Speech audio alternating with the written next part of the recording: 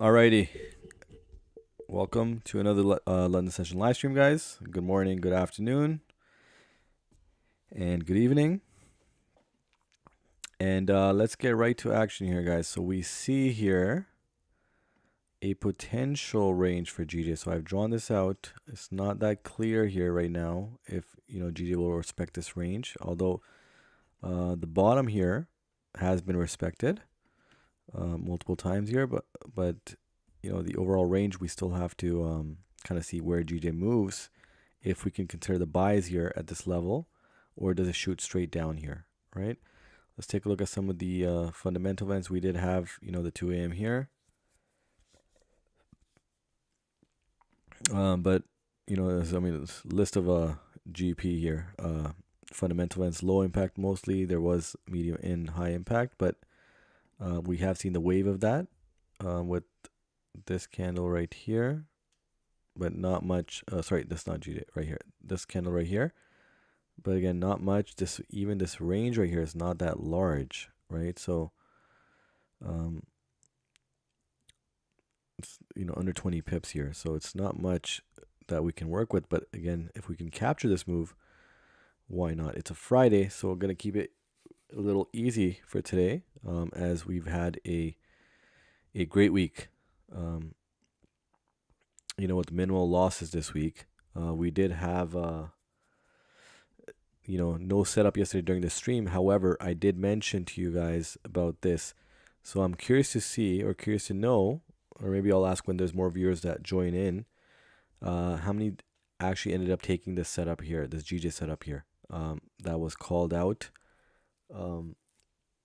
prior to ending the stream. And and it was nearly to the TP, but again, there was enough profit. I mean, maybe half a pip away from TP, but nonetheless, it definitely reached our level here without being stopped out. So even if you did consider the actual entry, or the area where we were going to see if it can reach here. So you can see over here. Let me bring it back here. Right here, the 1 hour EMA. So this right here, this tap right here did not signify enough of a push down. You can see I mentioned to you guys before the stream ended that we needed a strong push below the EMA. I mean, if you really want to measure here, you can see that this was not even 0.4 pips. So that was not significant enough for me to consider. I needed a stronger push down. So then we came and saw that it came right back up, and it came back up. And then the second time it shot down, I told you guys to be careful with the news coming in, right? So if this spiked up and brought it back down, which in fact it did, not over the course of a few minutes, but over the course of 30 minutes to an hour. So this was also to be avoided because of the uncertainty behind the news. And then the last dump here, after the news and before the 4 hour candle opening, right? So not a good close here for us to consider, but let it move down because the 4 hour candle now, right, closed somewhere over here. So let me actually scale down, but I'm gonna have to put the replay here. So we'll come back to the exact setups for today, guys, but I just want to kind of go over this since it was not covered during the stream, as the play happened off the stream. But nonetheless, if you scale down, you can see here, right? So you can see here, so this one did not push down strong enough, as I mentioned. So this was not, a setup that we could have entered the buy stops, as it was too close to our, entry level. And I mentioned to you guys we needed a strong push, below the EMA, not just kind of a slight tap in reverse. We needed a strong, confident, push down. So we could say it did not happen here, came back up, and then this time it came back down. However, right here, you would realize that you're approaching the news here. Again, this was not certain here. And then when this push down happened here, this is where you can start considering the entering the buy stops. However, look at the time here, 8:15. And as this candle closed, it dumped down further, and the news was right around this level, right? So if it pushed us in and came right back down, is a little more uncertain, as GJ was moving yesterday. So maybe on, on a more on a day where the ranges were actually intact and moving right along, and we could figure out which range is active. But yesterday, since we had to wait 4 hours and we couldn't really get a setup, the uncertainty was increased. So the risk would be increased in that sense as well. So left that out, and you can see it came in tap here. We could have missed this move, but that's okay because we followed our plan. And then this dump that happened, right? No topic on this candle, and right before the close of the 4-hour candle. So the reason why I scaled down is to show you guys that you see where price closed down. This is a 4-hour candle opening, in New York session. So it's not a good close, or not confident, not a confident close for us to consider, setting the buy stops at this level. Again, it's right around the 1-hour EMA here as well. Again, push down here, up here again. Not confident, it's too close to the 4-hour opening. Came right back. You could see if you had to enter the buy stops. And again, this 1-hour EMA was too close of a call here, and not a strong push down. So at this level, and then when this push down happened, at this area right here, right about 20 minutes into the new 4-hour candle, is where you can start considering entering the buy stops. And that's where I consider it right here. It doesn't matter now, it's because there's no news coming up, no high impact news coming up, and now markets have settled. And if we do get the push up, which again there was a non-wick candle up here, and of course the certainty behind the move because of the overall range, and you can look at the 1-hour here. You could see here that it was in fact respecting this range right here, right? And then let me scale down here again, and you can see how as soon as now it did tap us in this time, it did come back in slight drawdown. I mean, not much, a few pips, but boom, all the way up here. And you could have closed out here. I did not. I still felt that there's more movement to go up, as you can look at the left. And so this was a struggle here. I kind of if you did break this level here, stops at break even would have been the right move. And then when they came back up, did not come and tap the 5-minute EMA, reversed here, and boom, once it broke this level, that's where I closed out right here. So that was the explanation there. And let's get right back to the charts for today. Okay, excellent. So you can see it is respecting this range. There is a 1-hour EMA and 30-minute EMA right there. So let's see how that goes. USD CAD now. I like this push down here. There's a 30-minute EMA down here as well. So you can see it tap that. But I need a stronger push down here for me to consider these buy stops here. So, and the sell stops for GJ. So you know what? They're lining up right now, guys. So let's get this ready to roll. Okay, so this is USD CAD. So this is going to be buy stops here.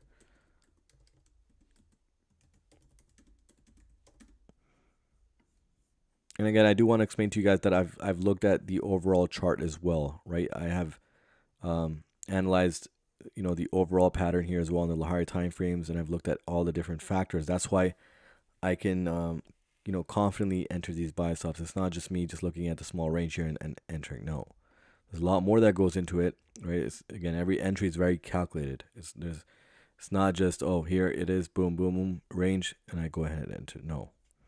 There's a lot more that goes into it. Of course, now the larger ranges are not just happening over, a few hours. They're happening over days and weeks and so forth. So you have to consider those things as well. You have to understand those things and recognize them.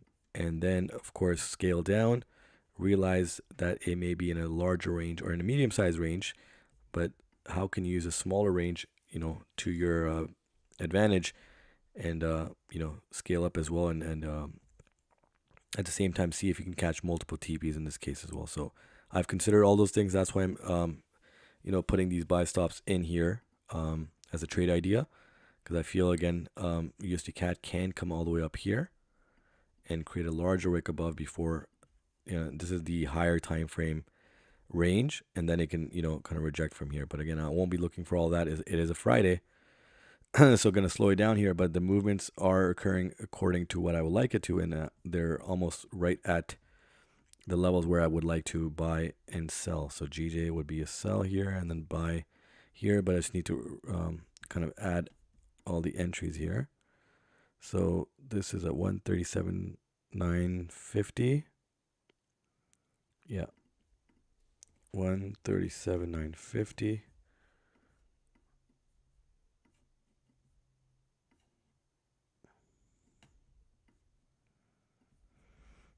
Okay. GJ must be pushing up as well. Perfect. Perfect. Oh boy. I don't want to be. I don't want to miss these moves now. Let me see here. Okay.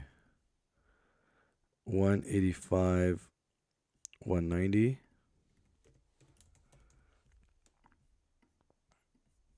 Okay. Still looking for a stronger push. We have 50-minute close coming. So again, we could see a stronger push above for GJ. So the 50-minute close, that's good. We have about 1 minute to kind of add these into play here. So 190 would be right here.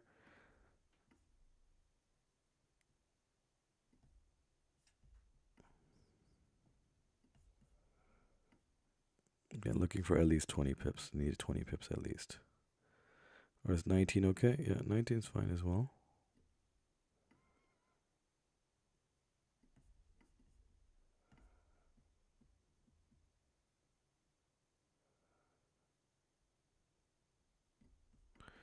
Here comes a new 50-minute candle.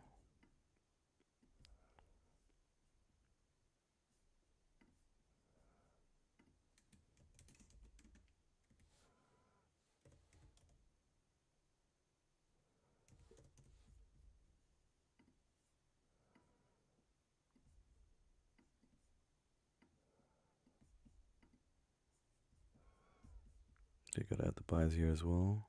So a new 50-minute candle could push it down further. And again, we're gonna safely enter this, guys. I'm looking for at least 9 pips.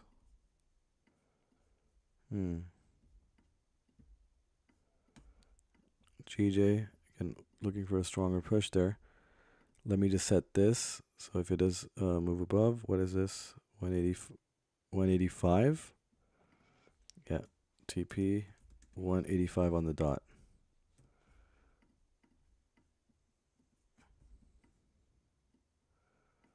Okay, so that's the GJ settings. Again, I'm not entering these yet. I'm going to wait for a move above as we have a new 50-minute candle. And then for the push down here, it's getting there. And USD CAD. Okay, so 9 pips there and then 9 pips down.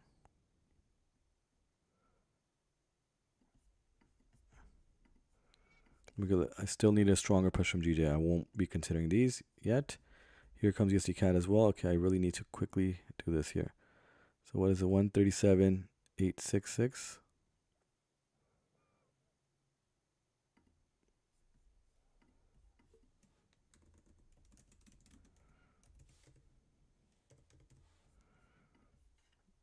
Wait, 60. Hold on, where is it?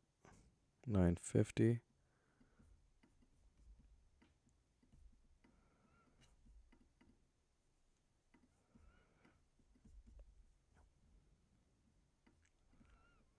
TP would be 1 right there. Okay, so TP 1.3840. Okay, so I got this out of the way. Still need a stronger push down here, guys. Still need a stronger push.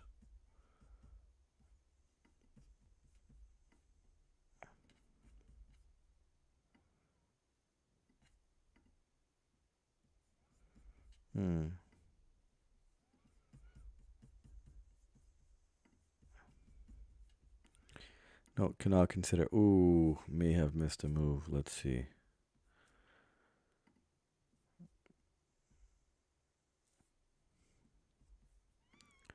Still feel it can come further up, but if it doesn't, we may have missed a move. But still early in the 50-minute candle here, so we could get a stronger push above for GJ before setting these sell stops. Let's see if we do get that chance. And here's USD CAD, so it's nice push down. Let's Can we get a stronger push down here? Can we get a stronger push?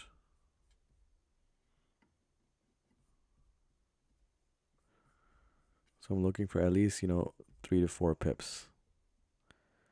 Yeah. If we can break this low here, right? The previous low that it on the current candle, current 15-minute candle. And there is a non-wick candle down here. So if it does continue down, I may just wait for the new 5-minute candle to see. So let's scale down here. So yeah, I'm looking for it to break this level here. If it's gonna push down further, then I can consider the buy stops. But then I'm also going to be looking for a new candle opening here as well. So on the 5-minute candle, on the 5-minute time frame. Let's see. And here GJ is dumping here as well. I don't like that because I felt it was a nice move because the 1 hour and 30-minute EMA rejection there. But if we miss it, can't do much about that. And you guys can see how I recognize this range prior to it all happening, because again, just used to the idea of when GJ sticks and consolidates, it starts creating these exact ranges as well. And with more experience, you can start catching the range early, right? In its early formation. And I'm talking about the exact ranges. And that's when you can really level up and catch even more moves and benefit from just understanding the system overall. Okay, let's see here. So it's at a 30-minute rejection there. Now the thing is, now London opening is in 11 minutes. So if GJ had moved up here, right? If he had slightly moved up here, I'm not even talking about that many pips. Maybe like another, 2.1 here, maybe another 1.5 pips above, and then we would have caught at least, almost 8-9 pips out of 19 pips. So we would have almost been halfway, and it would have been risk-free setup here. But unfortunately, it did not push up another 1.5 pips for us to secure that. Still looking at GJ maybe potentially coming right back up, but if it does make a strong push here, we're going to battle it out here again, just like yesterday. Hopefully not as long. And I don't plan on, not seeing any setups for the day. Normally it's very rare that we may not get setups 2 days in a row. Very rare. Although again, the GJ setup, this setup did form, but it took a while, right? Into a couple hours into New York session. But here's GJ. So respected the range. Now I can consider the buys now, but buy stops if it pushes all the way down here. However, still feel this can come up here. It hasn't completed its full push above, just as USD CAD has not completed its full push down before I can consider the sell stops here. Again, this current candle has no bottom wick. So just going to have to be patient here, and we may just have to wait for London opening, and we may have to change the trade idea overall as well, just depending on how GJ moves here. And I still feel USD CAD can push down here, so I won't think of removing the buy stop idea here for USD CAD, unless it just makes a strong push all the way to the top here. But again, GJ, I still feel it has a little bit of push above. Just gonna have to wait this out, guys. It is Friday, so I don't want to rush into any entry either. So we just have to be patient and let the pair run.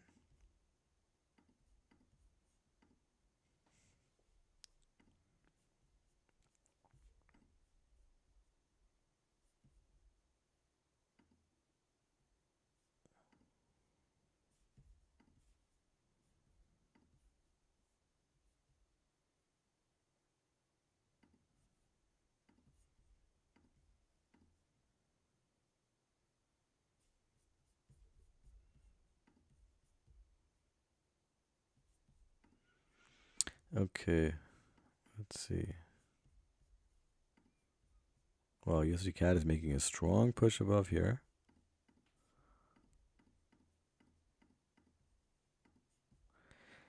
All right. It was long, winding setup here. I took it, watched 2 hours, and then left it running. So the TP was again amazing accuracy.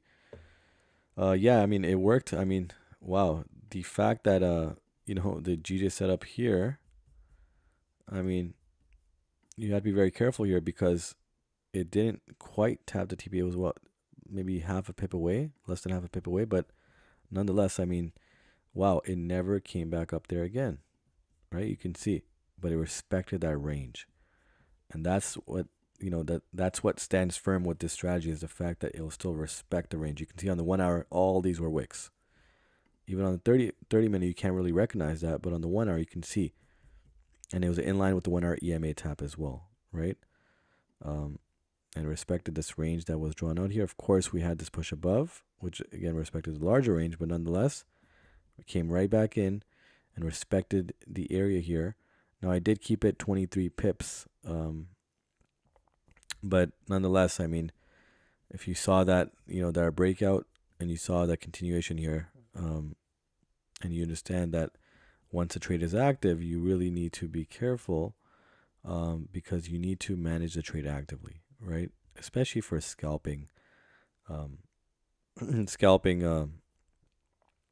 and not swing, setups for, let's say, larger ranges and so forth. But nonetheless, good catch, right? And the appropriate catch. But nonetheless, even if you caught it early, you still would have, gone into profit. Where did it go? You still would have gone into profit nonetheless. But the idea is that you need to make sure that where are we here? You need to make sure that once you're in a scalping setup here, you really need to actively manage the trade, right? That's almost mandatory. I mean, I would say it's mandatory, right? And again, that's going to bring you to the level where, you can see consistency, you can see profitability, right? Even in a losing setup, you can still win, and we've seen that as well, right? But you have to manage the trade actively. That's a requirement. Because I entered too early before the news. Okay, yeah, there you go, right? So yeah, again, the right entry is also something that is going to take time, and a complete understanding of the system and how we implement the buy stops at which times and which factors we consider. So all of those things do matter, and it's going to take some time and experience. But once you get it, it's a very powerful system. Okay, so let's get back here, guys. So GD is dumping down here, not good for our trade idea setup here. So we're gonna have to wait that out. Now USD CAD had no bottom wick and no top wick on the previous candle, right? And we're 4 minutes away, so we could see a dump down all the way once again with London opening volume, and then consider the buy stops. On the other hand,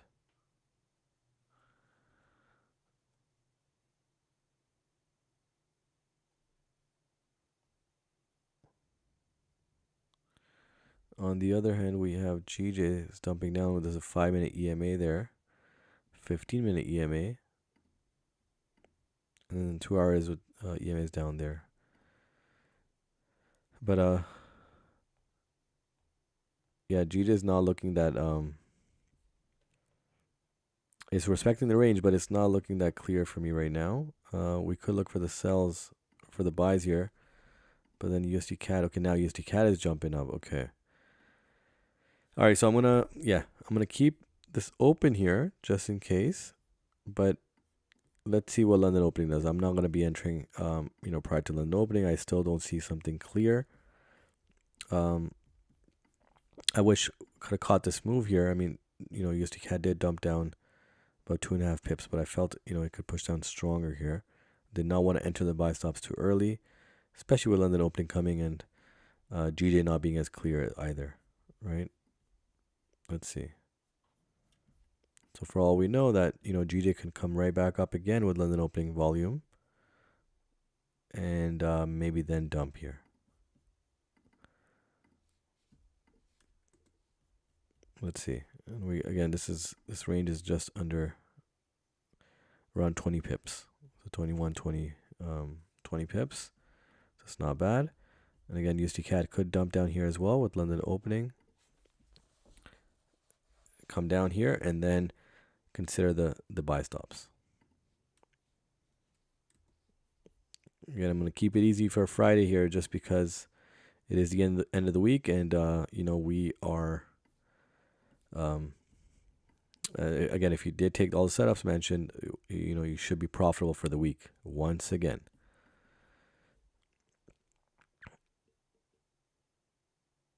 I don't think we had a loss on the stream. We had a break-even setup, but we didn't have a loss since Monday.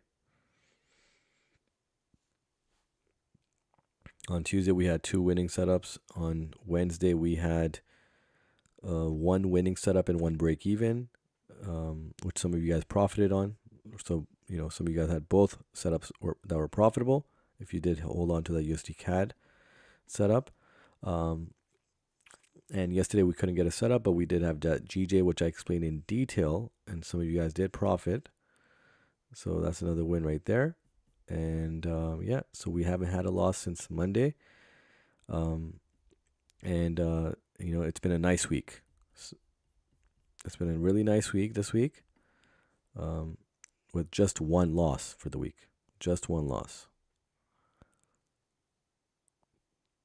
Or sorry, one. We had a couple.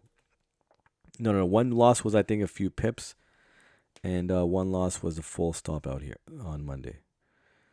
So let's just say even 2 losses on Monday, but we had 2 wins as well. But nonetheless, since Monday we have not incurred a loss. So we played very, very safe. We played shouldn't say played. We traded very safe. We followed the system strictly, and you can see even if it's a tough week with the markets, you can still come out as a winner, and that's I have to say at least from what I can say for myself is that because of the fact that I managed the trade actively, because some of those trades could have gone down against us, but we closed down in profit, even if it hit our stop loss, which was in profit or break even and so forth. But because of that, we came out profitable, and you guys will see, guys, week after week, we're gonna continue coming out strong because of the fact that the system, lowers our risk. And even if you didn't go up, more than, I got to recalculate the percentage here, but I believe it's 4.5% for the week. Yeah, 4.5%. If you guys did catch TP2s, 2 TPs for certain setups, which again I did,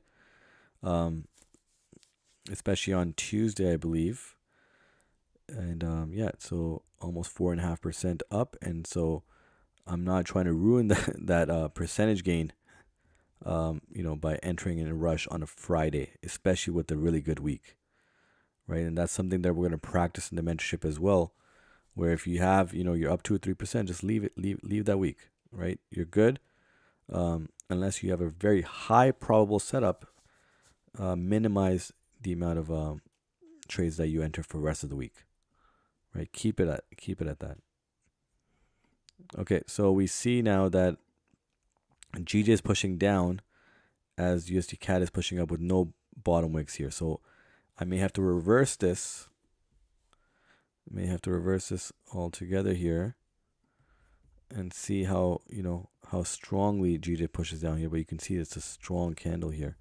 It can come all the way down here on the 4 hour. You can see that. But can it respect that range? Can it? Let's see. So you can see USD CAD has no bottom wick on the current London opening candle. Likewise, if GJ pushes down further, I still feel that GJ can come up one more time and respect that range before it dumps down. But I would need a break here for me to a break above for USD CAD to consider GJ pushing down further before I can set the buy stops here. But because I still feel the sell stops are pretty valid here. And GJ could come back up here. So I think I'll go for that move instead, guys. Let me go back to that.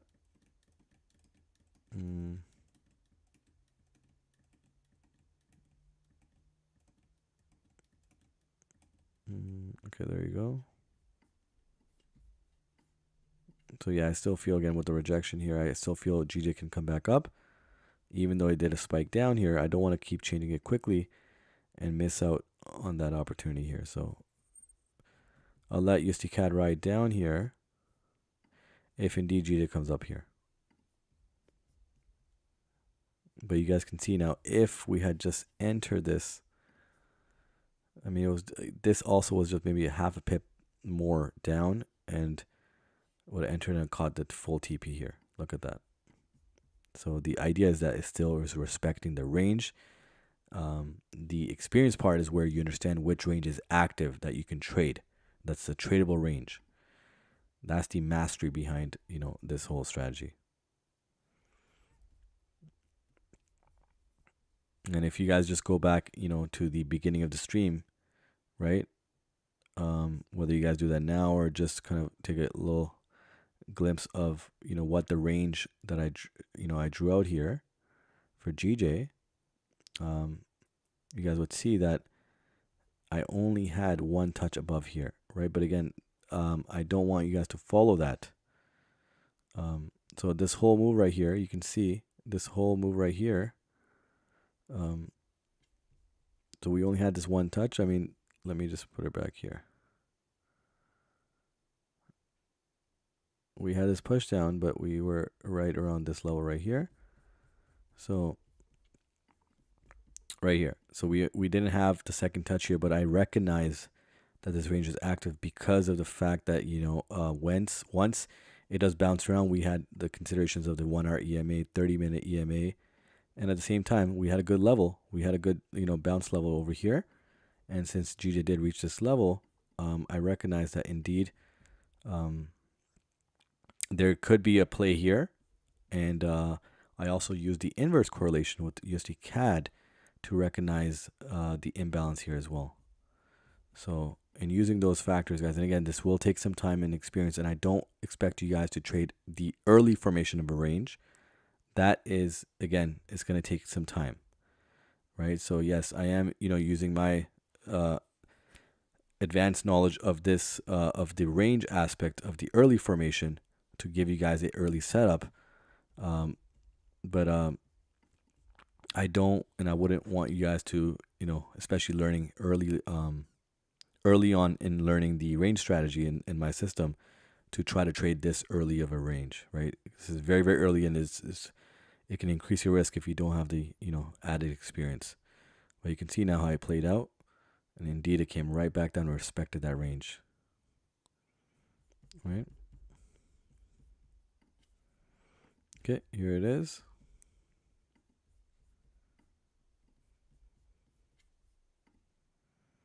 And here comes USD CAD, also respecting this range as well. And that's kind of one of the one of the watershed moments where I started realizing which ranges were active, and recognizing, to the point where I can even catch the early formation of it.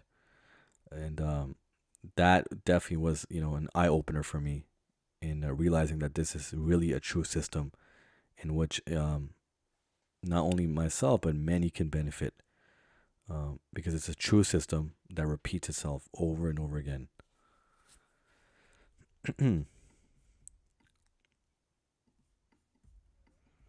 So GJ seems to be rejecting the 5-minute EMA but keeps pushing pressure,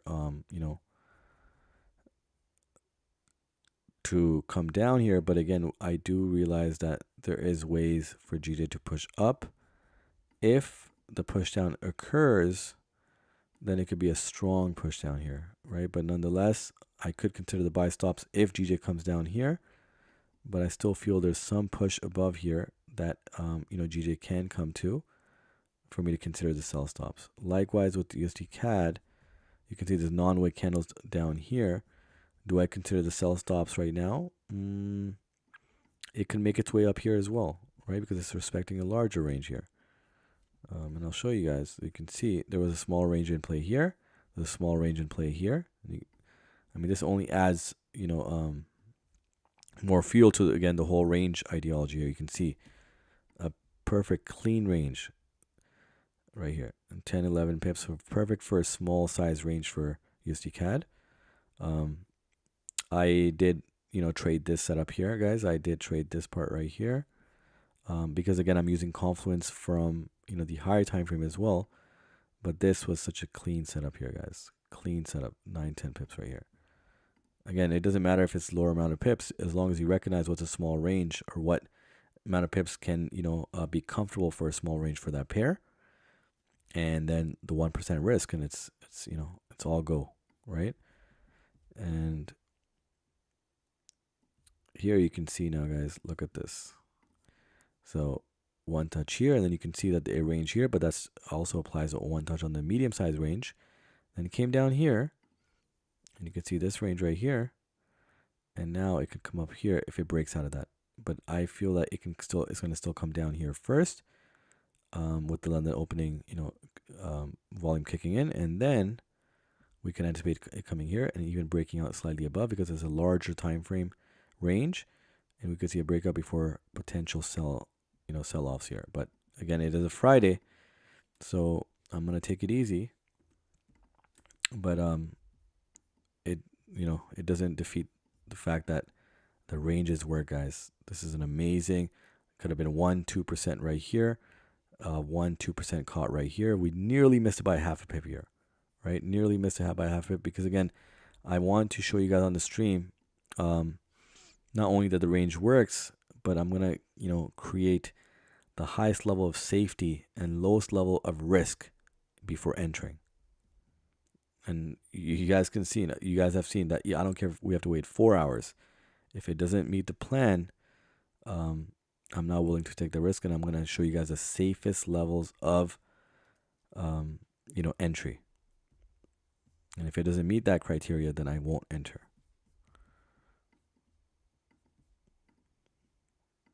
And that's that.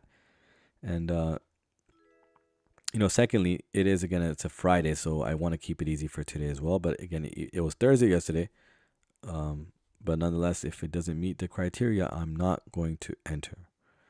That's something that you have to, kind of put in your head, that you will not enter if it doesn't meet it. If it's 1-2 pips away, don't put it. Don't enter. And if you can ingrain that in yourself over and over and over again, repeat that over and over again, day by day, week by week, and eventually it'll stick. Because the thing is, one wrong move and your whole psychology will be split open, right? And then from there you go revenge trading, and then you go higher lot size, and then boom, boom, boom, and before you know it, blown account, and then you try to add more funds, or you buy another challenge, and same story again, and you want to win fast. But repeat the patience, discipline process. Understand that this game requires a lot of patience, a lot of discipline, and you have to match the same attitude as the markets, right? The markets can be patient and instead of and ranging, but you have to let it come to you, right? Don't rush to it. If the market can be patient at times and respect the range, you also have to respect the understanding that you have to be patient, and patience pays in this game. Patience pays. Now we're comfortably up, guys. I'll say it again.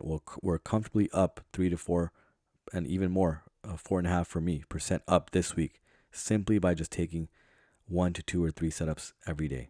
I mean, we didn't take a single setup yesterday. We took 2 on Wednesday. We took, I think, 2 re-entries and 2 setups on Monday, which was the only break even and the only losing day, or the only day where we had losses. Wednesday was another winning day with 1 break even. So comfortably, you can stick to 1 or 2 pairs, 1 or 2 trades, 3 trades maybe max in a single day. And some days you may not get a trade, but we're comfortably up 4%, 4.5% for me up this week. And each week has been profitable, but this week has been more profitable just because, a lot of patience has been exerted. As I would like to add also that I feel that there's been more normal market movement this week as well, right? So we've secured more GJ wins as well this week. So, great job for everybody, holding their composure, holding, the trades longer if, you felt, because again, there was a little bit more patience in, getting the pair to move during the stream as well. So a lot of things, help develop you as a trader. And, the main thing is, again, following your game plan. That you cannot cheat. You cannot cheat trying to, enter trades early and FOMOing and thinking that, that's going to get you to profitability. Because again, if you're here for the short term, maybe that will get you a win or two or pass a challenge or maybe even get a payout, right?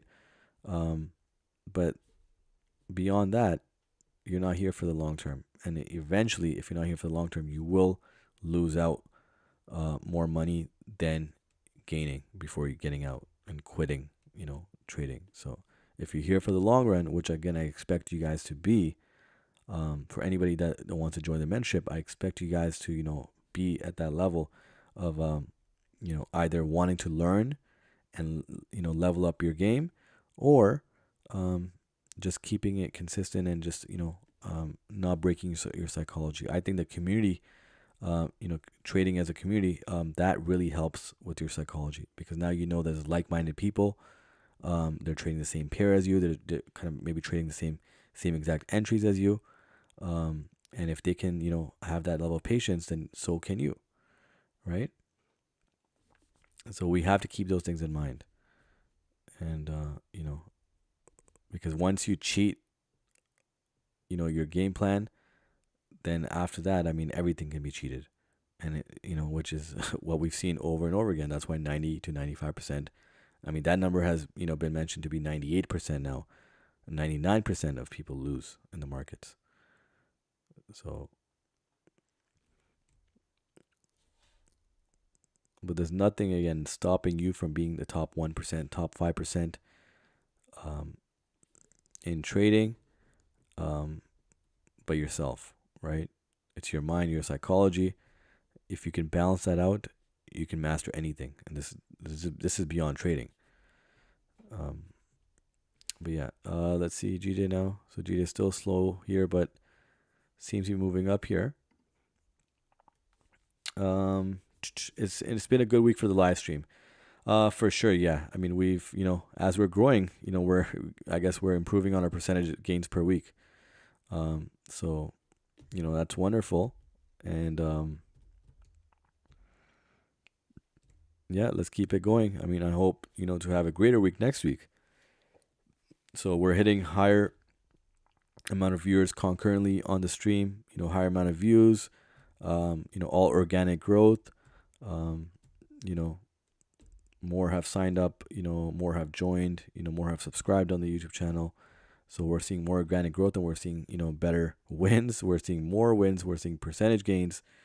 Again, that won't happen every week. I don't expect it to, but it seems that everything's growing, organically and naturally and positively, right?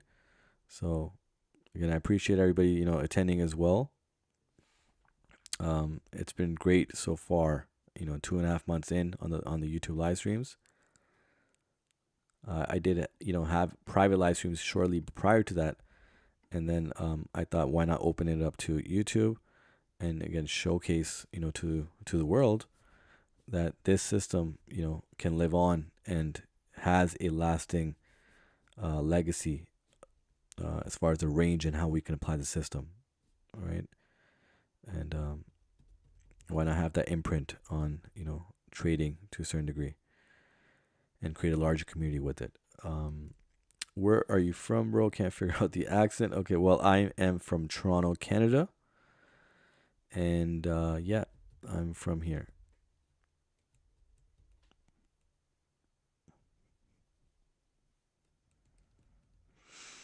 Alrighty.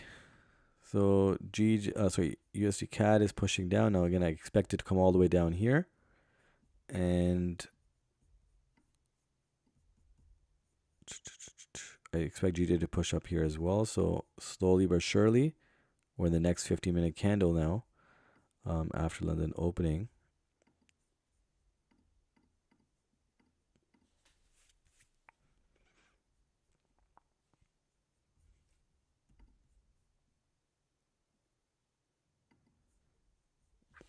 Let me check something here. I think the chat is not working on the live stream screen here. So let me just get that sorted out.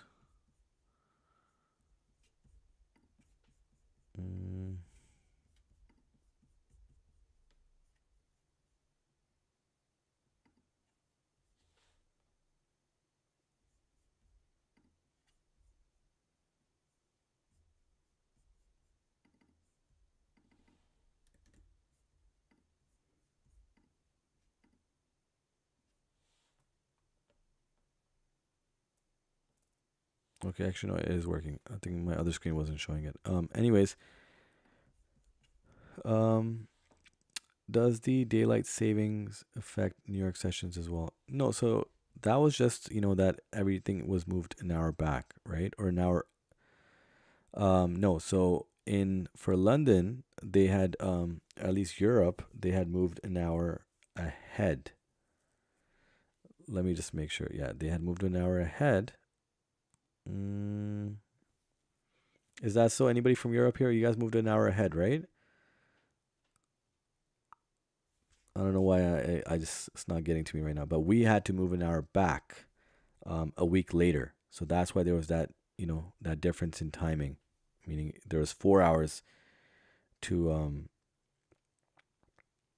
so London opening was 4 hours of difference, or I should say from the East Coast, North America, there was a 4 hour difference between London opening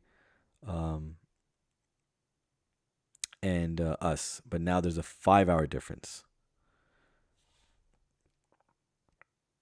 Okay, yeah. There you go. Yeah, we move 1 hour ahead. Excellent. Thank you for confirming. So, yes. So there was a 4 hour difference, and then we moved an hour back. North America did. And so now there's a regular 5 hour difference, right? That will last for 6 months. And then we'll change again. Right? So there will be a 1 or 2 week period where for some reason, Europe changes in a couple of weeks before, and then North America changes it, a week or 2 weeks later, depending. But there was talks that we may not even do that anymore in at least North America or Canada at least. So I don't know where we stand on that. But yeah, no, it shouldn't affect New York session at all. That's just a time difference between, North America and Europe. And again, the Eastern or Western countries in Europe. Alrighty.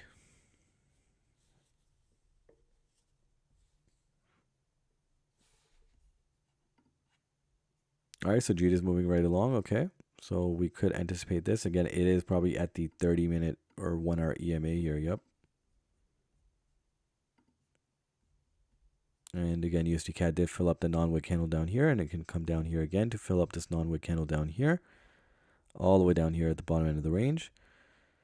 We're going to be more careful now because now it went all the way back up now. So what happens is as there's more touches, right, of the range, especially since it's already been 1 and 1, 2 and 2, the third touch and the third touch down here. After that, the accuracy, right, and overall, getting the fourth touch to happen or occur, it decreases, right? So the accuracy decreases, and our chances, our probabilities, decrease as well. So what I would like, for this is because overall on the range, I still feel it's bullish. USD CAD is. So what's going to happen is I'm going to let it come down here, but I'm going to let it, push down further down. If I don't see that, then I won't enter the buy stops. So I'm going to let it move down further now because of, that fact that it went all the way up and did another tap of the top end of the range on the smaller side here, I needed to, push down, further down before I can consider the buy stops now. So that's a level of added safety to the system here.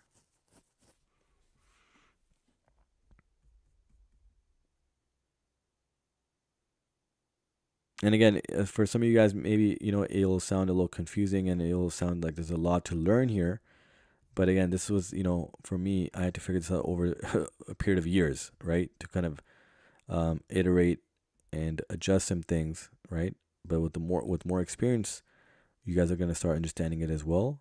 And once you guys get to that level, then it's just going to be brilliant, because now you guys can do this independently without needing that guidance, right? And I told you guys a 6 to 8 month to 10 month run rate that I'm going to push the mentorship to that level where hopefully, hundreds, if not, whichever members are still a part of that, get to that level where they can independently do this.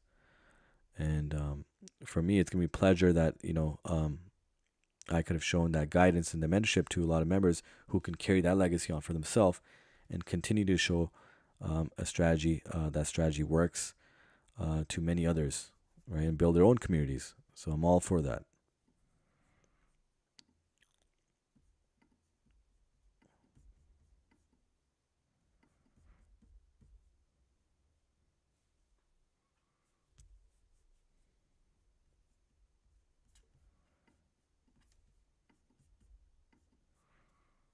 And guys, I did mention that, with after the first 6 months at least, for all the members that are really ingrained in the full hustle of learning and leveling up, you guys will definitely see success. I'm telling you guys, there's no way you guys won't see consistent profitability. And that's why after the first 6 months, I want to do like an offline meetup, where we can all meet in a certain city, and kind of just grow the community there and kind of get to know each other on a more personal level. Because I by that 6 month run rate, I do believe some of you guys will be, not only 6-figure funded, maybe even more, right? 7-figure funded. And so a ticket or price of a ticket or price of a hotel stay shouldn't really bother you guys. So that's why I wouldn't be doing any meetups now. But I think at the 6 month run rate, I really want to get to see all the different successful traders from this community joining in and so forth. And I guarantee you guys, if you guys follow the full system in its core and be strict with your game plan and not allow any outside noise, you guys can make it, right? And a 6 month run rate, I mean, it's an amazing run rate to have, where you guys can go from maybe zero, zero in funding from prop firms to becoming 6 and 7-figure funded and getting regular payouts every 2 weeks. So it's amazing what the prop firms have been able to do for skilled traders, not for the newbies out there who think it's a get quick rich scheme. No, it's not. It's absolutely not. It is for the prop firm owners on that on that matter, but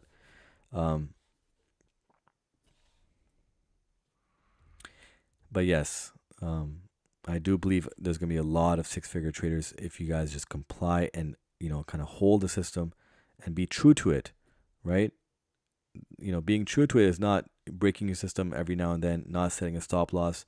No, I understand that you want to let eventually let that loss turn into a win, but if there's no rules and you're breaking the rules, then you will also break your psychology.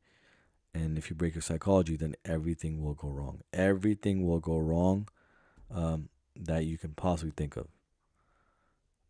I've been there, so I'm telling you guys from many, many years of experience. Some of you guys maybe have a lot of experience as well. I'm, from the mentorship, I have, seen that some of you guys have, 3, 4, 5 years experience. Maybe you guys couldn't get the right system and stick to it, but breaking your psychology can be so easy, right? It's so easy to enter a high lot size for and maybe a 5%, 10% risk, 20% risk on a single setup and just try to go all in, right? It's very easy to do that.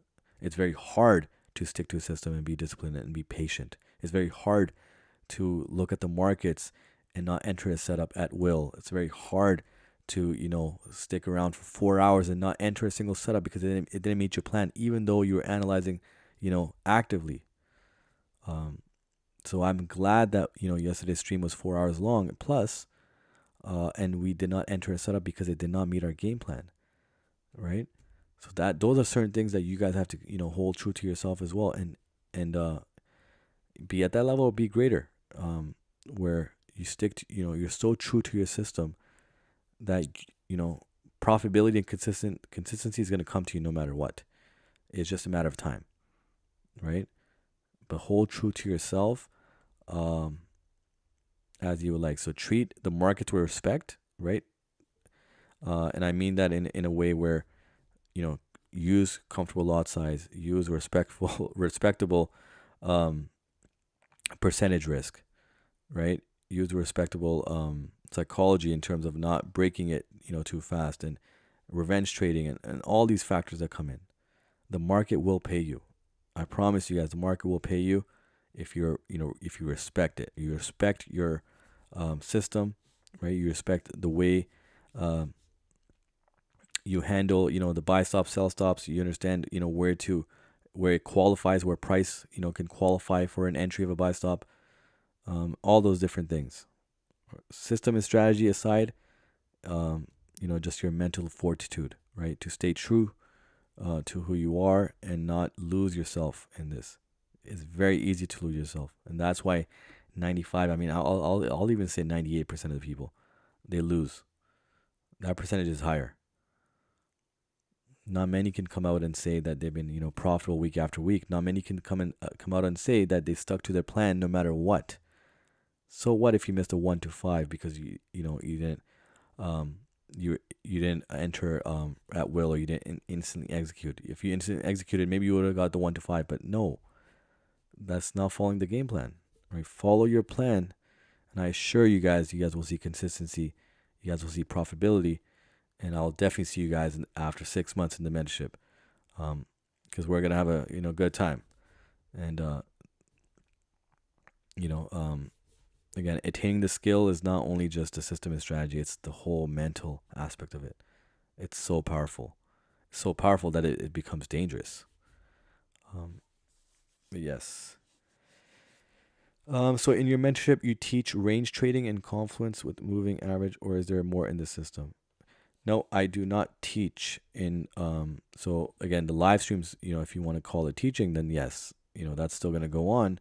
But I have a course which I outline, right? So I present to you guys in the live streams, aspects of the course, but in its entirety, you're gonna have to get the course for all the different basics and the tools and so forth. So I don't teach anything in terms of the actual mentorship. The mentorship is strictly for, if you don't know the system, again, you're gonna have to learn that through the streams over a period of time, because I can't incorporate everything in a single stream, right? Because again, it depends on the setup, right? So certain things may not be seen, but in the course I detail everything, and I do add more content on the course. I will be adding some additional things in the course as well, but that's a separate entity. The mentorship is the part where, there's different sections within the mentorship where there's accountability, there's, the live stream aspect, off stream entries, things of that nature, right? And we break down different pairs. We'll have some community calls as well. So I think, aside from just, live streaming and so forth and sending entries out, I'm also working in the mentorship, how to incorporate the psychology aspect of it, right? Because that's huge. It's huge. I mean, you guys heard, 80-90% of trading is psychology, right? So that's the part of the mentorship that I really want to mold into to such a level where, you guys can really kind of be forced to hold true to your plan, right? Kind of be forced to hold and be strict with the system, and keep, and be held accountable. So that's something I really, really am pushing for. Of course, now because we are starting just in under a week from now, the mentorship. So there's gonna be a lot of feedback coming in the first month or so, and that's why I'm offering again 2 months, for the price of one initially, and then after that, we'll take a look at different components of the mentorship as well overall. But the psychology aspect is really what I really want to hold the mentorship, to. The entries and the live streams again is teaching. You can kind of learn from there as well. But I do have a course for that. But as far as again the mentorship, the mental aspect of trading and kind of keeping you guys grounded as serious traders, right? It is for serious traders. It's not for just somebody who just wants signals and on they go. Like for me, is that 6 to 8 month run rate up to 10 months. I want to build profitable traders, or I want you guys to become profitable traders and be able to trade on your own. Like that's my goal. And you guys can go on and do maybe create communities of your own and continue to teach the system in its entirety. But for me, it's that 6 to 8 month run rate. I really want to grind as much as possible and push as many traders out there to grow the community to the next level. Because again, I truly believe in this system. I wouldn't be doing these live streams for free if I didn't believe in it. I wouldn't break it down to such levels. I wouldn't be as confident, not overconfident, but as confident as I believe I am with this system and strategy. It holds true to me. There's nothing scammy about this. You guys can see that I even list all the entries out. A lot of live streamers don't even want to list it out such a way because they know that it could be tricky, and a lot of traders could ask, why aren't you holding it to such a level? I give you guys a full commentary, full play by play of every move, because I'm true to the system.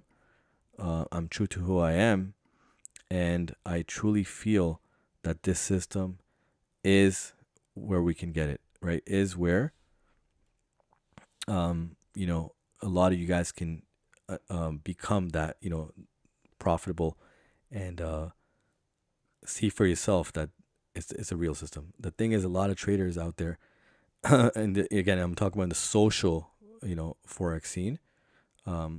They don't really have a groundbreaking strategy. The thing is, I've seen it for myself. You guys can maybe, have your own stories, but I've seen it where they don't even follow their own strategies anymore, right? And that's what kind of lost my touch. And that's where I kind of had to, kind of look at my own self and see, what, I really don't believe in it because they don't believe in it either, right? If a trader has a lot of break evens, and it goes in 4 or 5 pips in profit, and they keep breaking that's not really trusting your strategy or system, if they do have a system, that is. So, you gotta allow for the process. But again, if you understand how you can manage the trade actively, I'm not saying that you shouldn't break even. I break even as well here and there, but to a certain degree, you should trust your system to that degree. It's not every trade should be just rounded to break even right away. No, there's certain areas where you can bring it to stops to break even, but you got to let the trade run to a certain degree. I mean, are we here to just break even as a trader? Or are we here to make profits? Are we going to be a break even trader, or are we going to be a profitable trader? So you can manage the trade to break even a lot of times, but then you're not really making a lot of profits, right? You're not really gaining, and you're not really battling your psychology and seeing how you can hold trades to TP1, TP2, and so forth. So there's a lot of that in play as well. And again, I understand why some traders don't want to live trade, because it really tests your ability to actually trade and call the play-by-play and understand the markets to that level, right?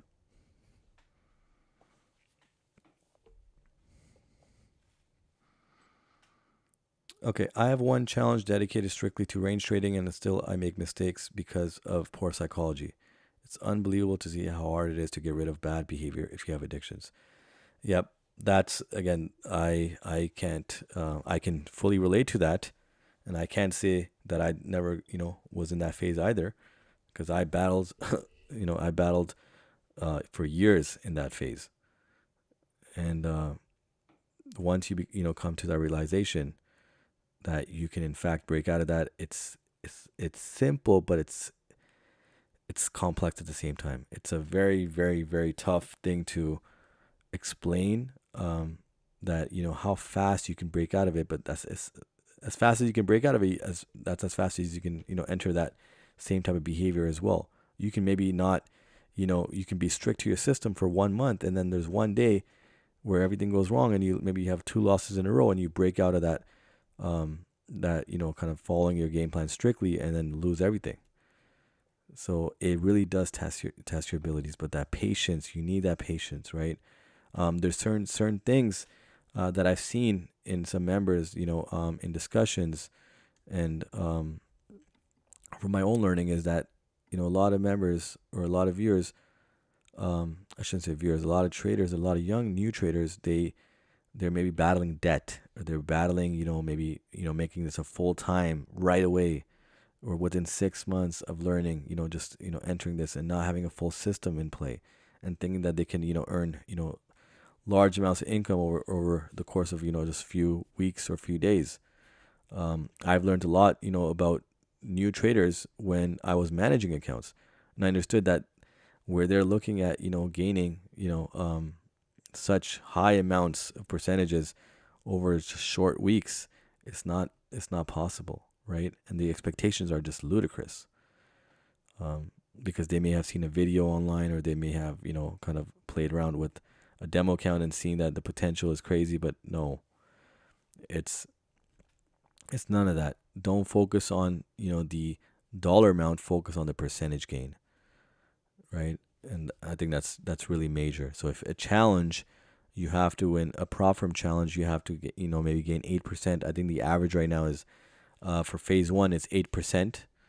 Most of the prop firms, on average, you need to gain 8%. FTMO is still 10, but for most prop firms, 8%.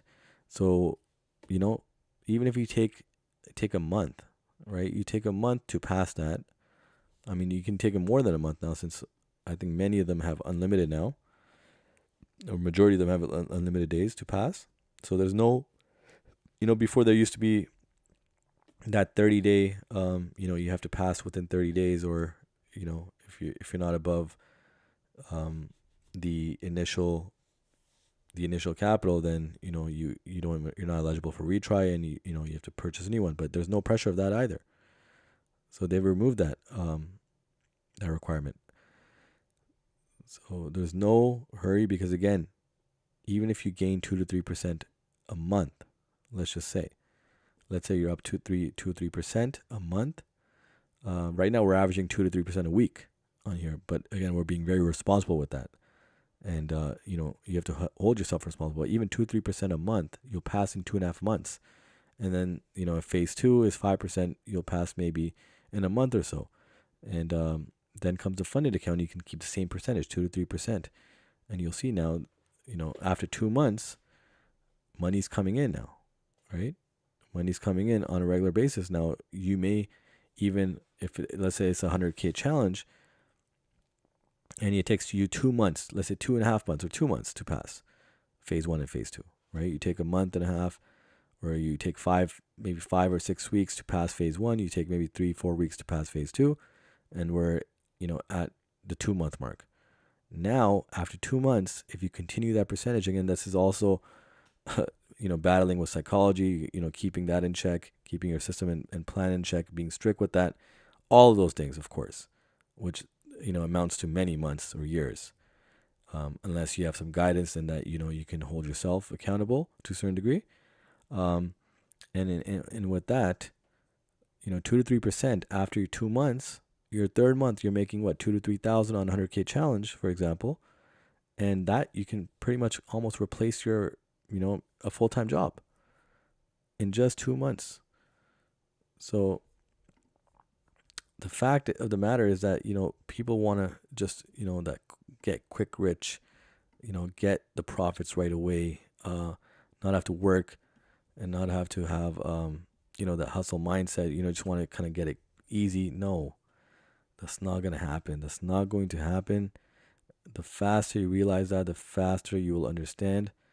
Um, and yeah, so this is you're going to be battle tested here. This is literally a battleground here, and you have to be patient with this, right? You have full ammo if you're patient and disciplined. And one thing you got to do, guys, is which I did. As soon as I realized, I cut out all the noise. All the noise I cut out. I wish again I had a mentorship or guidance for a strategy, and I didn't have to kind of spend extra years in developing that.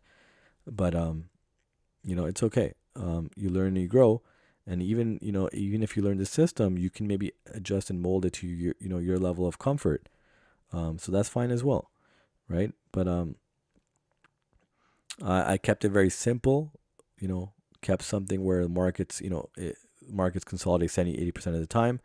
Kept it to that level, and use the 70% of the time, or 75% of the time. Use something within that area where I found exact ranges, which again is a known concept where there's touches at the top and bottom, highs and lows, resistance and support, and exact levels, right? You can see some ranges won't be exact. I don't have to go over that. You guys will see for yourself as well. But you get to that level, and then you apply your system, right? How you take the entries, how you take the exits, how you cut your losses, how you cut your profits, and so forth, right? And again, that will take time, right? Testing out different indicators and so forth. So for me, I kept it very simple, and I only used one indicator, which allowed me for me to use it for multiple reasons, not only just for maybe a tap and a rejection, but also for potential stops, right? So stop loss, for potential entries, right? And for potential potentially cutting out losses, cutting losses short. If there's an EMA in between, found in between a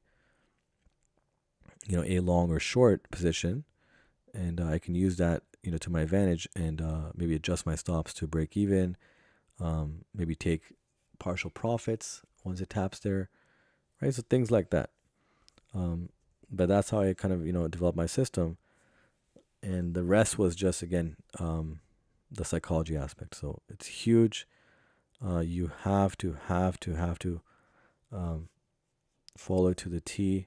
It will take time, but again, I mentioned to you guys the mentorship, the guidance. If you have that and you guys are a community, it will help, right? Because now we're trading together, we're learning through each other.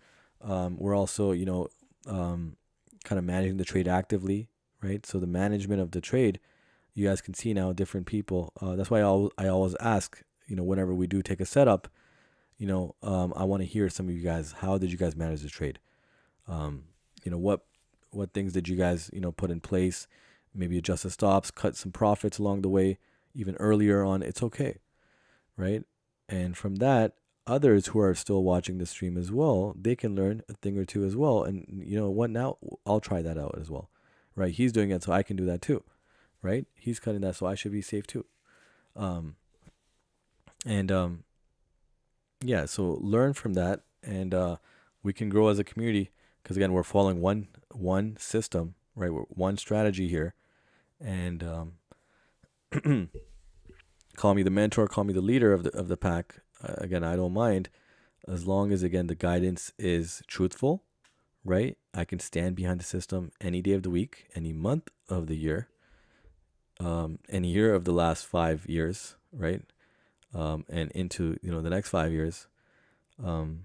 So any time of the day, or any time of just standing behind it, I can stand true to that and say that I truly believe in the system. This system, this strategy has given me a lot.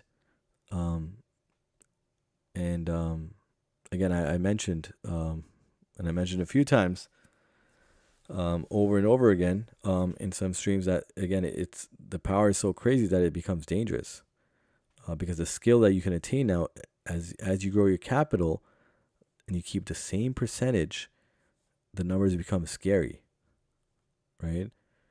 So again, 10% of 100,000 is 10,000, but 10% of again a million is 100,000, and on and on, right? And with the advent again of prop firms, the potential is just almost limitless. You can keep the same low percentage, right? Even if it takes you 2.5, 3 months, it's okay. Let it take you 2.5, 3 months. And then after that, you can solidify yourself a full-time income, right? If you keep the same percentages, even 2 to 3%, 2 to 3% of a 100K challenge or 100K account is 2 to 3,000, let's say, right? Minus of course the prop firm cuts. They take most take 10, 20%, some take 10, 15 depending.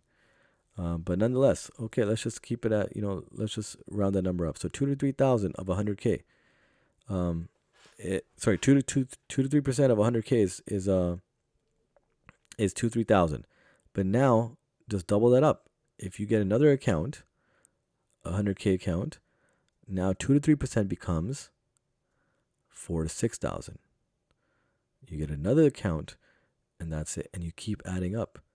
By the time 6 months rolls around, you may have maybe 500, 400, 500,000 in capital. Maybe you make a decent profit 1 month. Maybe instead of 2 to 3%, you make 4%, right? But again, let's just say between 2 to 4%, whatever the case may be. The numbers just keep increasing. The percentage stays the same. And again, that's why the mentorship, again, the psychological aspect of just holding true to the percentage, that's where I want to really, hold everybody accountable in the mentorship, where you guys can hold yourself true to the system and keep that in mind, because now others are watching, right? Now others in the community are watching your account and so forth. And there's different ways I'm going to show you guys how I can implement that and how we can track each individual traders, accounts and so forth. Again, that's only if you guys allow that. So the accountability section in the Discord mentorship is only going to be open for those who want their accounts to be tracked, just for that pressure, right? Just for that aspect of being held accountable. Because I'm telling you guys that early on, if you guys are held accountable, you guys will mold your trading and become more strict, because now you have that kind of outside pressure. Just like live streams, right? It holds pressure to me to hold true to my plan. Otherwise, I may be chaotic. Although for me, I already had ingrained myself long ago. But nonetheless, it can definitely hold a lot of traders accountable as well, right? Myself as well. I mean, maybe there's some certain things that I may, even tweak a little bit more to the fact that just keeping it, very, very strict. And so I appreciate that, that you guys are watching and holding me accountable to a certain degree, right? Because again, if I wasn't, to that level, then maybe I wouldn't be growing here as I am here. But nonetheless, the accountability section is going to be a real part of the mentorship, and I'm going to have real implementations on how we can hold each other accountable. Keep with the same percentage. If you're at 2 to 3%, don't trade. Do not trade, right? But again, we're gonna have these community calls in which we're gonna have consistent communication to kind of cater to that aspect as well. So that's, I think, one groundbreaking and a unique way of testing out traders' patience and discipline, and keeping them in check.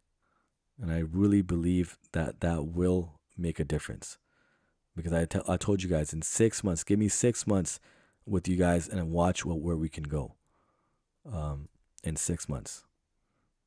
So that's why, again, I'm glad whoever has signed up, and I'll be glad for whoever does join. But it's only for serious traders. This is not for just somebody who just wants the odd signal. I mean, yes, that will be a part of the membership, but that's not the only part. For me personally, it's not the significant part.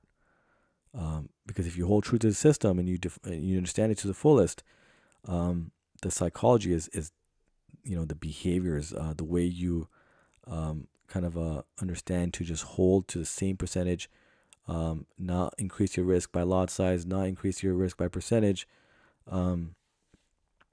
and just keep it to the same game plan and follow it strictly.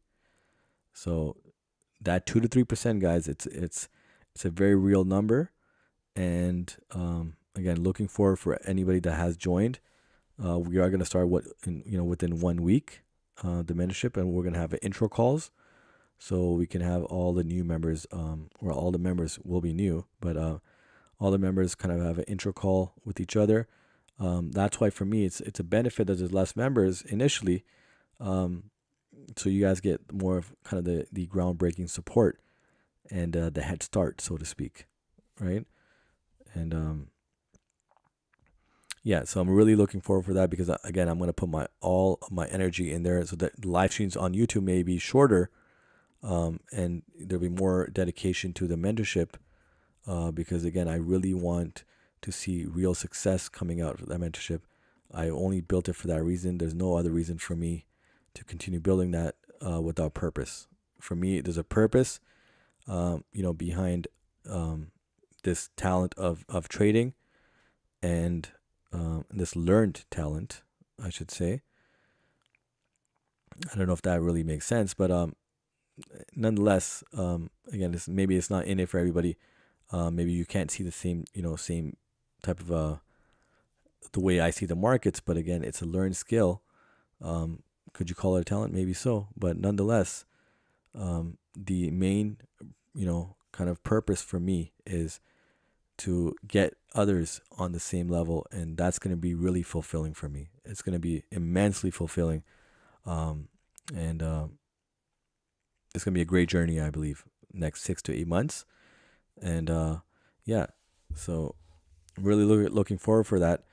And just for all the mention members, remember the 2 to 3% number, because if we hold true to that, in 2 months you can get a funded account from zero, right, from literally zero to 2 months becoming funded with a single 100K account, and then doubling up each month, and from zero to a certain number, you guys will see.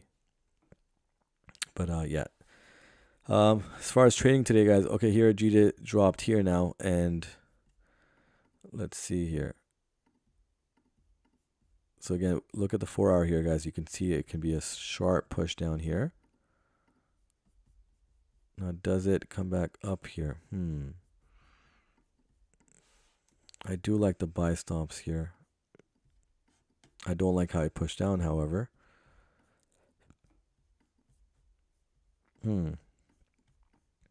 Okay, so let me see here, 185.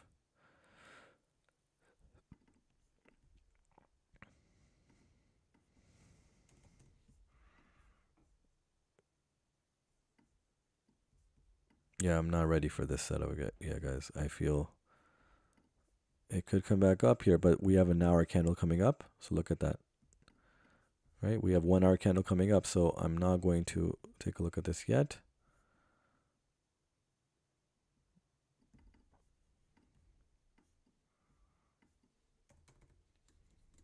$200.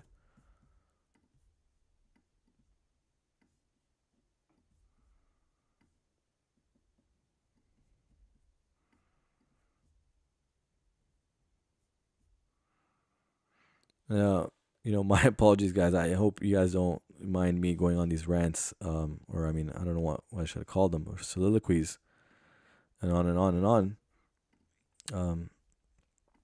Okay, so here we have USD CAD as well that can dump here, but you guys can see now how USD CAD can break out and come to the top side here. Very interesting. But I'm not ready for this sell stop yet. We have an hour candle opening up, so let me just get everything ready here.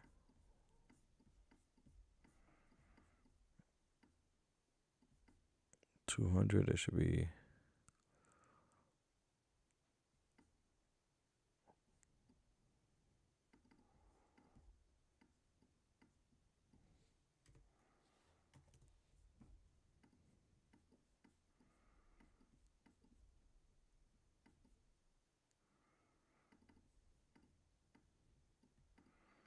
I don't like the finish here with the,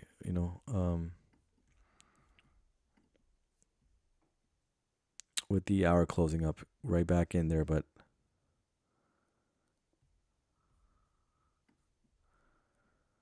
let me see, 20 pips here. So 210. So you can see how GJ came right back in there. And USD CAD, do I have enough time to set everything? Let me see. 20 pips.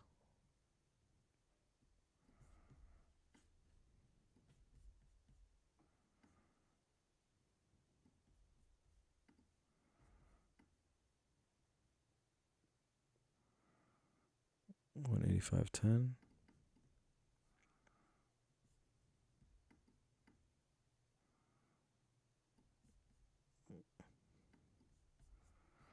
Okay. Oh, oopsies. Here, let me put this down here. And okay. So we have a potential buy stop here, guys. But look at how that, GJ pushed right back in there. I don't like that. But nonetheless, there is a setup here. If this pushes down further, I may consider the buy stop, entering the buy stop here. But USD CAD now, we could see a push down here, but with the 1 hour candle, let's see. I can have the settings set here. Let me see GJ here quickly. So GJ, we could see the next 1 hour candle push down first, and then if it does come back up, that'd be great. Well, let's see.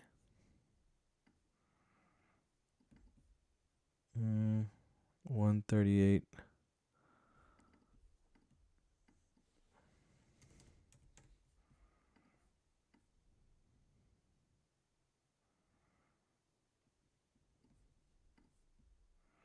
Okay, here's a new 1 hour candle, guys. Let's see. GJ needs to make a move down here as well. Okay, so USD CAD could move all the way up here, guys. If it does, indeed, these will be voided. We'll look at for the move up here, but if it does come back down, I'm looking at that. How many pips are we going to get here? Here comes USD CAD down here as well. Again, it could push down further, but that's okay. Our move will be voided, but let me just get things ready here. So 10 pips here.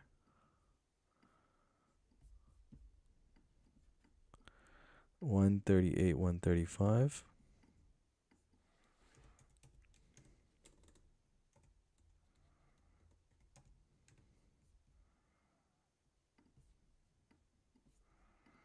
GJ did not push down strong enough. And so 10 pips here. And this is 137, 935.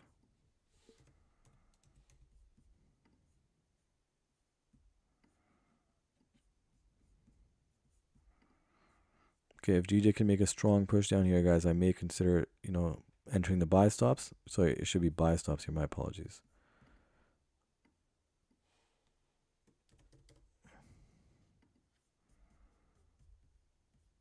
So 20 pips both ways. Yeah, GJ is coming down here. Let's see.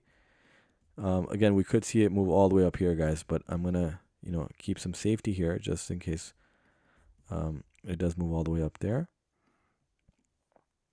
So 10 pips both ways.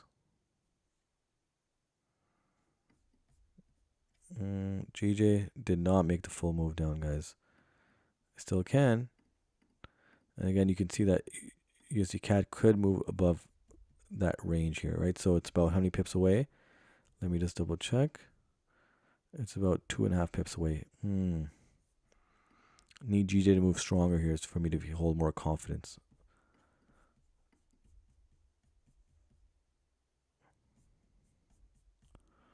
Let me move this a little bit here. Okay, here we go.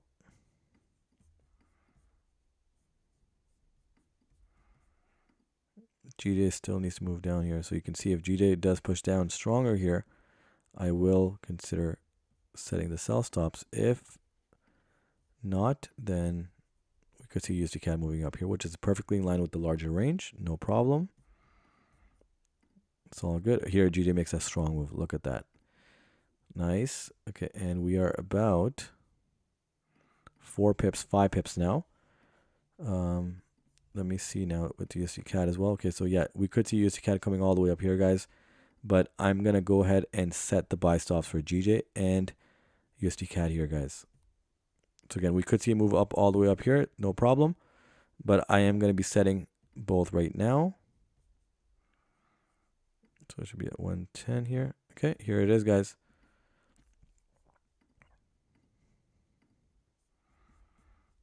So here is GJ. Looking for 20 pips. It should be 20 pips.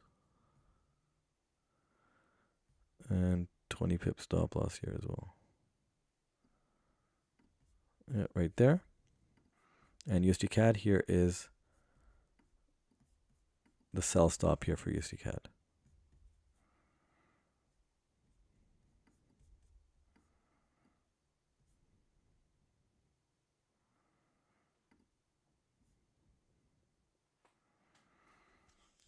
All right, guys. So both setups have been entered and just waiting for both setups to be tapped in. Now, again, we could expect GJ to come all the way down here and reach this level here. And it could push down to the bottom end here. Oh, GJ is making the reversal here. Let's see. Let's see what happens here. Oh, there you go. Oh, GJ might be tapped in here, guys. Ooh. GJ is nearly about to be tapped in here. Look at that. 185.10. Still some pips away. And USD CAD moved up strong here, but nonetheless, let's see. GJ may get tapped in here, guys. You only trade GJ and USD CAD. If so, why? Yep, I do. I think somebody had answered they're inversely correlated. Yes, so the inverse correlation is pretty strong, especially during London session between these two pairs. So again, that doesn't mean they correlate 100% of the time, but in normal market conditions, they correlate, pretty strongly. And for that reason, I can use, either direction to my advantage, even if I don't trade both pairs at the same time. Now, they're both respecting a range here, or I believe so for the time being. For that reason, oh, GJ is about to be tapped in here, guys. 85.10. Yeah, I got tapped in. Yep, there you go, guys. Look at that. Nice move. And USD CAD is coming down here with pressure here as well, guys. Look at this. Look at this. Come on, let's have a good Friday here. Let's go. Let's go. Come on, strong push, guys. It's 20 pips. It's not much. Come on, GJ. And USD CAD is not yet. Not yet. Ooh, GJ is rejecting that as well. Let's see. Can he respect this range? Felt it was a nice push. It still can. And here USD CAD comes again. Look at this. Look at this. Nice move from GJ. Look at that, guys. I need a stronger push here. Can we get a stronger push to continue the move up? You can see there's a lot of different EMAs there. 5 minute, 15 minute, 30 minute, 1 hour here. We do have a 4-hour close coming, and you can see that the 4-hour can push down strong here, but nonetheless, the range can be respected, guys. We're looking for that range. It's a small range. It's not that large for GJ. Can we get a stronger push here? Can we get a break above that EMA, the 5 minute and the 15 minute, all the way to the 30 minute, potentially to the 1 hour as well, right? If we can get the full range play here, this will be an amazing Friday, and I'm definitely going to enjoy this one, but let's see.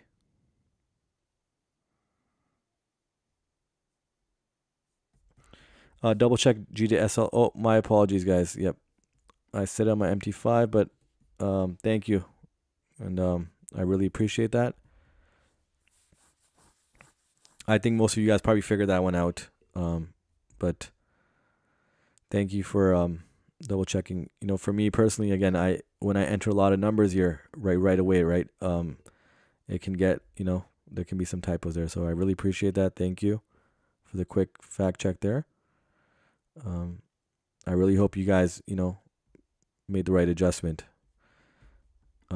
Actually, I should ask everybody. Did everybody get in here, guys? Did anybody get in GJ? Did anybody catch GJ setup here?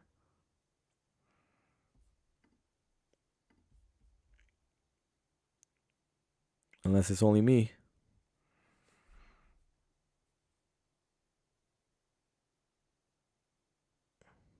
Okay, nice, guys. Okay, there you go. As long as you guys made the right adjustments, guys. But thank you for correcting me. I really appreciate that. It really does help. Look at that move, guys. Look at GJ. Come on, GJ. Let's go. Give us that nice push. I believe if it does break this level, guys, it can come all the way up here, guys, and break a new high and then come right back down. But again, on the stream, I'm only going to show you guys one side here. Nice push. Look at that. And USD CAD is pushing down as well. USD CAD is still awaiting to be tapped in. But look at that push from USD GJ here. Beautiful push. Beautiful push. Nice. Look at that. Come on, GJ. A little bit more to go. A little bit more to go. So once we reach the 30-minute EMA, guys, I do want to probably consider putting my stops to break even. Can it go a little further? We have a 5-minute close coming, which is a nice close above the EMA. So it's not relaxing here, GJs.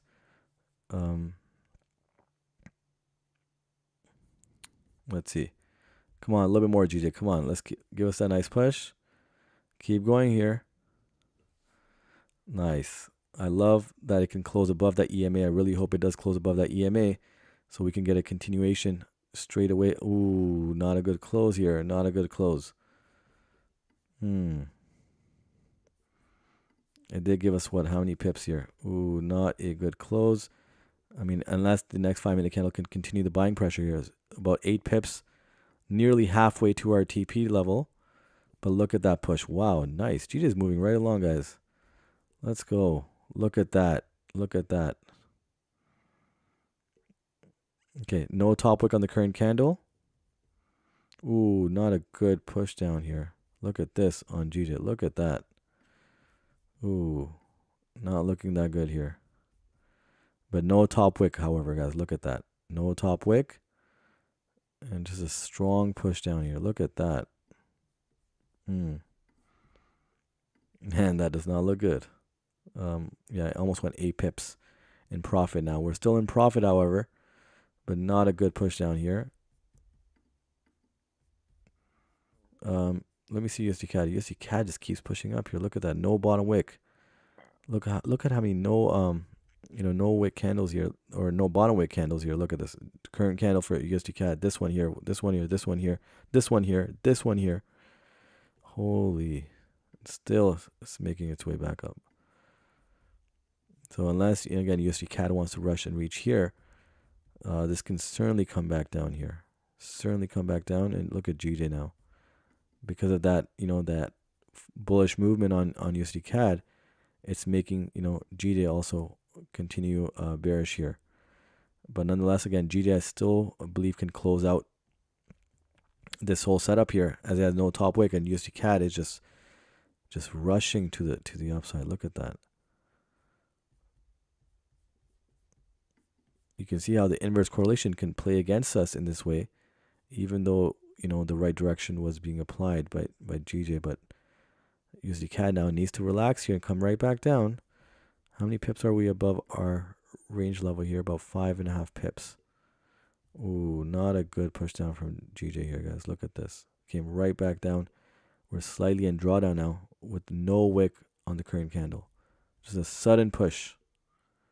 Even though it broke above that 5-minute EMA, still came back down. Man. And look, USD CAD has no chill either here.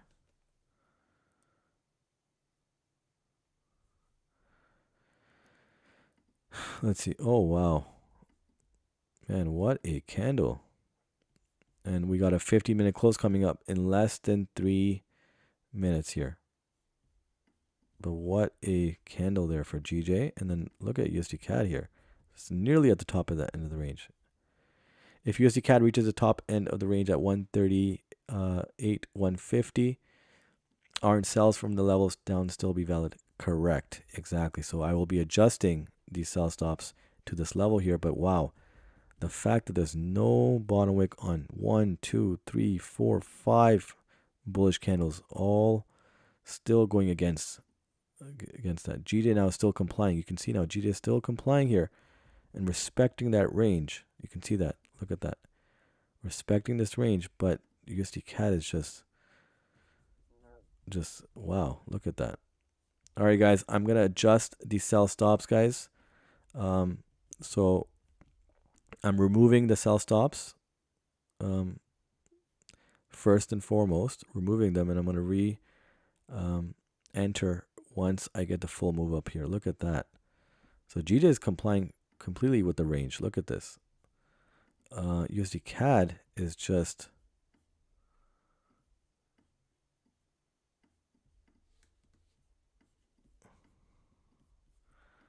so now the fact that it has reached all this level here, we could see, USD CAD pushing down here. But because it's reached this level here now, I won't be able to, enter the sell stops at will here or instantly here because I need this level to be reached, right? Because that's part of the larger range. So what I can do though is I can, oh wow, look at you, GJ here. Look at this. So until USD CAD does not relax and reverse here, which again, we do anticipate reversing very soon, GJ will continue, moving away, even though there's no top wick on the current candle, is respecting the range. But because USD CAD is not allowing itself to reach the level. So what I'll do, guys, is just in case USD CAD is still respecting this range because of the current 5-minute candle still has no bottom wick and it still continues bullish, it may resort to reversing sooner than later. Let's see, how many pips are we away from the top end of the range here? About 3-4 pips. That's not much, and we got a 50-minute close coming up. Yeah, so you know what? Let's wait out for this one. So removed the sell stops and waiting for a potential reversal here, maybe another 3-4 pips above. So I'll enter the trade idea here.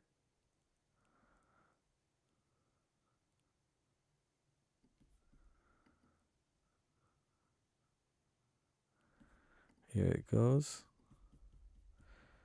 So you can see now why I would consider, adjusting it here, just because this current candle had no bottom wick, but the 50-minute also, that's also the 50-minute candle as well. And we've seen a similar move yesterday in regards to that. So USD CAD can completely reverse here. But because it's 3-4 pips away from here for the larger range, it's really, really, being very manipulative here. So, nice move from GJ here. I really, and really liking how GJ is moving here. But USD CAD now, it could come all the way down here, right? So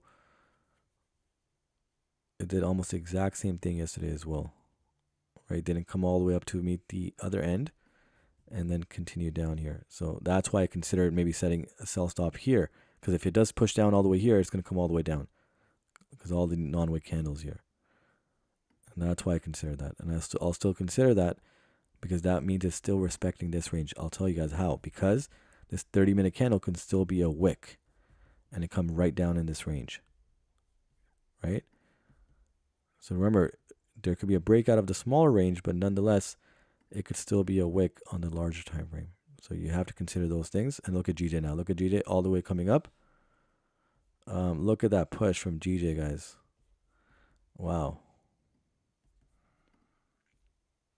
Good, bro. Stick to the strategy. Of course. I hope you've seen more than one stream to say that. That's all we do here, guys. Your screen has gotten blurry. Can somebody confirm if it has indeed gone blurry? Or because for me it looks pretty clear here. I'm looking at my other setup as well, but I wouldn't like it to be blurry at this point.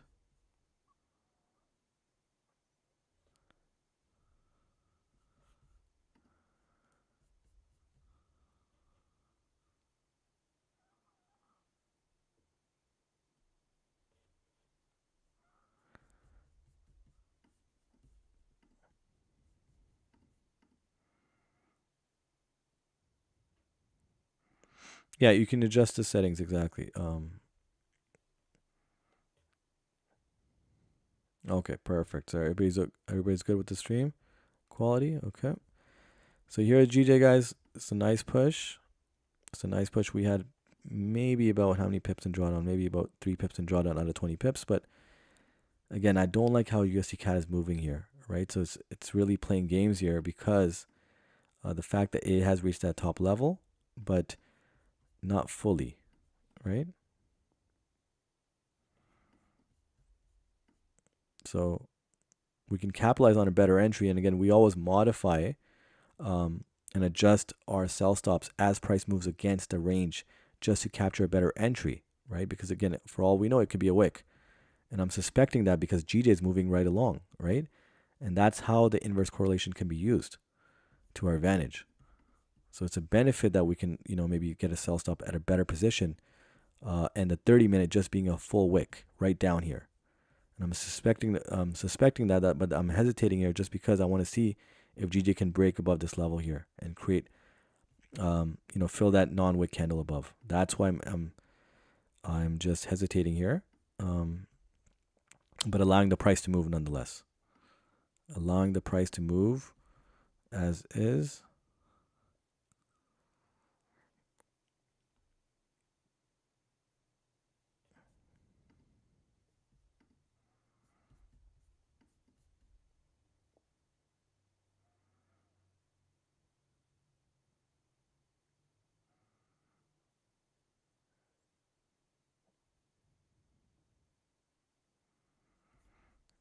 Okay.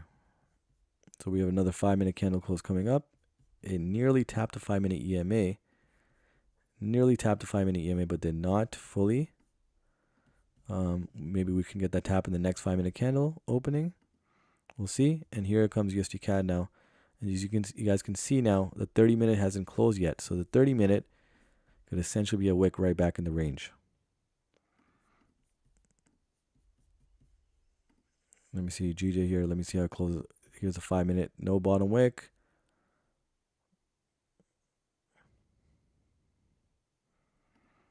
Let's see.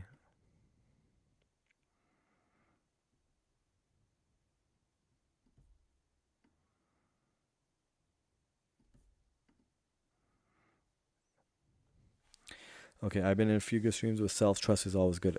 Absolutely, right? Absolutely. Weird. I refreshed YouTube and screen is better now. Okay. So hopefully, I'm not sure who mentioned. Okay, so it's good. Perfect. I thought maybe somebody else had mentioned that, but we're good. No bottom wick on the current candle, but again, there's a non-wick candle above here as well. So does it match that and continue up? Potentially. Again, I'm having doubts with USD CAD here, and that's why I removed the sell stops. We got 9 minutes left. 9 minutes left. Will USD CAD rush right back in that range down here? As there's high amount of reasons why, especially with these non-wick, no bottom wick candles here. So many of them, right? But it's also at a significant area to reach the higher end of that range. Again, I'm looking at GJ just to make that decision right here.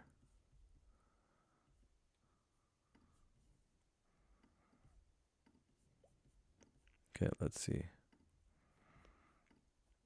Here comes USD CAD. As you can see, look at that. Look at that. Okay. All right, guys, I'm gonna add this sell stop again. I'm gonna add the same sell stop.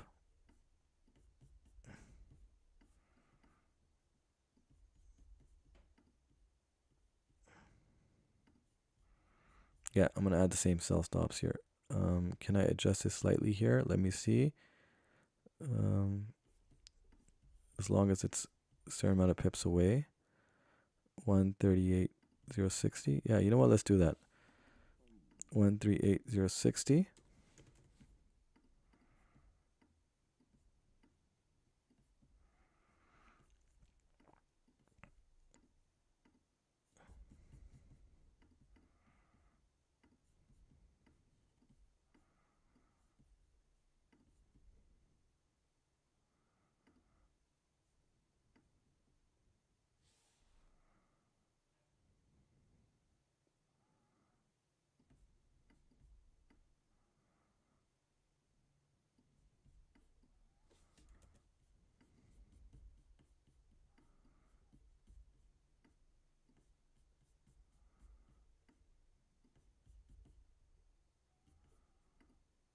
G just pushing down now. Ooh.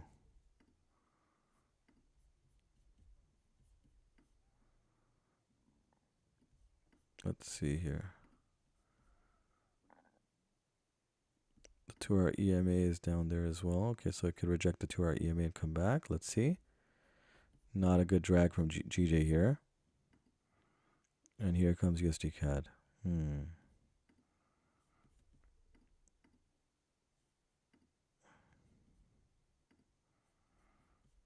Ooh, what a strong push. And again, we do have the 4-hour close coming as well, but there's a 2-hour EMA here. Here, it tapped right there. Okay. So I'm gonna, yeah, this is gonna be set here, guys, as you guys can see. So 137,930.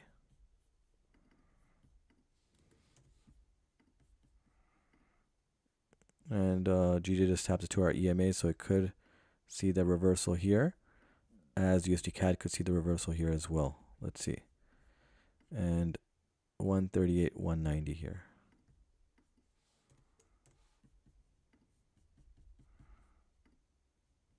But a strong push from GJ here. Let's see. We do have comfortable stop loss here, 20 pips down, but if it breaks that level, it's going to come, right around. But again, it can still respect it. The 30-minute can still close right back in that range. And that's what we're looking at here. Let's see, we still got 6 minutes to go. Just checking the numbers are, there's no typos in the numbers here. 138, 190. 137, what is this? 930 and 138.60. Yep. Okay. So again, we got 5 minutes left, guys. 5 minutes left, and here it comes. Let's see. Do we get tapped in USD CAD, and does GJ come right back up? So this is going to be very, very significant here.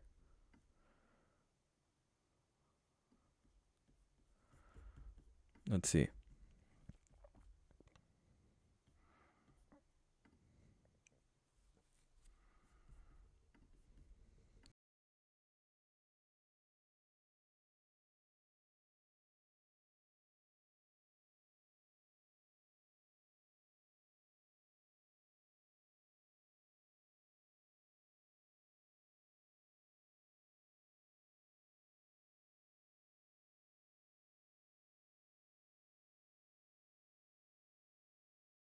All right.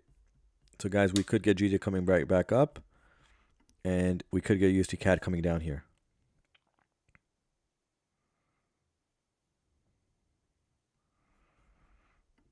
Here is USD CAD, and again, I mentioned to you guys the 30-minute could close right back in that range, guys. And that's what I'm looking at here. If it moves strong now, we got 4 minutes left. GJ could push above here. It is, again, hunting that 4-hour, wick down there. But nonetheless, we could get a strong push here just because, again, USD CAD moved up a certain amount of pips. Can we get that 30-minute close to come right down on USD CAD here? Let's see. We're about 3.8 pips. Let's see. Here comes GJ here. Let's see.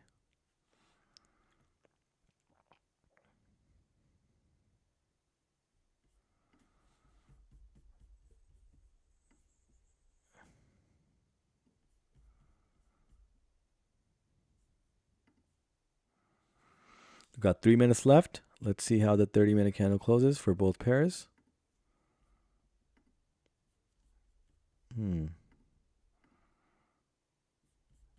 Again, even we still have the 1 hour that can close right in that range as well. So, but if it's a close, or it's a strong, bearish close here for USD CAD, this can certainly go, ways all the way down here. Likewise with GJ, we still got 3 minutes to go, so it could be a strong push here. We're still in drawdown here for both. Sorry, not for both, but for GJ here. But here comes USD CAD here, and as I mentioned, the 30-minute could simply be a wick, and that's what I anticipated. That's why I adjusted my sell stops a little higher, or removed the sell stops and added decel stops here. That's what I was mentioning. We still got 2 minutes to go, And USD CAD can certainly make its way down here. Let's see. And here comes GJ as well. Again, 13 pips as the TP. Again, only looking for one TP here. But here comes, USD CAD all the way down. We could be tapped in here, guys. Could be tapped in here.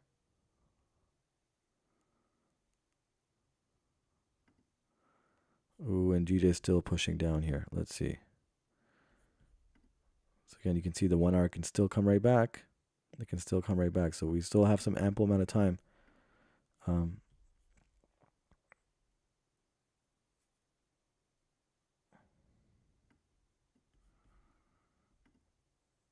Ooh, not a good close from GJ here. And you can see it's, crossing that 2 hour EMA, but is it going to respect it? Because we have a 2 hour close coming up as well.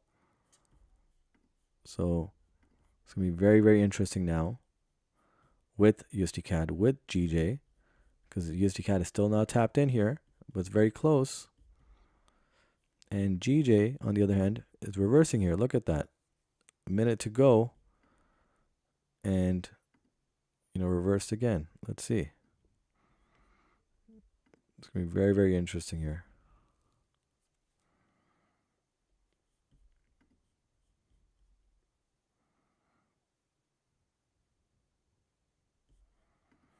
Okay, here it comes, the 30-minute candle.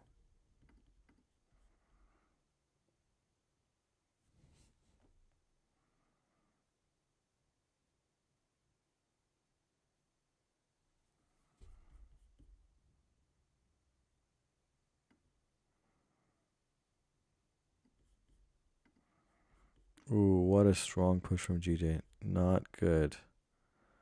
You can see the 4 hour, it rushed down here. Look at that. Look at that push. No bottom wick again on USD CAD here. Wow, look at that push down from GJ. Wow. Look at that. Instantly. We kept it 20 pips, but wow, look at that move. This whole move just happened in the course of less than a minute here. Look at that. Wow.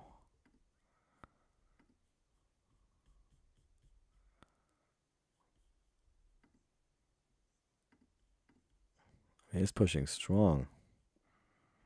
It hasn't even just completed 1 minute here. Look at that. Just completed 1 minute right there. And wow, what a move down there. And again, no bottom wick on USD CAD again. And here's GJ. So does it make the full pullback here? Or does it continue down here? But wow, what a move from GJ here. Right off the 30-minute candle opening.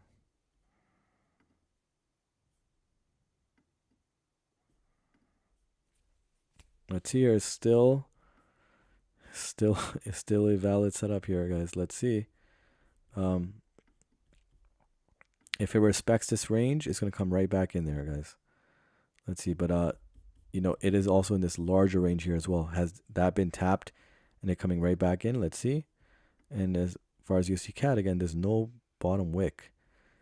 So it's going to be very, very interesting here. But again, USD CAD, GJ did create that, bottom wick. It did create that wick here to fill this candle in right here on the left. But there's a non-wick candle above here. Does this, come right back in? Does it reject, does the 2 hour EMA become rejected here and come right back up?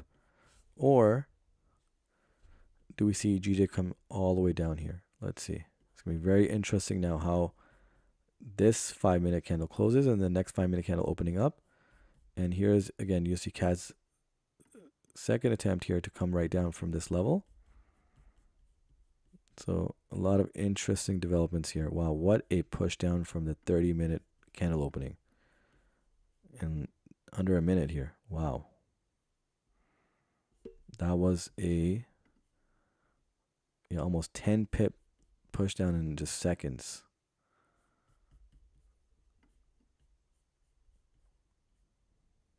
So you can see there's non-candle wick down here. Fill that in. And there is a non-candle wick above there. Right? So does the 1 hour close right back in? Does the 2 hour EMA get rejected? And price come right back up? Or does it pull down further?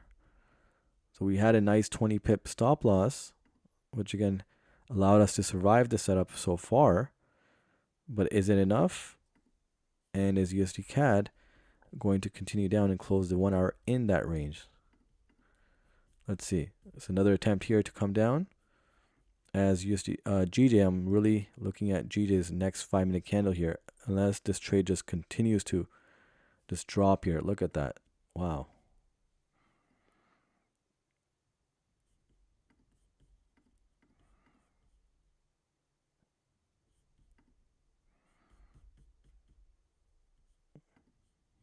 Let's see.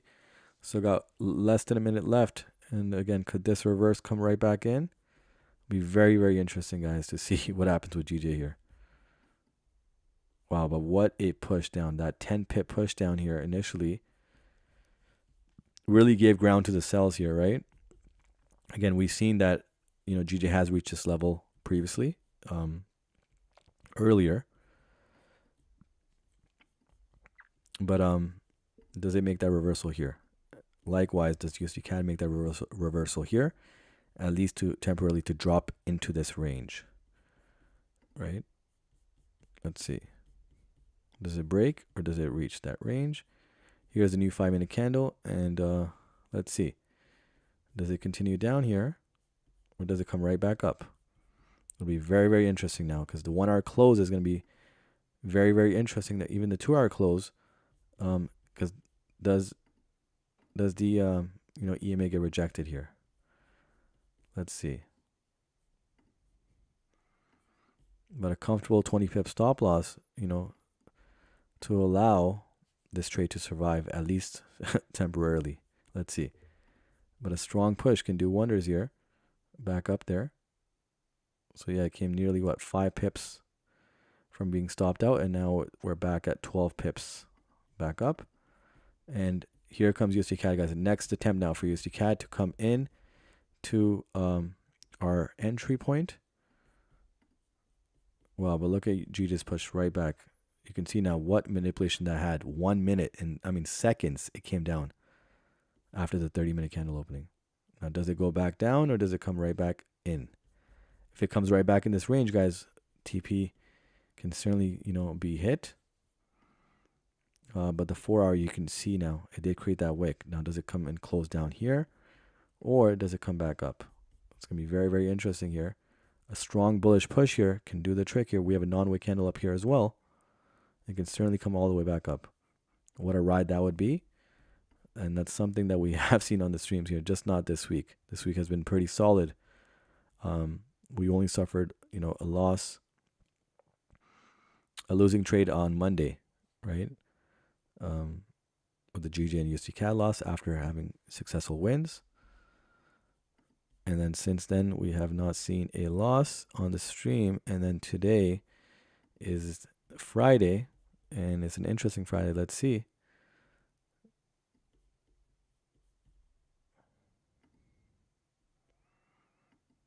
Let's hear. Can we get a strong push right back in? But what a push from GJ. Wow.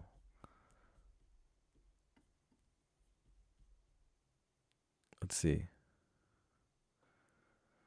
We got 3 minutes left for another 5-minute candle. Does it range here or does it is it simply just a wick all the way back up? Again, it can simply come right back in the range here.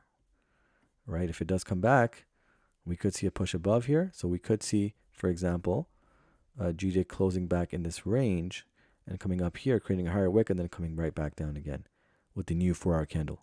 But really need to see now, there's a lot of bearish pressure on GJ. Look at that. Not a good, close to the 5-minute candle, which still has 3 minutes to go. Unless it pushes back up. Again, USD CAD is moving its way up again, right? But GJ, can it make its way back up here or does it all just exhaust itself right to the downside here?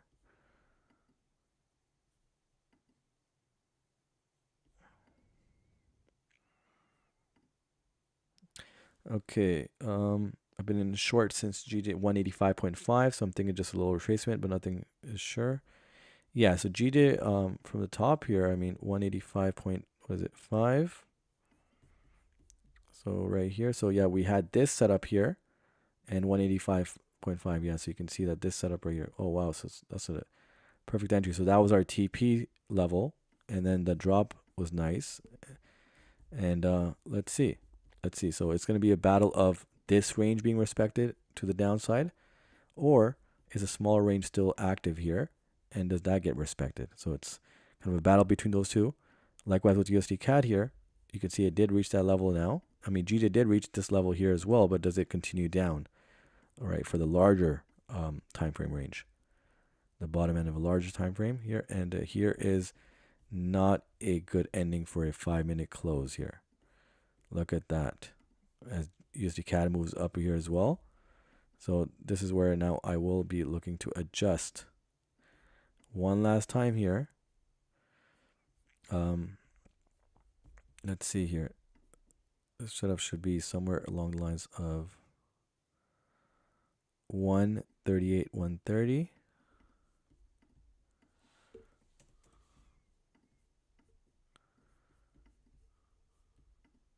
Oh wow, look at that push from GJ. Wow, look at that.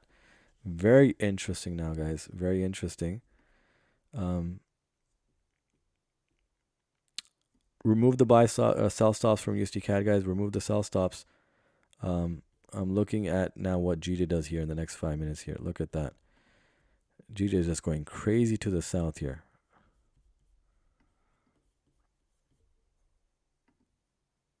So again, I'm looking for one more push above here to set the sell stops. If not, I won't be entering USD CAD, guys.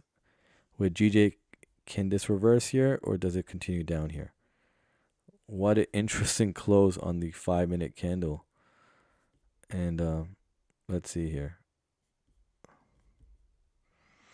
If I can get one more push above for USD CAD, I'll be going ahead and setting this, but I'm just going to keep this on the side for now.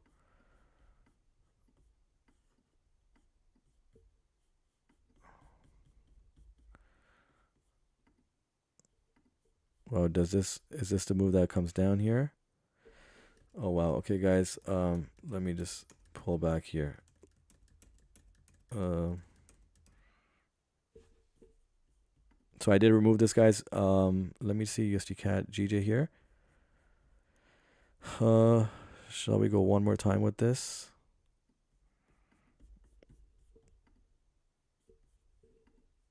GJ is gonna be very interesting. Push above here as well. Let's see. So the 1 hour can close down there. Yep, it can.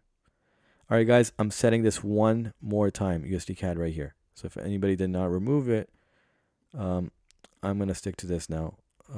Once more and see now. Here comes USD CAD. Here comes USD CAD. And here comes GJ above here as well. Look at that. Okay.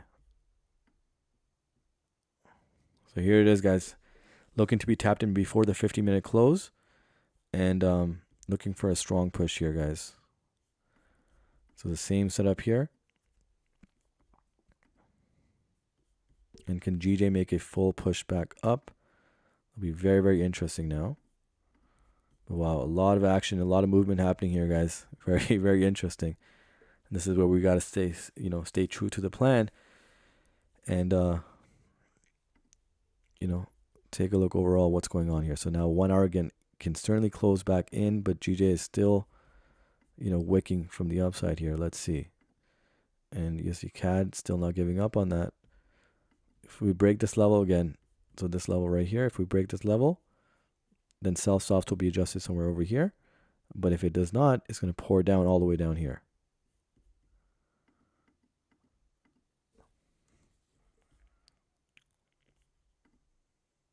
Okay, USD CAD can definitely make a strong push back up. Again, and you can see how it can close above that 2 hour EMA since it seems to be rejecting with the 2 hour close coming up as well. So just need a strong push here.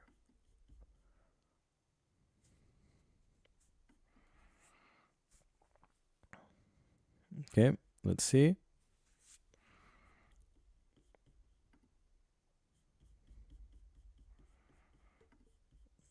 All right. So one more push from USD CAD here and definitely can make its way down to tap us in here. And GJ can certainly come right back up, guys. Wow, what a push from the 30-minute opening, and then what a push right back. And here USD CAD comes here as well. Look at this, guys. Don't want to miss this move on USD CAD here because it can certainly come all the way down here with all the non-wick candles. And I don't want to miss that. But GJ is pushing strong here. GJ, kept true here, but then with the whole just push up from USD CAD, it did the same exact thing yesterday. Nearly the same, but this one came a little bit, higher here for a good definition of larger range being met here. But GJ is making a strong push here. We were about 5 pips away from being stopped out, but especially after that, 30-second 10-pip push down from GJ out of nowhere from the 30-minute candle opening. But nonetheless, we're about seconds away from the 15-minute candle opening, a new 15-minute candle, and then we'll take a look at USD CAD as well here. Again, so we have 15 minutes to go, guys. And if we get the bearish pressure from USD CAD, it can go all the way down here to close out the 1 hour candle. Likewise with GJ, it can come all the way up here, as I mentioned, to close out the 1 hour candle as well, which is going to be the 2 hour candle and 4 hour candle. So it's a major candle closure coming up for 4 hour and below. Let's see what happens here with USD CAD here now. There's a strong push from GJ as well, guys. I like that push. Can it break this level? It needs to break this level, otherwise it's going to range here. Can it break this level and continue up? Nice push from GJ. Still need a stronger push here. Right back in the range. Look at that. Come on, GJ. Don't give up on here. And you can see now it rejected the 2 hour EMA as well and can come right back in that range. Need a strong push. USD CAD is making its way down as well now. It's going to be very, very interesting here now. What happens here? Let's see. Very close to entry here. And GJ is making a strong push. I believe, that candle can go right all the way back up. This candle can even close green and cross the 1 hour EMA in the next 15 minutes. So GJ is very close to, being entry right now. It's almost at entry level again. And look at how we survived the setup with a comfortable stop loss here. Once again, let's see. Can it make a strong attempt here? And here comes USD CAD. Nice push. GJ needs to break that above, break that 5-minute or 15-minute EMA as well. It needs to break above that. It's a nice strong push here. USD CAD is making that push as well. Again, everything's lining up here, guys. Everything's lining up here. We just need a strong move from both pairs now, right? In opposite directions, of course. GJ is really pushing strong. You can see GJ really respected the range. It's just the USD CAD just kind of exploded over here. And still is hesitant to come down here. Let's see.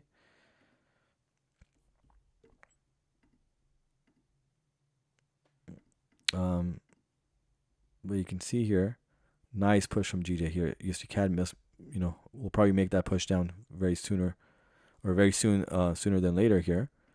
But here is GJ right about at break even. But you guys can see here now, believing in your plan here, guys, believing in the game plan here. And you could see that there's a level of support here as well.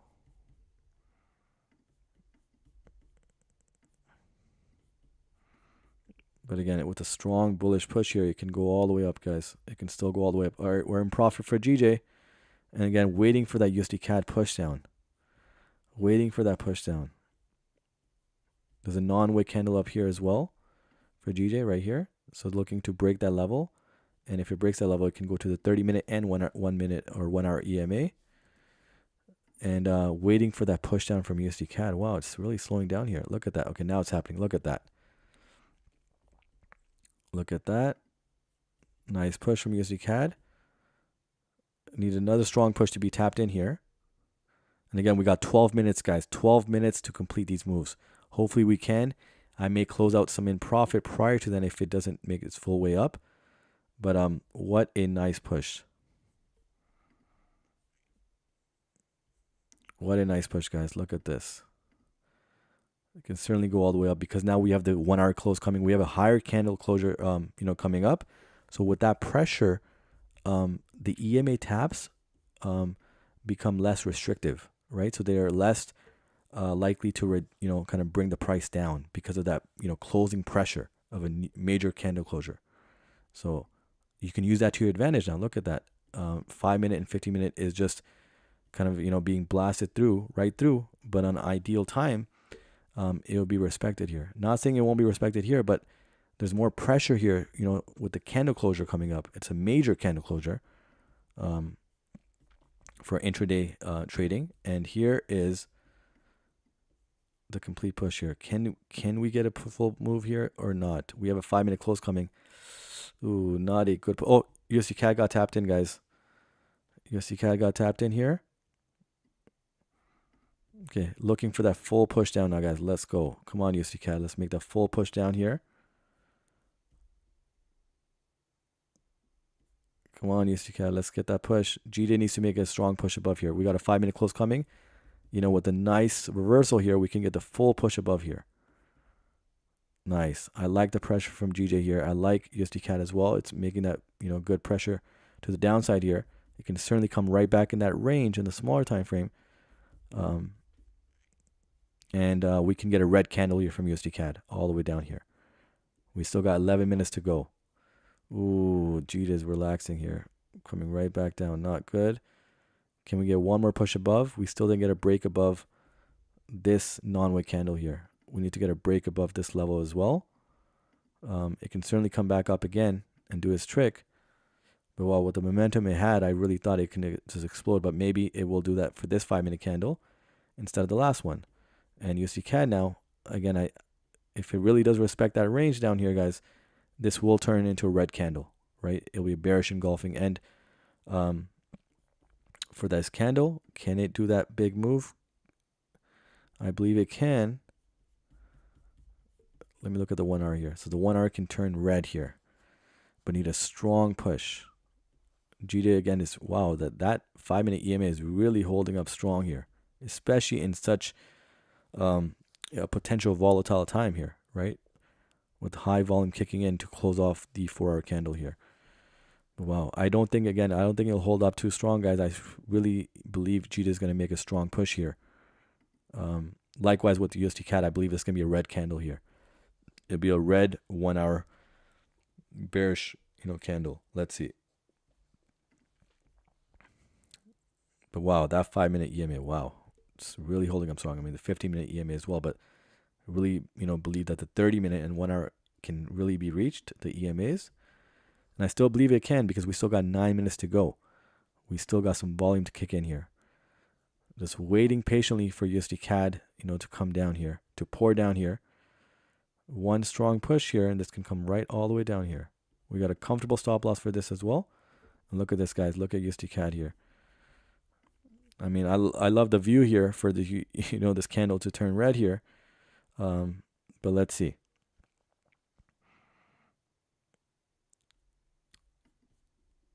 Again, the way it's moving here, we can definitely see a strong bearish push from USD CAD.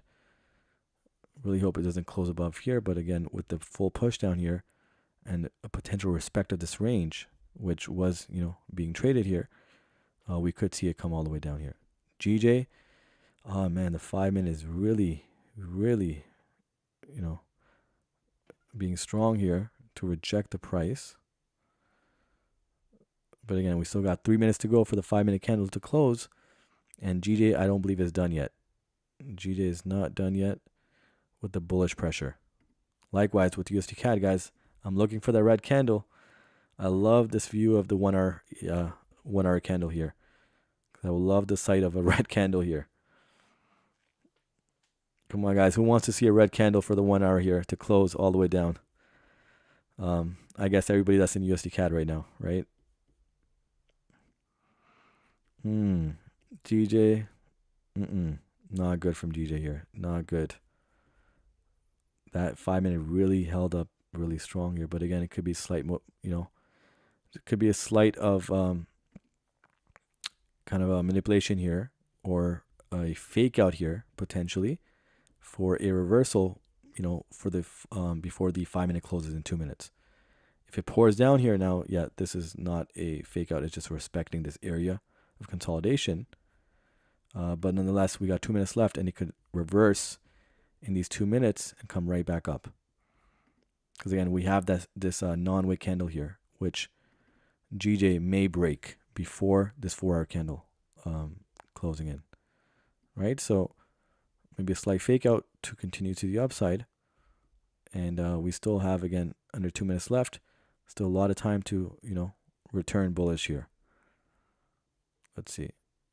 Here comes USD CAD, guys. Looking for that red candle to respect that range. And, for GJ to reverse here. Ooh, not a strong, ending here. Unless it can make that reversal here. But, ooh. And here comes USD CAD as well. Not good. Not good.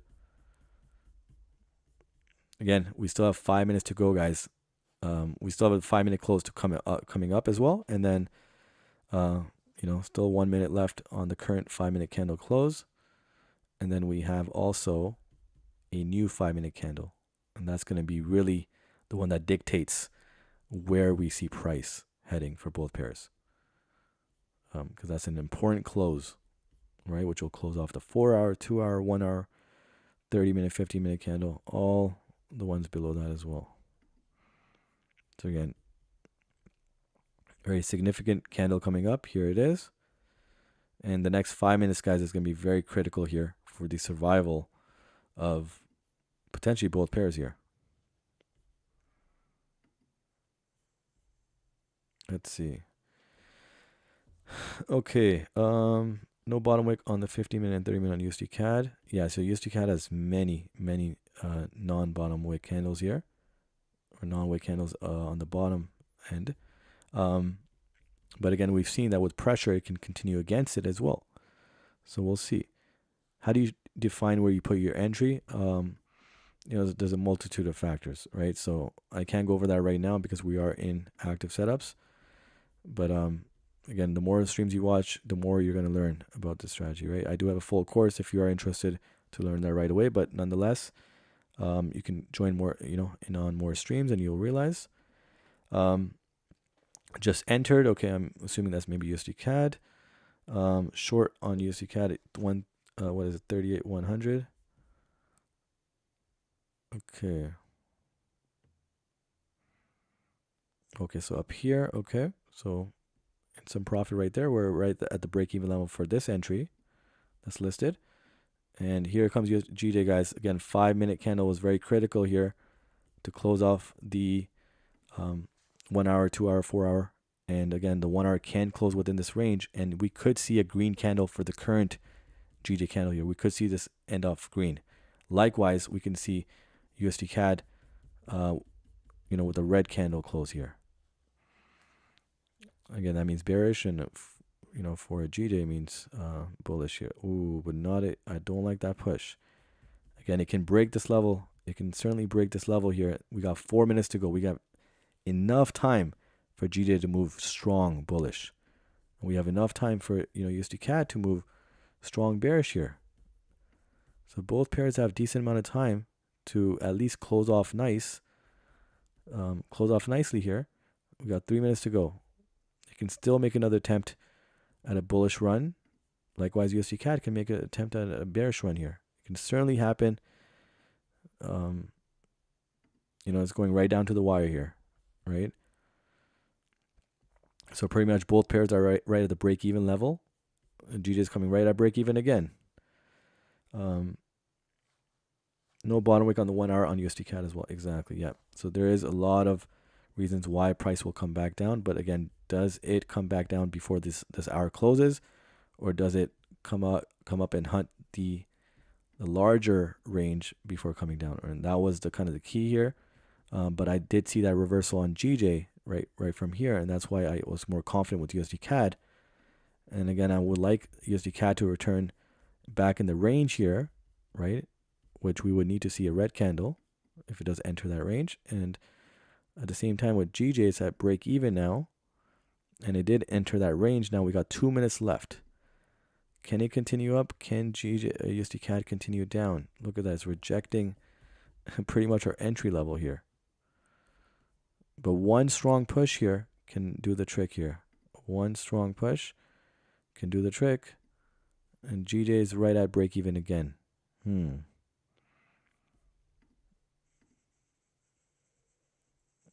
Very interesting, guys. Very interesting. USD CAD is just not giving up on this. But again, we can see some action in the last minute here as well. Not that we haven't seen it before. Here, wow, look at GJ, guys. Look at that. Look at that push. That's exactly what I was looking for, but a stronger push now to break this level. Need to break this level here, guys, and return a bullish candle. Look at that green candle. Perfect. We still got some time here. Come on, GJ. Come on, GJ. You can do this. And USD CAD is still slowing down here. I don't like USD CAD's movement here. I didn't like it with that full push above here as well. And I felt since GJ is respecting that range, we could see USD CAD come down, but look at that. Still slowing down. We got less than a minute left now. Can GJ break that level here? Guys, a lot of action here right at the end. And again, this is very, very enjoyable for me, even though, again, these are real trades that we're taking. But again, should never overly stress. But I love just the commentary because of the movements. The fact that they respect the range so often, and we can recognize which range is active, it becomes fun at that point, right? Again, the risk is very low, but let's see. Wow, new candle opening here, guys. Let's see. Do we get a straight push down, or does GJ or USD CAD come all the way up here first, or do we get a push down into that range? Because again, it's still in this range here, but this range is still it was tapped here, so we can continue down here. USD CAD can, and GJ can continue up.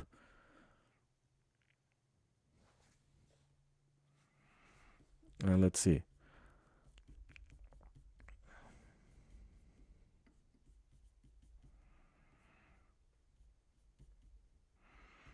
Oh, don't tell me GJ is going to push all the way down here now. We're right at the break-even level. And USD CAD here. No bottom wick again. And that's a common theme with USD CAD. It's been like that for a couple of streams for USD CAD with multiple, some of them 3 consecutive ones where we've seen USD CAD just not have any bottom wick. But look at that push. Now I hate for it to come all the way back down in here again. But USD CAD is making that push now. Let's see, no bottom wick again. Again, if USD CAD was more compliant today, GJ would have been easily hitting TP here. You can see how many times it came right back at break even despite being all the way at the bottom there. But USD CAD is just not being compliant here. We do realize that there's a larger range in play here, but nonetheless, there's a lot of confluences down here for USD CAD to reach. Let's see. No, it's a new 4-hour candle here. No bottom wick here, and it can certainly make its way back down here. Certainly make its way back down. Likewise with GJ here. I don't like the push down here, but again, the 5-minute EMA has been tapped 4 times in a row here now, and we could see a break of that now, right? If price reverses here, we could see a break of that 5-minute EMA, coming around. Maybe it'll, happen with the next 5-minute candle, but we could see a break of that and continue to the upside here. Let me just see USD CAD here as well. Don't like that bullish push.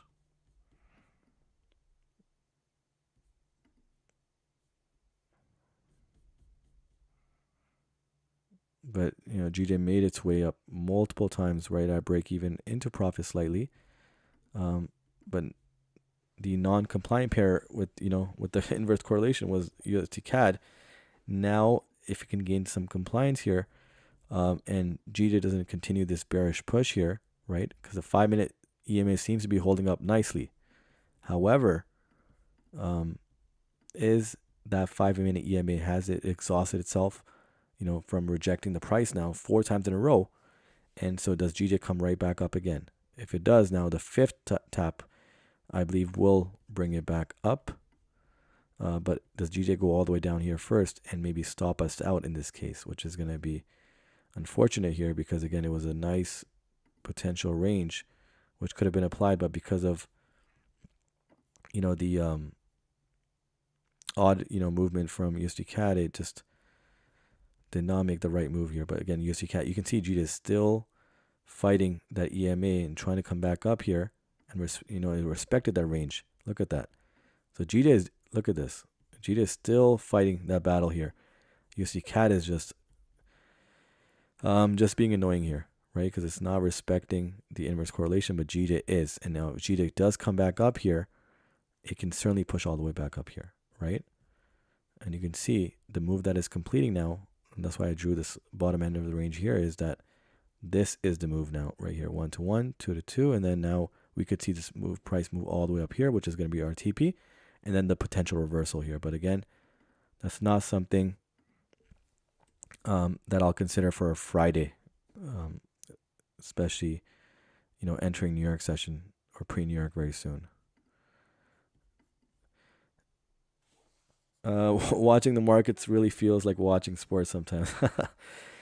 That's a good comparison right there, right? Especially if you're, a very big sports fan, no matter what sport. Man, that's a good one. USD CAD acting up.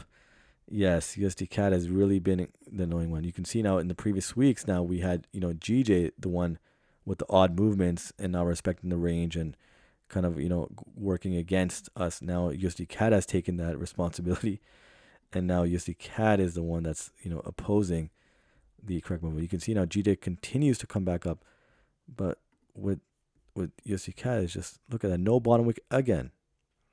So the 4-hour candle has, no bottom wick. The current candle, there's 1, 2, 3, 4, 5 over here as well, and it just continues to go against it. And USD CAD, and now GJ is kind of returning that same energy here with no top wick now, right? So bottom wick on USD CAD and no top wick on GJ here, but continues to battle it here and continues to come right back at break even over and over again. And you can see now the next time if it does tap the 5-minute EMA, it's going to break it. GJ will. But just USD CAD is just, look at this, just over and over and over again. Right, we could see the reversal here now from USD CAD, but just, it goes against us and it slows down and it's not coming back down. Let's see. Let's see here. GJ did tap the 2-hour EMA again. Again, no bottom wick here, no bottom wick here.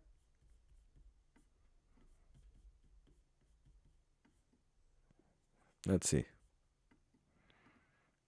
Can it finally reverse here at USD CAD and make its way down? And GJ, see, GJ's coming right back up again. Look at this. I'm telling you guys, if USD CAD did not, continue to just roll off over here again and again, GJ would have already hit TP here. Now, I mentioned to you guys, if it taps the 5-minute EMA once again, the 5-minute EMA is going to become very weak now, right? And so more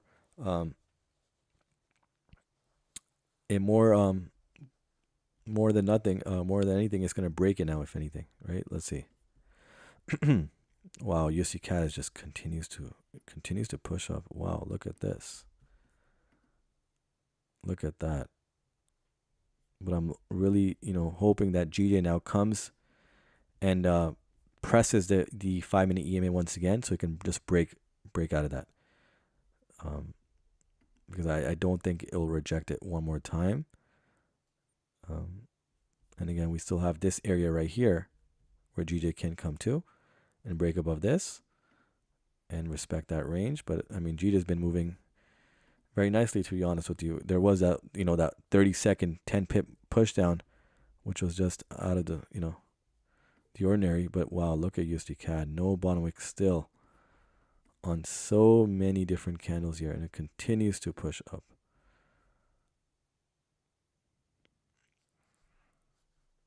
It almost feels like GJ is just confused at this point with the consistent just buying pressure from GJ here, or from USD CAD.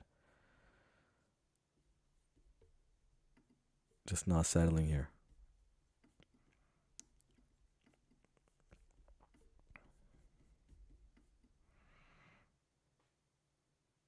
So, I mean, that's why I increased the stop loss as well, guys. It should be 13 pips. Where is it? Should be 13. But that's why I increased the stop loss, just in case if we do see, this type of movement from USD CAD.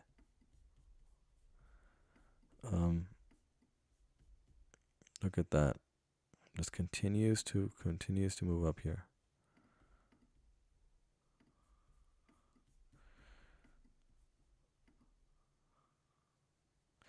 Okay, we got another 5-minute close coming up here again. So new 5-minute candle.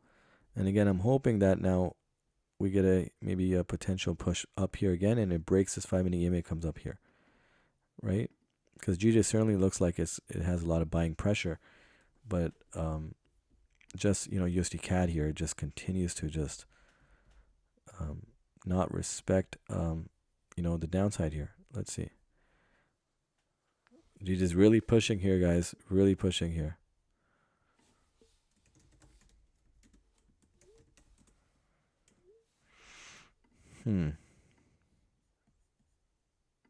Get new 5-minute candle any second now. Let's see. Does USD CAD come back down for the 15-minute close, or does it continue up here? Let's see. No bottom wick on this current 4-hour candle, which is also the 2-hour, 1-hour, and so on. Let's see. Now GJ again, I'm looking for a green candle here, looking for bullish pressure here to continue the move up. If it can. Well, again, no bottom wick on USD CAD. Can't make this up, guys. Cannot make this up.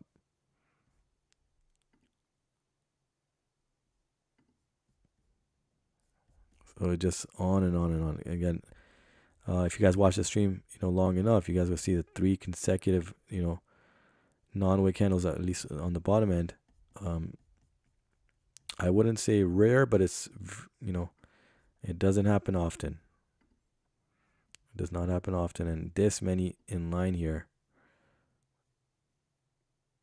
Actually, there's another consecutive 3 here as well. 1, 2, 3 here again. So yeah, I would say that's definitely rare. Definitely, most definitely, that's rare.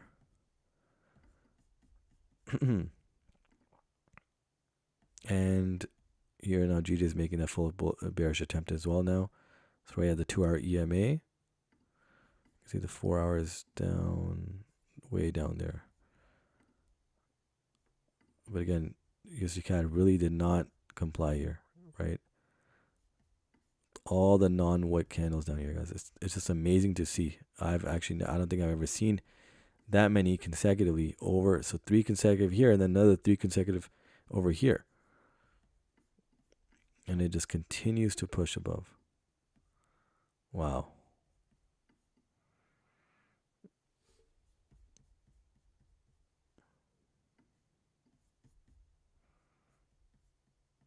So now you know that USD CAD may continue pushing up here, but once it drops, it's going to drop really, really fast. Do we get that drop now, or do we get that drop later? We can see again, GJ still has a lot of buying pressure here. So that's why it's exhausting itself on the downside here to continue up here. Now, does USD CAD now reverse here? But just the way USD CAD has been moving, it just continues to just push away from the downside. Now GJ again, I'm telling you guys, one more push and it could be a break of the EMA. One more push. This pair is still alive, guys. USD CAD is still alive as well, but I didn't like this whole movement right here from USD CAD. Thought we can get the full push down as GJ was pushing strong above here, but it still did not show signs of any bearish momentum. Now is the chance again, since there's 3 consecutive non-wick candles, and it happened twice over the last, less than an hour and a half. I've never seen that. Um, so what that means is it's definitely, going to return bearish um, faster than not here. But let's see. Does it make a strong bearish push? And GJ's continuous attempt here to come back up here. But on its inverse correlated pair, I mean, it's not showing signs yet. Not showing signs yet of the push down.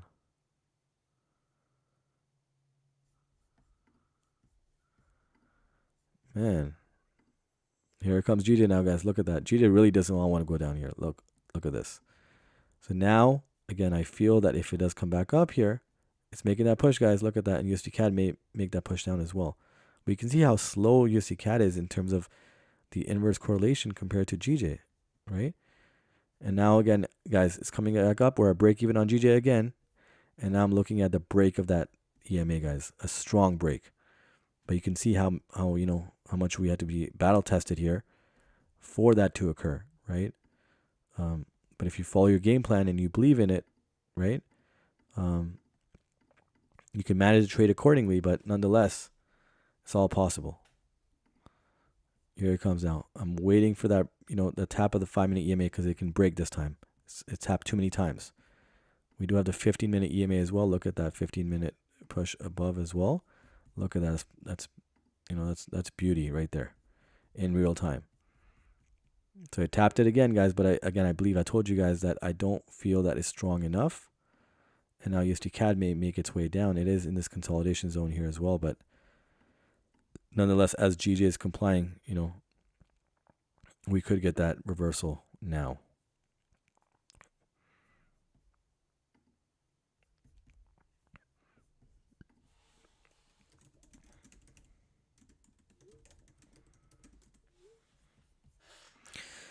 Alrighty. So again, I told you guys, if GJ does make that push, above that EMA, it did close above, but again, it reversed here again. But if it did cross that EMA this time, the EMA pretty much becomes very weak now, 5 times in a row, or nearly 5 times in a row. And we could see a push above, and that looks, pretty clean here. But again, look, USD CAD is still doing its thing. Even though GJ is doing, working along right in line with, the correct direction here, USD CAD is still defying that here.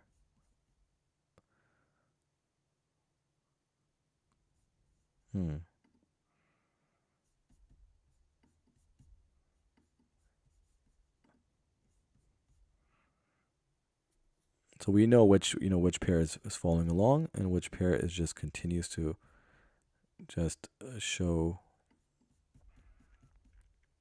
movement on the in the opposite direction that is intended here. So there's a lot of manipulation going on with USD CAD. And GJ just fighting this battle here to break above that EMA. Wow, that 5-minute EMA really held strong here, guys. I can't say otherwise. And it's still seemingly holding strong here. Let's see. Still in profit slightly. I mean, right at the break-even level for GJ. It's been like that, over a repeated amount of times here. But I believe, again, the fifth break here, the candle did close above. But this fifth tap here, I believe is really weakened the 5-minute EMA. We do have the 15-minute EMA as well. But nonetheless, we could see a break above that. And then USD CAD is still pushing up.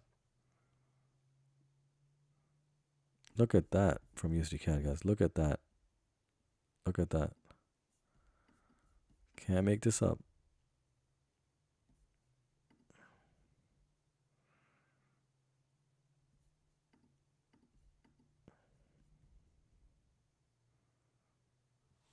And you see now, the thing is now, because USD CAD just continues to move away now, that kind of brings less confidence in GJ, because if it does indeed, have the inverse correlation and USD CAD continues to ride up here, then GJ is going to come back down, right?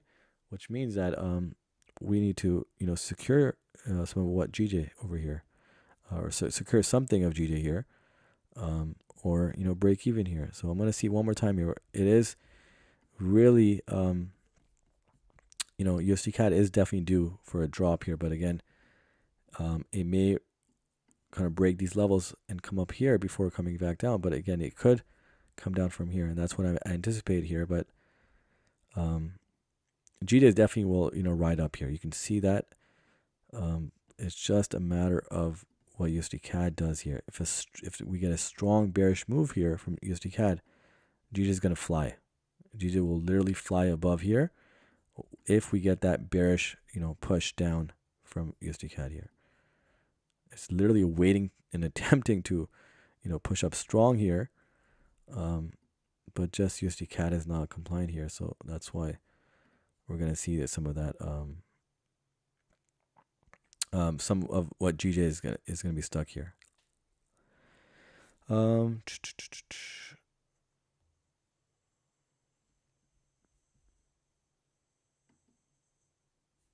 So let's see what the USD CAD here. And you can see GJ again pushing down here. We got another 5-minute candle coming up. Another 5-minute candle coming up. We're right around the break-even level for GJ. And USD CAD here, let's see where it closes, the 5-minute at least. Okay, let's see. For sure, we'll hopped in on your GJ trade. Yeah, GJ looks, pretty clean. It's just, again, this whole mess with USD CAD here. Right? Looks pretty clean. Although we had that, significant push down here out of nowhere, under 30 seconds, 10 pips. But nonetheless, we could get a strong push. And again, we're coming to, tap the 5-minute EMA the 6th time now in, 30, 40 minutes here. So certainly that 5-minute EMA can't hold up that long. It's just a matter of, USD CAD reversing here. But again, it's not that we haven't seen both pairs moving in the same direction. It's just that one pair is just not kind of respecting the inverse correlation. But nonetheless, I can see a strong push from GJ. It's really battling here to get above, that EMA. But at the same time, USD CAD is not being compliant here. So GJ is right back in slight drawdown here. And do we get a full push down here? Let's see. So it goes down and drawdown and comes right back at break even. USD CAD here again, another non-wick candle here, but here we may get the reversal here. Look at that, guys. We may get that push down from USD CAD. Look at that. And GJ will get that strong push now here. Nice. I don't get the USD CAD movement today. It looked such a clean setup for a move down, but that's the markets. Yep, that is. We may get that now. Let's see. But wow, the amount of just consistent, just, bullish pushes from USD CAD today. Let's see. We get a nice push. Again, that's all GJ was looking for a nice clean push from USD CAD so he can make a strong move up here. I really feel like GJ is going to make a strong move up here, guys, if USD CAD makes that full push down here. It can certainly happen.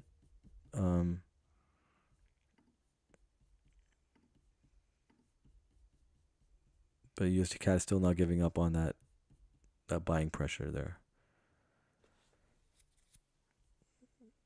Again, one strong red candle here can do the trick here. And again, we'll see a strong green candle pop up here with GJ as it's been, kind of waiting on that movement.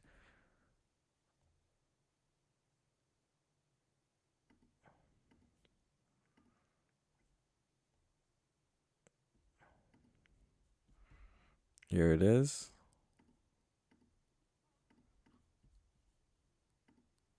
Nice push. Look at that. That's exactly what I was telling you guys. Here it is. A strong push down here. Nice push. Nice push. USD CAD is still needs to break this level right here.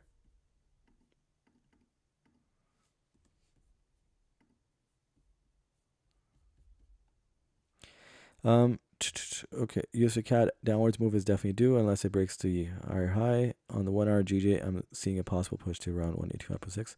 Yeah, GJ can certainly push above strong here, right? We can definitely get a strong push above, but again, I only trade the range here, so that's all I'm going to be looking for the 1 TP setup here, especially on a Friday.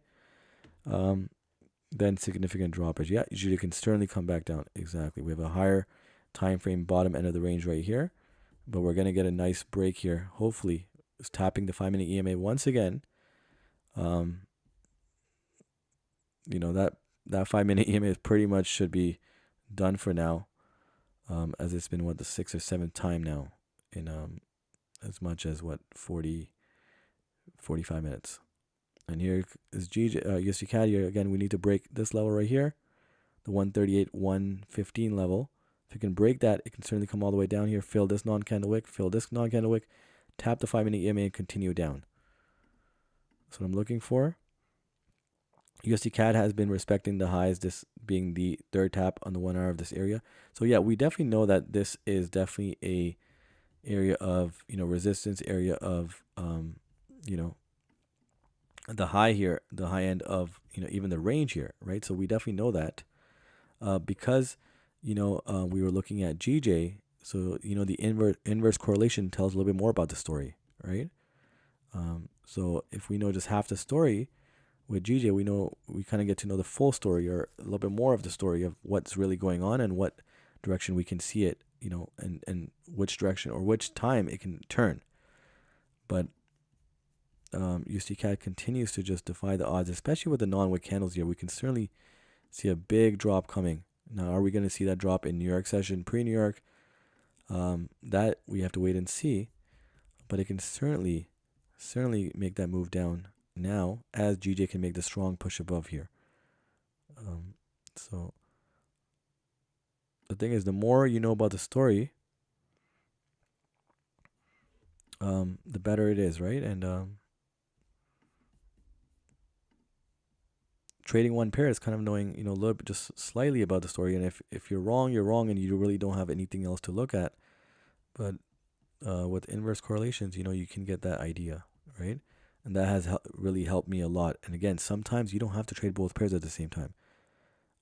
You can just trade one pair, but use that direction, right? So for example, I trade the range. So I could see one pair moving in the range and in that direction, and one pair not following the range, right, at that time, but knowing the direction is still, accurate according to, the pair that is moving in the range. So I can just trade that one pair using the confluence of the inverse correlation. So that has really, helped me in a lot of ways. And sometimes, again, you may not find a setup in your pair. So you're, if you only have one pair, and it doesn't move in the range, let's say you trade the range, strategy, and, you have the other pair to trade, right? And it really helps. And GJ once again is attempting to tap the 5-minute EMA. Again, I don't think it can hold up that long. It's coming right back up again. And just looking at to see if USD CAD can really just dump down here, right? And I'm not saying that USD CAD won't maybe reach higher highs here, right? Let's just say if it breaks this level, it can certainly do that, but it may come down here, first push this down here, and then come back up, right? So make that move down, right? Make that move down here on this range level here. So 1 to 1, 2 to 2, come down for the third tap here, and then come right back up. So come back up and make the higher highs, and then we could see the full reversal as well. So, right? So there's range within the range theory here in practice, and so the move down still makes sense here, at least temporarily in that small range. And again, USD CAD GJ is still, in fact, it didn't even tap. The current 5-minute candle didn't even tap that EMA. But again, the fact that it has tapped the 5-minute EMA that many times and respected, there's a lot of things I'm seeing here now. But again, I do feel USD CAD is going to make that push down to respect this range. Now, we do have a 30-minute close coming up as well. So let's see. Let's see. We've got 2 minutes left. What does USD CAD do? How does USD CAD close here? Does it continue, dumping here?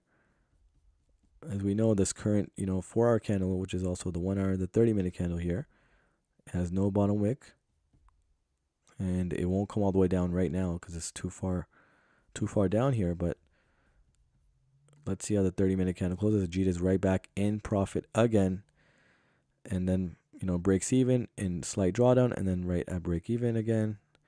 And that's repetitive right now for GJ. Again, still respecting the 5-minute EMA there. And here's USD CAD still attempting to push above. We got less than a minute left now for the 30-minute close. Yeah, never really used inverse correlations, but I'm really thinking about it incorporating. Makes a lot of sense. Yeah. Right, yes. So again, it's not only that USD CAD and GJ are the only inversely correlated pairs that you can use. If you do trade another pair, you can certainly find out what the inverse correlation or inverse correlated pair is, and see how you can level up and understand more about the story overall of what the pair is doing and which direction it can be moving in. For me personally, it works really, really well with the range strategy here that I have here. So I use it to the fullest here, and we have a high win rate due to that as well. So it's an added confluence that really helps, and it's advantageous to have that. All right, so new 30-minute candle, guys. GJ is in profit, but again, it hasn't for 2 consecutive 5-minute candles. It has not tapped the 5-minute EMA, which again, I feel if it does, it's going to break it. It nearly broke it, closed above it, but still below it right now. So we're at break even on GJ. We have no top wick on the current candle, so we can see that reversal. We're going to see a nice large green candle coming up if we see that large, bearish engulfing candle from USD CAD. It can happen, but USD CAD is really dragging it here, and let's see here. Here's GJ again, right in drawdown here, a slight drawdown.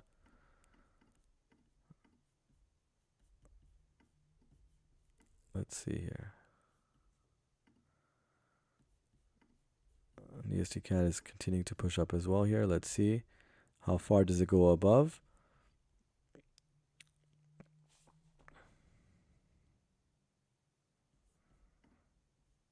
Let's see GJ here. I see GJ touch 185.2 before it goes down to touch 184.83. Yeah, that's exactly what I'm looking at as well. So that's why the TP is set right at the top here. It could break slightly above as well and then dump down, because it really, you can see how many times it just continues to jump back up.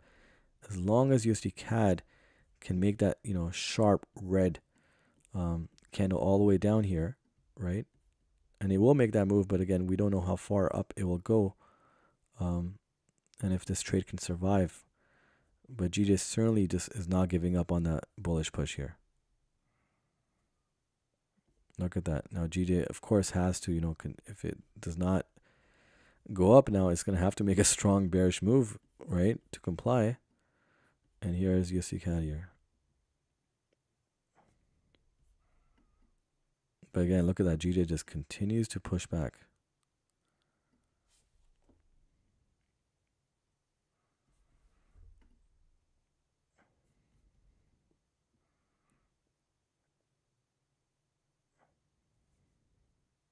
Look at that. And GJ has no top wick either, guys. So there's 2 candles with no top wicks, right, that are significant. One is the current one, which again has the 5-minute EMA above it. So again, I did mention that, that EMA is really weak now. So if it does get tapped again, it doesn't have much of a chance to hold it back. And then there's one top wick right here, which if it breaks this level, we can certainly see price reaching, very close or, hitting our TP. So it's very, very close here.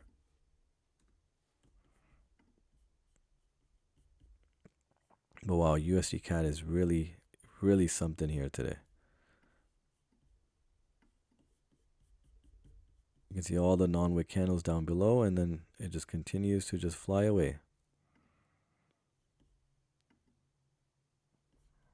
See how many pips are we away from stop loss here? About 3.6.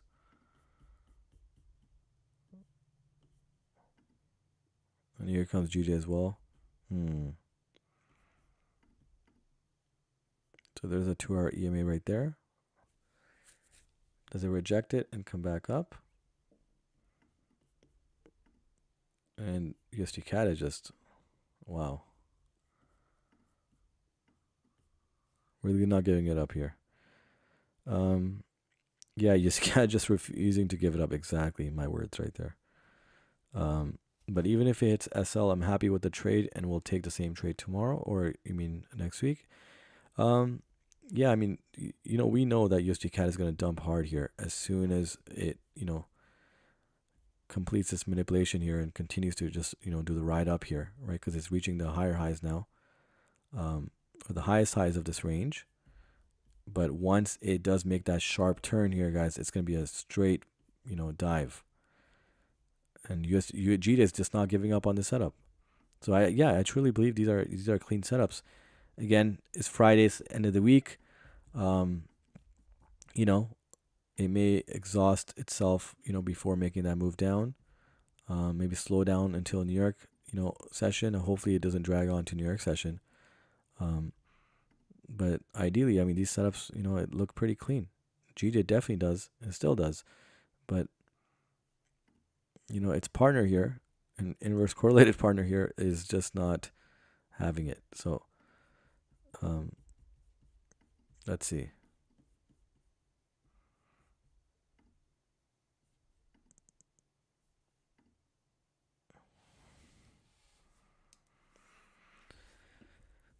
Okay, so a new 5-minute candle here, and again, look at GJ, just so strong on the bullish run here. You can see that when it comes down on the bearish end, it may make the odd bearish push, but you can still see it just wicks very quickly. But on the bullish side of things, it runs. It really runs all the way up here. Now here, USD CAD is exhausting itself on the upside here again. So we could see that push down now. Look at that. That's a nice red candle there I see. Right? It may have just taken one candle to flip. And here's GD again. If GD comes back and taps that EMA, which again I believe it will, it's gonna be a strong push above and a break of that EMA. But nice push from USD CAD now. Here finally we can see something from USD CAD. But again, we set comfortable stop losses for both pairs, guys. For both pairs, there was comfortable stop loss. And, the trade is still alive, guys. Both trades are still alive. And we can get this done and close off on a Friday. And man, will I, be satisfied with these two setups with just a whole hold up here. We're about, almost 3.5 hours into this stream. But I didn't even pay attention to that because I'm just so in tune with this, with these trades here as you guys are as well. So it's great to see.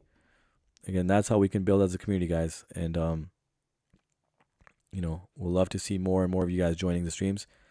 We're going to catch a lot more moves. Hopefully we can catch these two guys. This would be great to close on a Friday.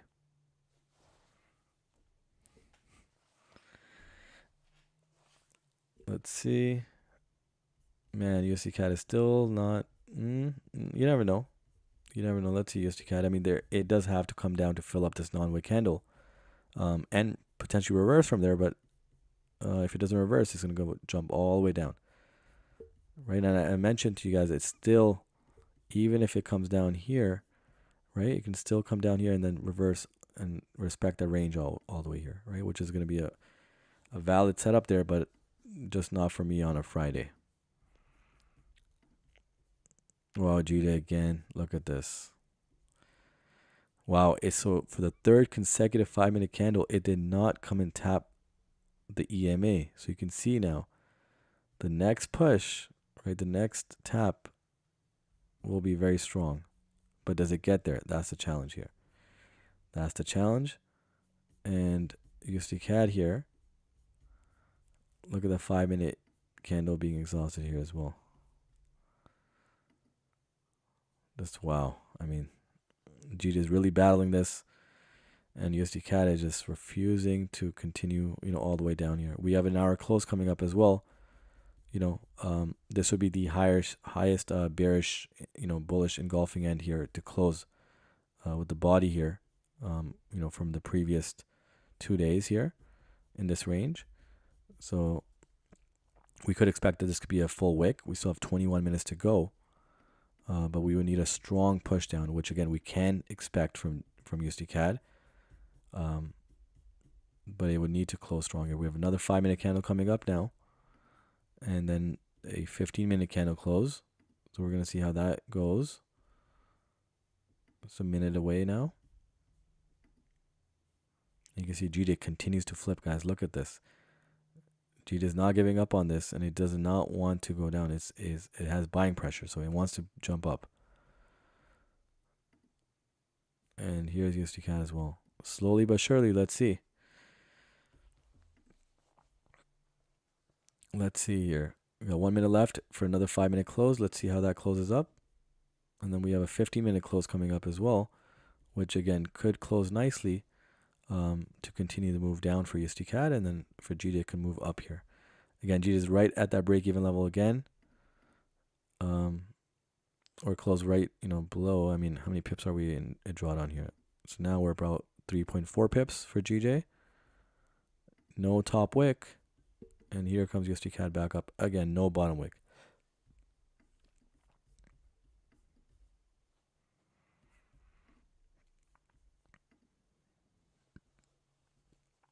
If both setups hit, go get a big meal afterwards, sir. Yeah. The thought of that sounds appealing, but hopefully the pairs can comply first. It won't be a good feeling if we talked too early about that.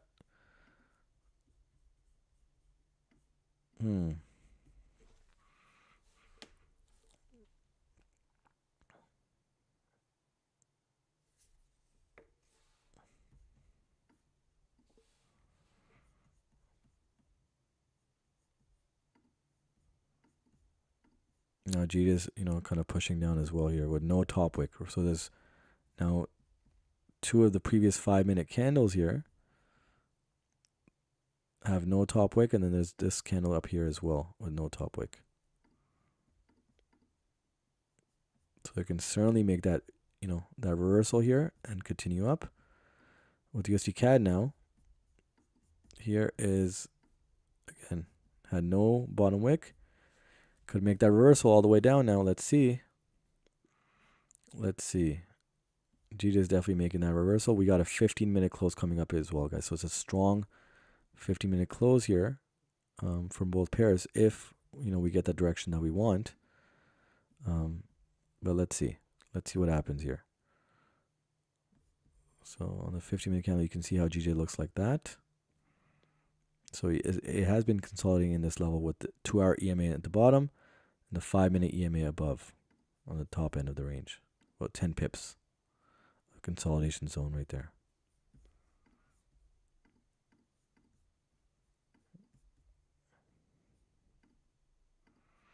USD CAD is still coming up here.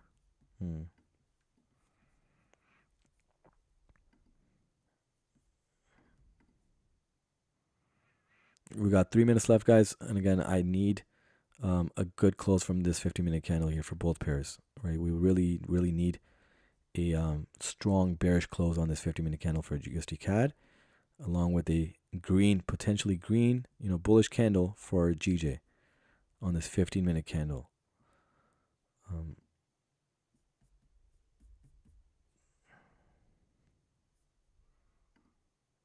Let's see.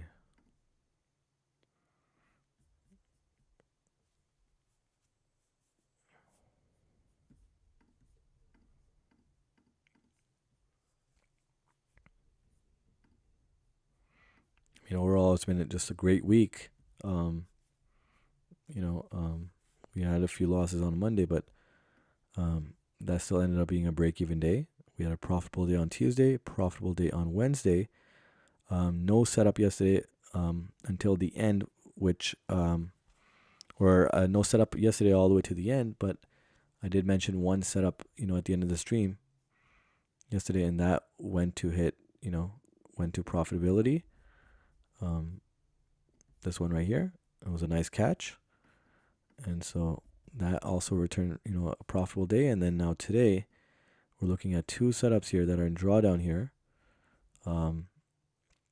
With one setup still looking pretty decent with GJ, but the continued, bullish pressure from USD CAD is what's ruining both of the setups here.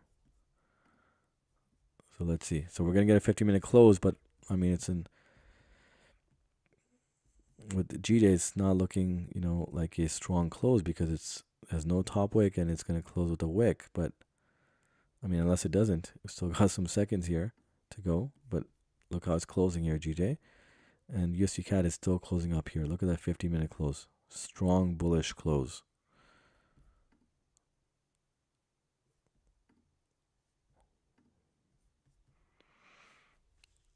So yeah, if many of you guys did take all the setups, guys, or majority of the setups, this should have been a profitable week. Now, if we do suffer losses here for both pairs, this would be minus 2%. So if I'm up 4.5%, I'll end off the week with 2.5%. So nearly 3% up, even with these two losses here.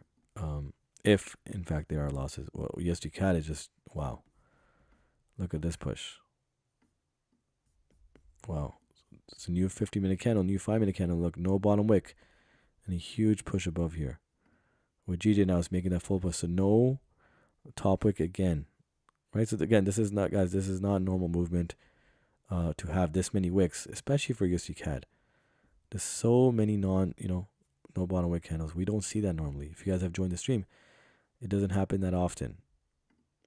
The 3 consecutive ones for, your GJ or USD CAD here, twice over in less than an hour and a half, that was just unheard of. I don't think I've ever seen that. And with GJ, we have seen 2 consecutive ones, but they get filled up very fast, right? So, yep, that's exactly what happened here.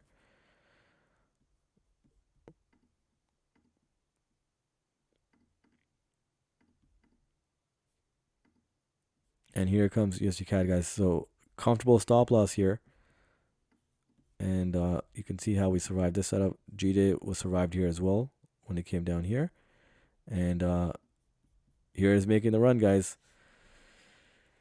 I mean, yeah, if these two setups hit, guys, this is going to be a, 6.5% gain for this week. Just off the streams, guys, for me. I'm pretty sure for some of you guys, if you guys did attend from Monday to now, you guys should be up. There's no way that you guys should not be up in percentage.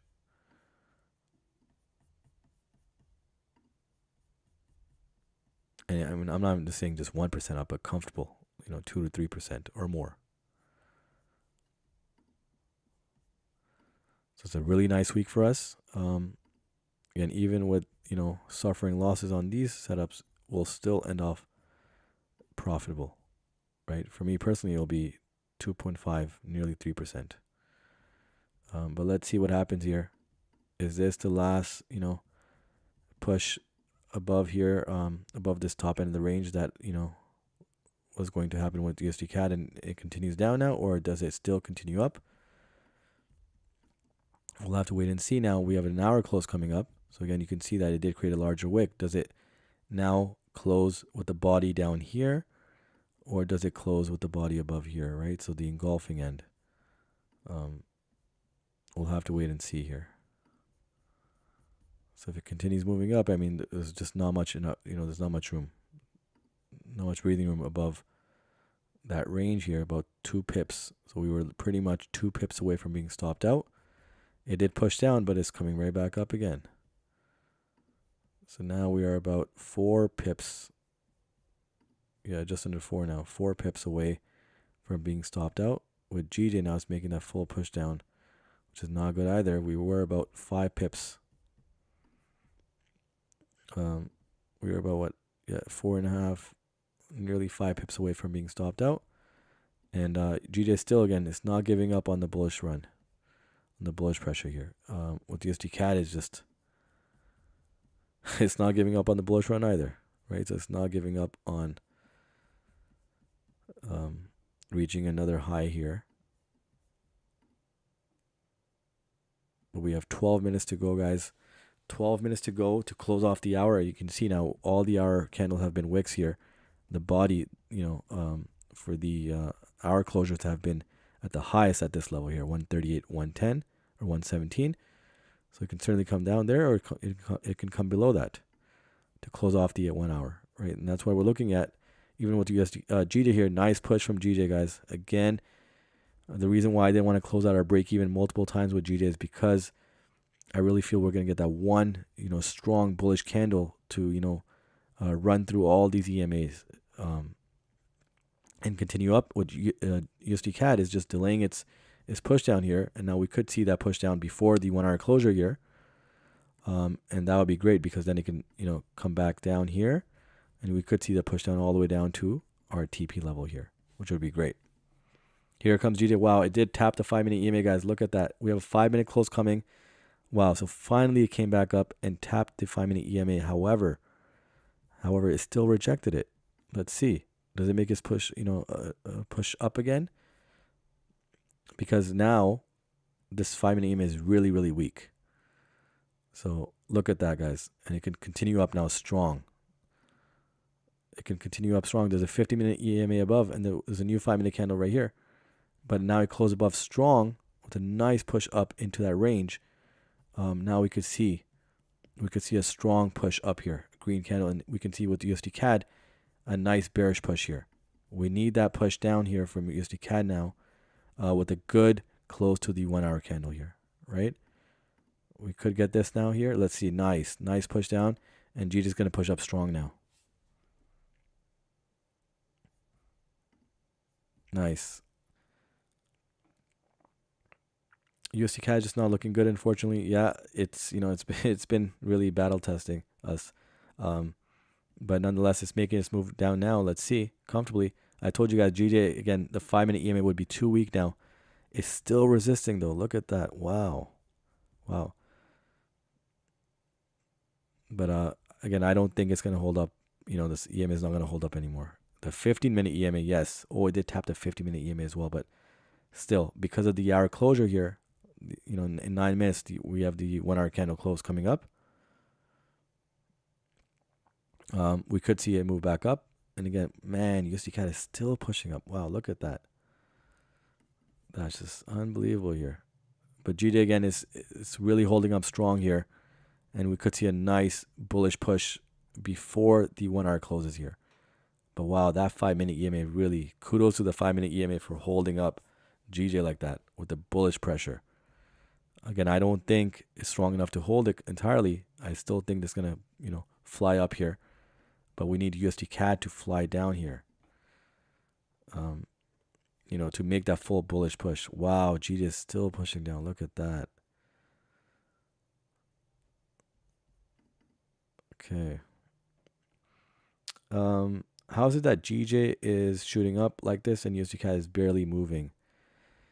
Yeah, so that's where the manipulation comes in as well, and you can see that it's at a resistance level, and it wants to create a higher high. I don't want to say higher high, but it wants to create these highs here before pushing down.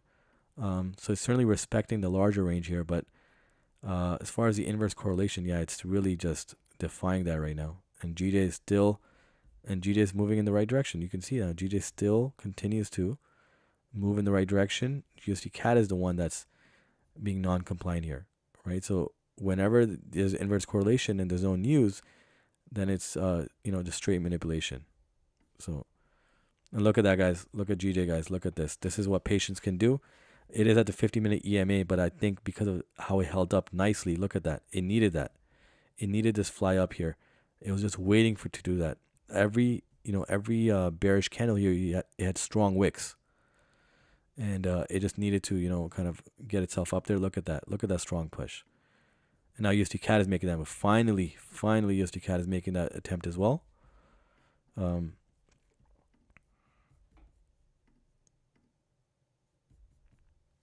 Look at that now. Nice push. Look at that, guys. Beautiful push. That 1 hour really, the 1 hour close is really, holding up strong here. And here comes USD CAD as well. Look at this. Finally, we see something coming, coming down from USD CAD here.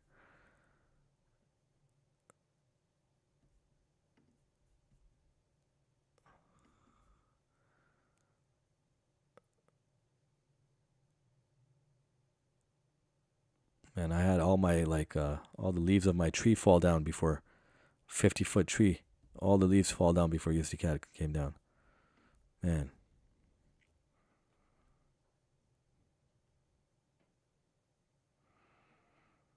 Up 6 this week. Up 6 this week on a 50K account, I'm assuming.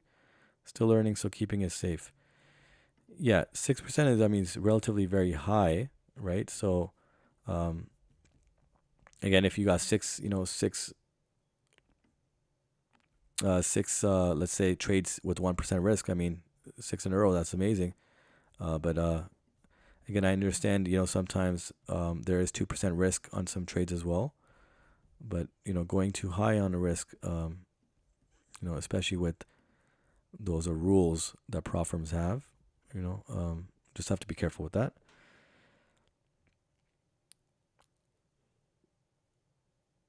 Okay, my grandkids had grandkids before it came down. Yeah, man, USD CAD is really just something else. Here's the last 5-minute candle now. Look at GJ2. Don't like that. Don't like that. It did break above that EMA, but then the 15-minute EMA was next. So the 15-minute EMA has been tapped, once, twice, 3 times in the last hour and 20 minutes. And now that is kind of being tested now. But the 5-minute definitely broke off. You can see that bullish pressure. But again, we do have an hour close coming up, so we could still see, a bullish run from GJ. USD CAD is just still over here. No, it's a €50 account. Okay, my apologies. I thought maybe it's a 50K account you were mentioning with €6 profit. Not bad, right? Again, it's all about percentages, right? If you can keep the same percentage on a small account, yes, you can keep it on a large account as well.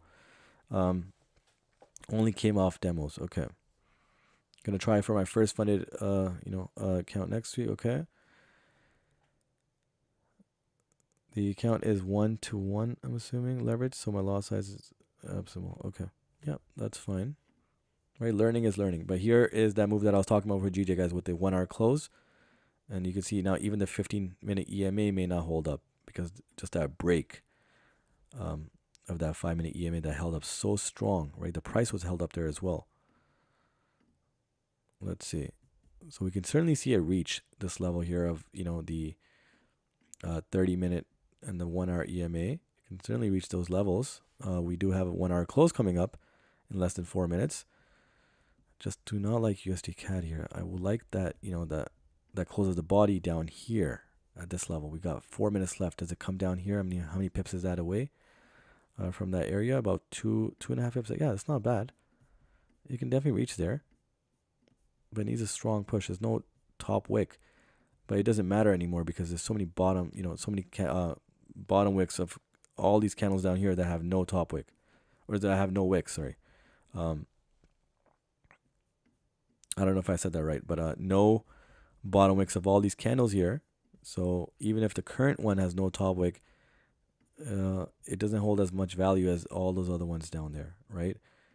But in USD CAD's eyes, it may. But again, if we get a strong bearish close here, it can dump down further. Look at that, guys. Look at USD CAD here. Look at that.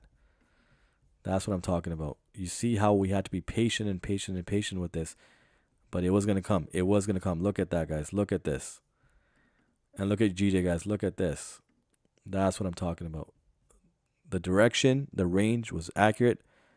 I had a strong feeling. Otherwise, to be honest, guys, I would have closed out GJ on break even many times. We had over maybe 15 chances to close out GJ at break even.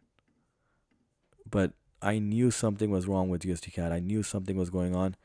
It was respecting the range, but it still continued up and up and up. And you can see now, had to wait until the end of this hour, all the way, almost 4 hours into the stream, And we captured this move early on. And still, look at this. Finally, guys. Finally. Hallelujah. Here we are. And nice move up, guys. We can get a close above here and then a wick down here. But, man, really tested us here. Really, really tested us. But, again, I loved it no matter what. Loved the opportunity here to continue riding this out. And, you know, we had another setup like this for USD CAD. I don't want to go too far back, but I think, yeah, it was right here, actually. And it went, you can see here, 2 pips away from the stop loss. And although I broke even here, but some members did profit here and it pushed down here, right? So nonetheless, amazing patience here. A very, very nice close here of the 1 hour candle. I mean, it's going to close soon. But you can see that 5 minute was holding up really tight here. And you can see now what happened here. And now because of the left here, we can certainly see the move up all the way up here. If you guys feel comfortable, you know, closing out, you guys can close out partials. It's about almost 12 pips up. I am going to, guys, put the stops at break even. I just am fed up with, you know, GJ coming back, you know, and break even and so forth. Look at all this mess here. Look at this whole mess here. There's 2 hours of mess here just because of this pair not holding up right. And here is the 1 hour close, guys. It's going to be right at the EMA. I don't mind it. But this is going to be now a risk-free setup, guys. And again, I don't know how many of you guys took the setup here, but here's the run, guys. Look at that. Look at that. Ooh, it is rejecting the 1 hour EMA. Let's see. Look at that.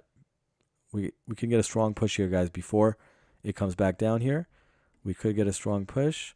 We are, you know, at the 1 hour EMA level here, so it may reject here, but nonetheless, it's making a nice attempt here, guys. Ooh, look at that. Look at that, guys. Wow. What a reversal here.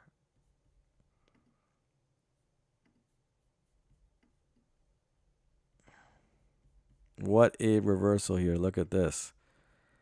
I don't believe it's going to come all the way down here, but oh, wow. Look at that push. It certainly hasn't made its, you know, round up here, but what I'm going to do, guys, here, I'm going to put my stop loss at in profit here. So, because there's no way I'm not securing some profit here, guys. There's no way I'm not securing some profit here. Let me just see. It should be at least 3 pips. Yeah, right here. So 3 pips for me. It's fine. And what was it at the 1 hour EMA? Look, yeah, look at that. And then tap the 30-minute EMA, and now it bounced off that. And now we could see the continuation all the way up here. So overall, the move went into how many pips in profit here overall? About 15 pips out of 20 pips, guys. It's a beautiful, beautiful push. And wow, look at USD CAD now. Still not giving up on that. Look at that. Still not giving up here. So yeah, you can see now this can be very annoying here. And, you know, just like that move I showed you guys on the left here, I may, if it does come down to break even, I may just close out our break even. And now GJ, guys, is moving down here. So again, you guys can do your thing here. If you guys want to close more profits here, or if you guys want to close half, let rest run and to break even or whatnot. We got our move, you know, to a certain degree from GJ. And for me, I'm fine with the 3 pips. If it does tap, I had a really nice profitable week.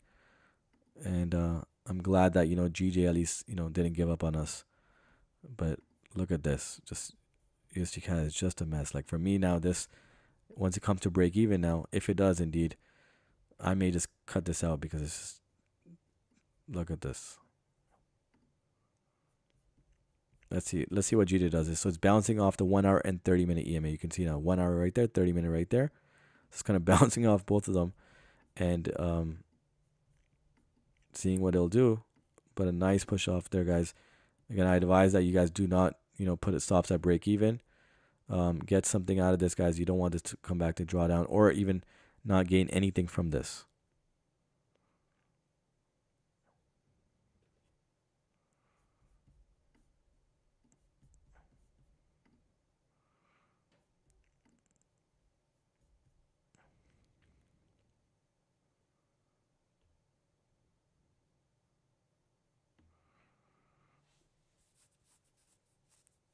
Okay, a 1-to-1. Okay, here you go. Nice big patience game this week, making those gains. Yes, I really believe this week was a little different, guys. If you guys been on the streams for a while, we really held our own this week in terms of just being patient and patient and patient. Yesterday was just an immense amount of patience. That one was really really something. Again, the patience part is not hard for me. It's just the setup's not forming and then having to realign everything and so forth and over and over and over again. But that's a part of the process here, guys.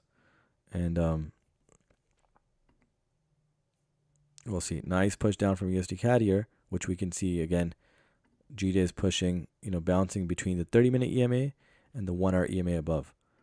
I don't believe that it has, I don't believe that it has exhausted itself on the upside here. It just started, so it can certainly make a nice move above here as well, and tap our TP here. But for me, I'm not gonna allow this pair to go back and draw down. There's no way, no chance, no chance.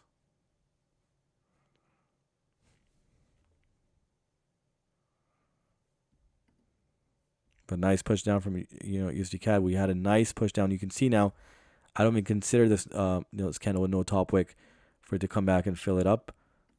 Personally, because there's so many wicks or so many candles down here with no bottom wicks. So for that reason, I mean, it can come up, guys. It can come up because that's what USD CAD has been doing. It can certainly come back up, but because of just bearish close here, we can still see a nice push down here, at least to the break even level for USD CAD, which again I'll really consider just closing out and being out of this mess, because I don't want this trade to drag on into New York session. Even though New York session could help the move down here, but if the move was going to happen, I believe it's going to happen prior to New York session, because we still have 2 hours to go before New York opening, and it could make that full push down, and before New York opening, maybe make that reversal, to the upside here, and then with New York opening, have bullish momentum again. Here's GJ, guys, still holding on this. Yes, making those gains has really, really, really upped this week. A lot of beautiful setups here, all called on the stream. And let's see, beautiful trade, appreciate it. Glad you're part of the streams, and looking forward to seeing you guys, all you guys again, next week. Even though we're not done today, not yet. Let me see USD CAD here. GJ is moving right along perfectly, right there. Look at that, guys. It broke the 1 hour, push above that. Can we get a nice push above there just to close out this TP, guys? It'll be really satisfying to see. But nonetheless, it's about 15 pips, almost 14 to 15 pips in profit here at 20 pips. So that's 75% right there. But I certainly believe, that 1 hour, yeah. Once that 5-minute was broken, guys, it just did not hold up because that bullish pressure was just so strong. Very strong. And look at that now. USD CAD is still not giving up on this. Really did not like USD CAD in a couple setups this week. Very messy.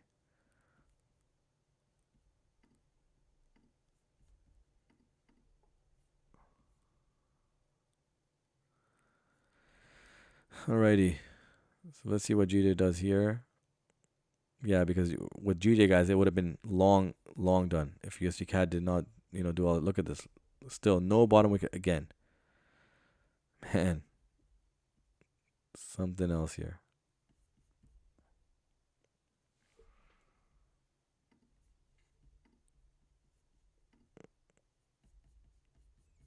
Yeah, no, GJ would have, really flown up all the way up here long ago if it wasn't for the hold up, that USD CAD was doing here. Now you can see now, even though there's maybe 10, non-wick, bottom wick candles, but it's gonna try to come and fill this one up. You see? That's USD CAD for you guys.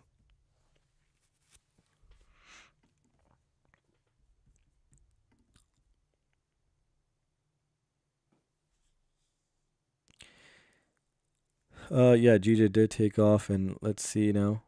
Can he make the full move back up? But it was a nice push.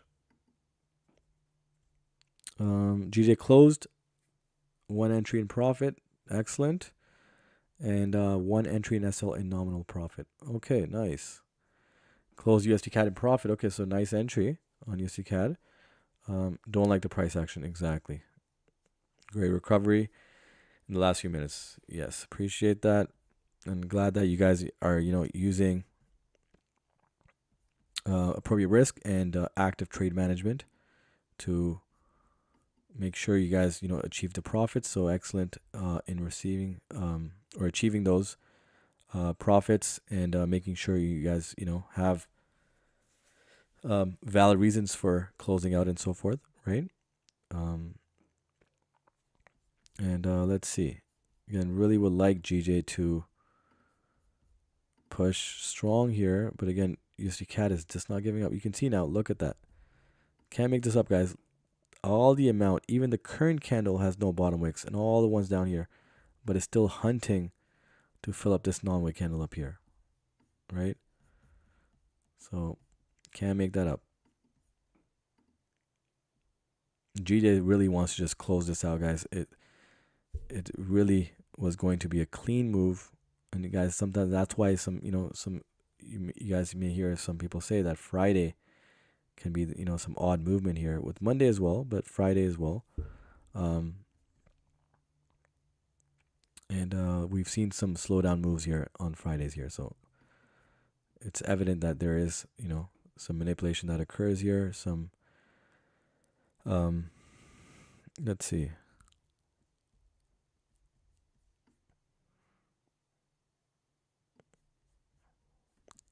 But it'll be unfortunate that if GJ does reach down here, I mean, it had definitely enough room to move up, to the top end, but it just continues to do like, USD CAD does. So what is it, about 6 pips away from, my SL, which is in profit. So that's okay. There's no top wick on the current candle. And again, it's bouncing off the 30-minute EMA right there. Let's see. The USD CAD made a nice push down here, and now it's pretty much coming right back up again. Look at this. Coming right back up again. 5 pips up, and then 5 pips. So 5 pips down and 5 pips back up. And here comes GJ as well. Look at this.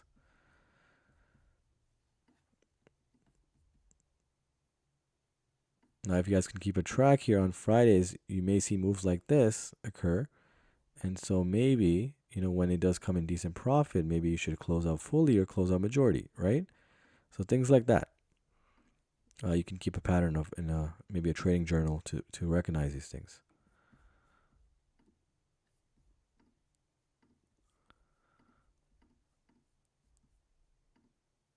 And look at that. USD CAD came all the way up. And even the current candle has no, bottom wick. The previous candle as well. So guys, this is not something that's common. So many non-candle wicks, and it continues to just go against it. Look at this. Let me move this on the side here.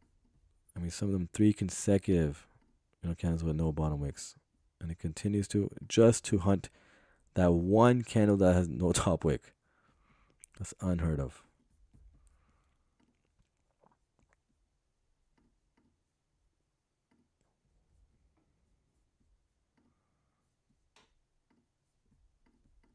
Again, can't really get angry at it. You can just accept it and move on, right?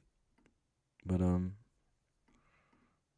nonetheless, you followed your game plan. You were strict with your trade, and you manage actively, and that's all you can do, right?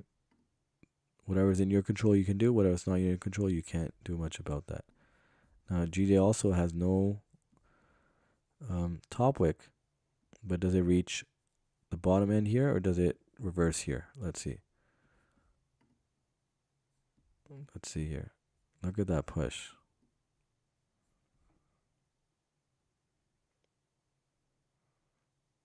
So we got 2 minutes left for a 50-minute candle close. So it's going to be pretty significant here because we could get, either stopped out here in profit with GJ, or it can reverse and come all the way to the top end of this range here, which we've been, paying attention to so carefully here.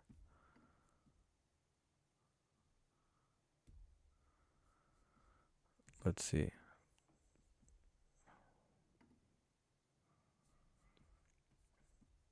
Wow, look at that push from USD CAD. Look at that.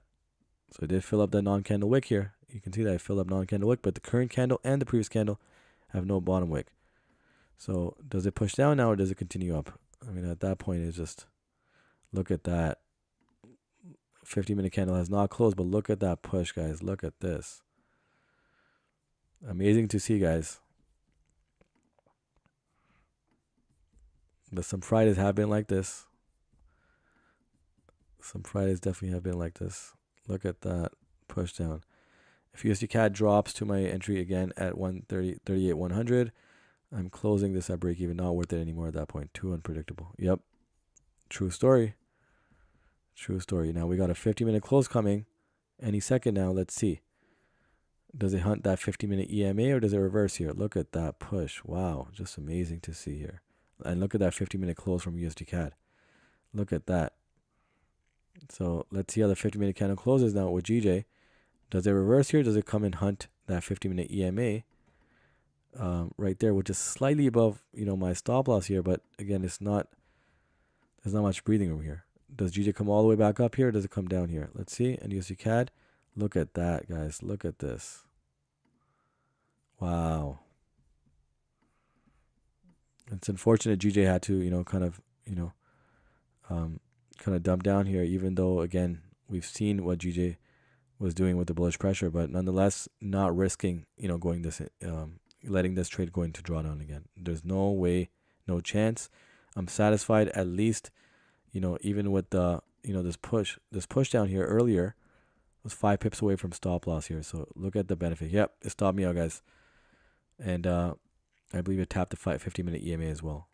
Right, so I'm out of this trade, guys. Nonetheless, it's a profitable setup here. And USD CAD is still running here. Oh, wow. Don't tell me you just tapped me out and reversed. Even though we got profit on this one. Man, 0.1 pips. Let's see. I don't think it's done its bearish momentum yet. Because there's a 5-minute EMA there as well. And wow, USD CAD is just unbelievable here.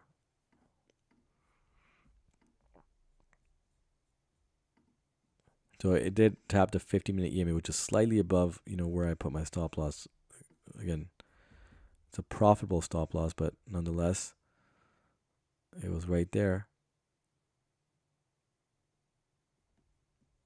And does it reverse from here? Let's see.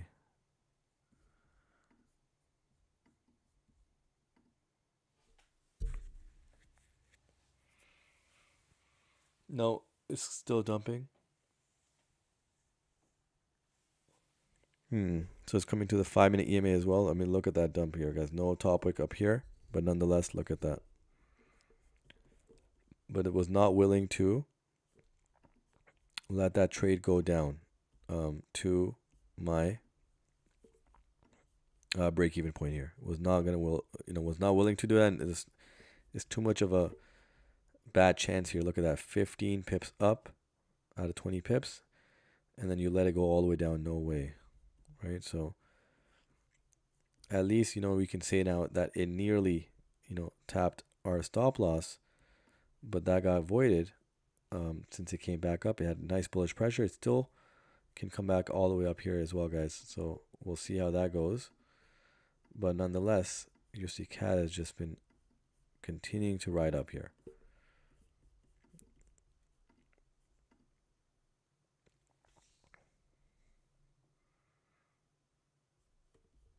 But, nice to hear that some of you guys did take profits along the way. So that's, great trade management there, right? Understanding that there's an EMA there. Whether you adjusted, your stop loss in profit or adjusted to break even. That is also, trade management there. So understanding how price is moving, and accordingly, you're, making those adjustments and even taking profits along the way as well. So great to hear that.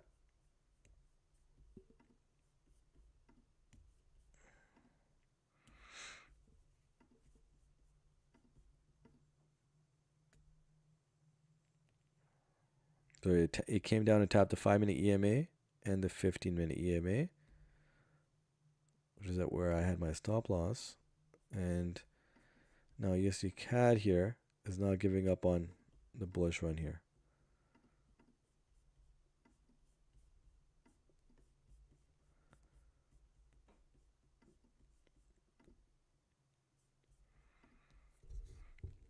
Nonetheless, still satisfied with the profitable setup for GJ, guys. So that's another win. And USD CAD now is the only one that's left here, guys, for the rest of the week here. The last one of the week, the last one of the day.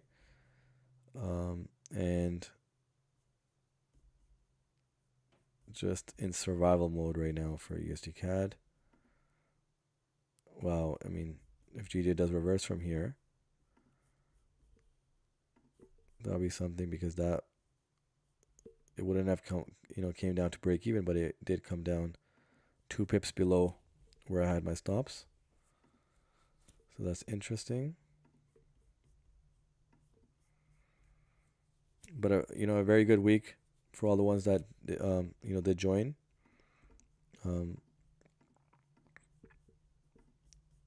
Just gotta wait out for this USD CAD setup here to see what's going on here. It just continues to ride up here, guys. Let's look at that. Let me look at the 5-minute candle here.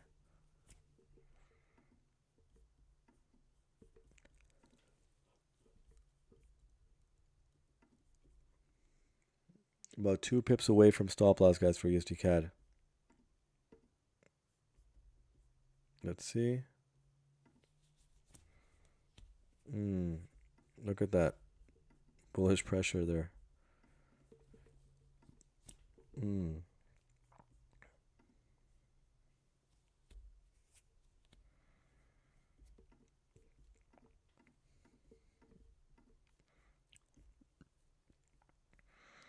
I may just open a short now USD CAD if I get a valid entry. Yeah, so if you have the appetite, if you have comfortable amount of percentage gain, right? If you do have a gain, that is, this week, then you can try it out. But again, we are approaching pre-New York, and then we got New York session coming up as well. So if this continues pulling up here, you got to be careful with your entries, right? I won't be taking any other entries, guys. I'm satisfied with, with GJ. It was at least a profitable setup for me. In fact, for anybody that's taking the setup, it should still be in profit. But there's no chance that you can allow such a setup coming all the way up here to not close in profit to a certain degree, or adjust the stops into profit, right? So I advocate, for taking profits along the way. That's my strategy promotes that as well. And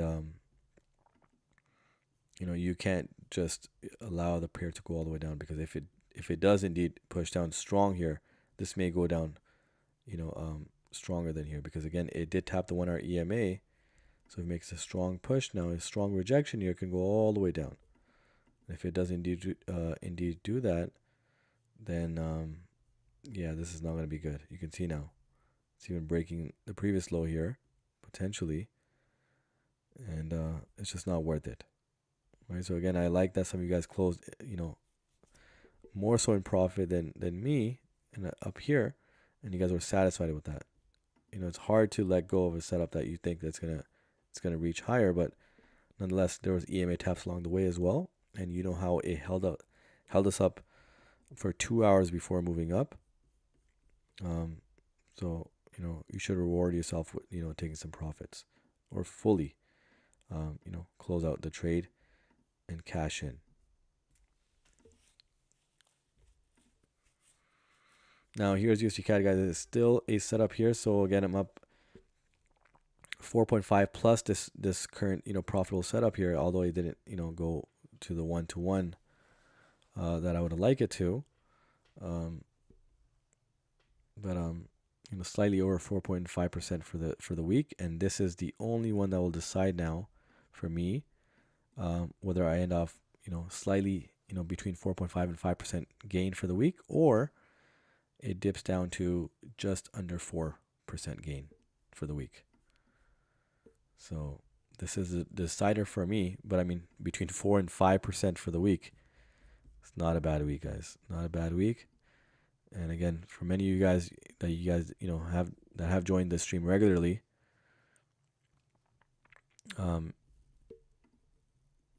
you guys should also be comfortable as well in terms of percentage gain here for the week. Let's see here. Waiting for a rise in USD CAD to enter, but the GJ setup was really nice. Closed around the top on the GJ setup, so very satisfied with that. Excellent, right? That's called great execution and great active trade management, which again I promote. Everybody has a different appetite, right? But as long as again I still say, as long as you still got some profit out of the GJ setup, hopefully not just one pip, maybe more than a couple pips now, because you're not just fighting for one pip now. So I could have even done 5 pips on this, guys, but I just wanted some breathing room just in case, because there was this the 1 hour EMA and with a 30-minute EMA, so I wanted some breathing room. That's why I kept it to 3 pips. But if it did break that level, then for sure it would it would have came down, and indeed it did. Nonetheless, it was a risk-free and then a profitable setup. So that's what matters here. And again, this is the last one. For me personally, I'll decide whether I get up to 4% gain or 5% gain for the week. And that's how I'll end off my week, right? And these are all setups just from the stream here, live on YouTube.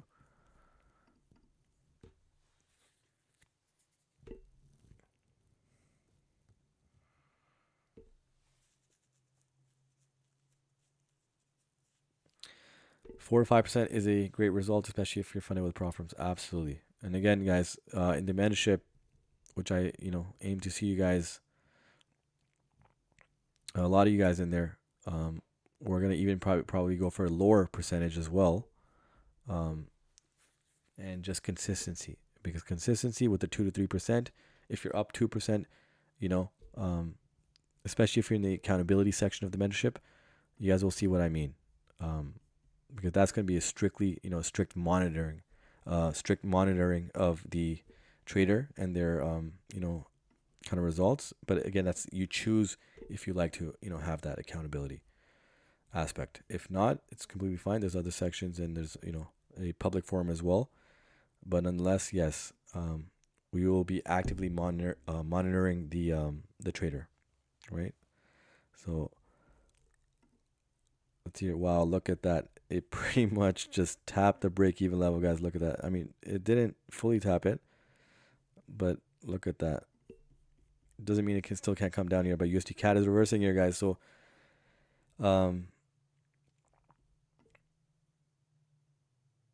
let's see. Sorry. I think I said that. Yeah, I may close 4% or 5%. So right now I'm near the 5% mark. But if this goes all the way into profit, then it'll be 6% for the week. The reason why I said 5% is because I intend on, if it does come down here, I maybe intend on closing at a break even. So that would still give me about 4.8% for the week. But if I see a strong candle push down here, I may consider holding it past this level here, and see how that goes. Now again, we're very close to the stop loss, but you can see how, guys, that stop loss for GJ avoided us being stopped out here with about 5 pips of margin, and for USD CAD here still avoided us with about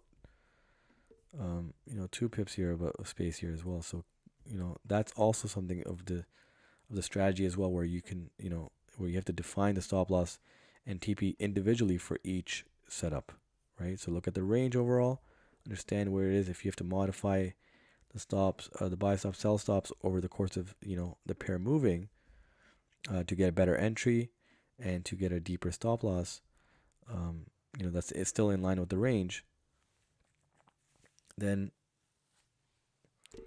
that will help out. And you guys seen many times in the streams, I mean, I can't even count how many times now where we had set just the right amount of pips for a stop loss, where we if we didn't, we could have been stopped out many times over, right? So that's also, again, the advantages of this strategy and how we can define stops and how you can actually enter in better areas to secure a better stop loss and a deeper stop loss than originally intended. And that could be the difference between you being stopped out and you avoiding a stop out, near stop out, for the move to continue to your direction, which we've seen again many times over. And look at this, guys. Big tough lesson. For me personally, I love when something like this happens, from a teaching standpoint, right, from a mentoring standpoint, because this redefines again the element of active trade management, right? So you need to make sure you secure something when you have certain levels broken within the long or the short position that you have ongoing, right?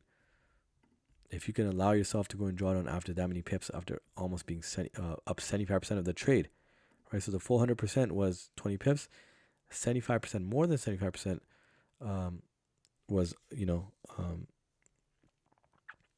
be able to be caught here. But if you allowed this price to go down here, then unfortunately you also deserve for it to go all the way down here as well, because now it's caught up in this level here.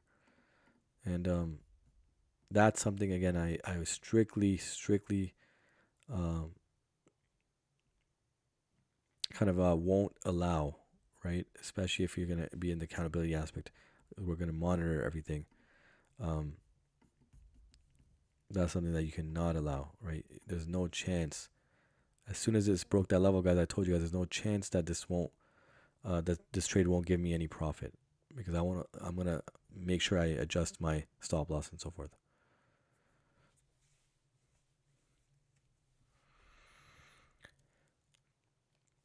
Closed in 16 pips profit because I entered a little lower, so happy enough. Perfect, excellent.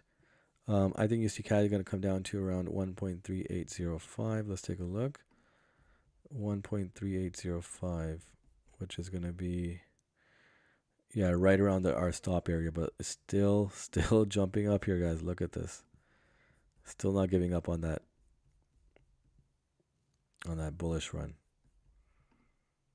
And while GJ has no top wick up over here, but I told you guys, once it broke this level, guys, that was your understanding here and your I would say obligation to adjust the stop loss here. It breaks certain levels and there's EMA taps up here.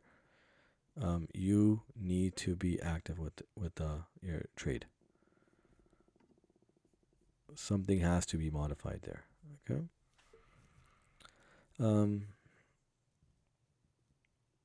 Can't count how many times I've saved myself just from active management. Very, very important lesson in my opinion. Absolutely. That's something I repeat over and over again in my streams. That's something that I mention, not only just to say that, but also because that is what I believe one of the key things that will bring you to into profitability over the long term, right? A lot of trades could be losers if you just let it go and you're not active with it. But if you manage the trade accordingly, as you see right here, I mean, simple example right here, where it did not hit our TP, but because we understood certain levels were broken, we adjusted our stop loss into profit. Some of you guys, closed 50% and let the rest run to break even. Some closed all, and you guys here, if for anybody that's just watching, you guys can see from the commentary, from the chat here, everybody closed differently, but they closed some profit. This was brutal to wait around 2 hours just to get 10 pips of profit here, but even that alone, I mean, should make you understand that you have to close out here.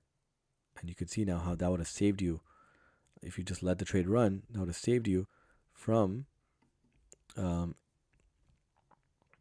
not being profitable in the setup, right? Even if it didn't capture the full TP, you still close out that setup. Even if it's a loser, even if it's your stop loss before your TP, you still close out profitable in that setup. That's a good feeling. Psychologically, that's a good feeling as well, right? But more importantly, you have to manage the trade, not just to get that feeling, but over time you'll see that that's going to be that level breaker where you turn profitable. And wow, USD CAD is still not done yet, guys. Still not done yet. And you can see now it's reached higher highs. Not really. I wouldn't say higher highs, but at least to a level where it has broken the previous high here on that range, for it to potentially come back down here, right? But again, I'm not certain now because GJ is now moving strong bearish here. But how satisfied can you,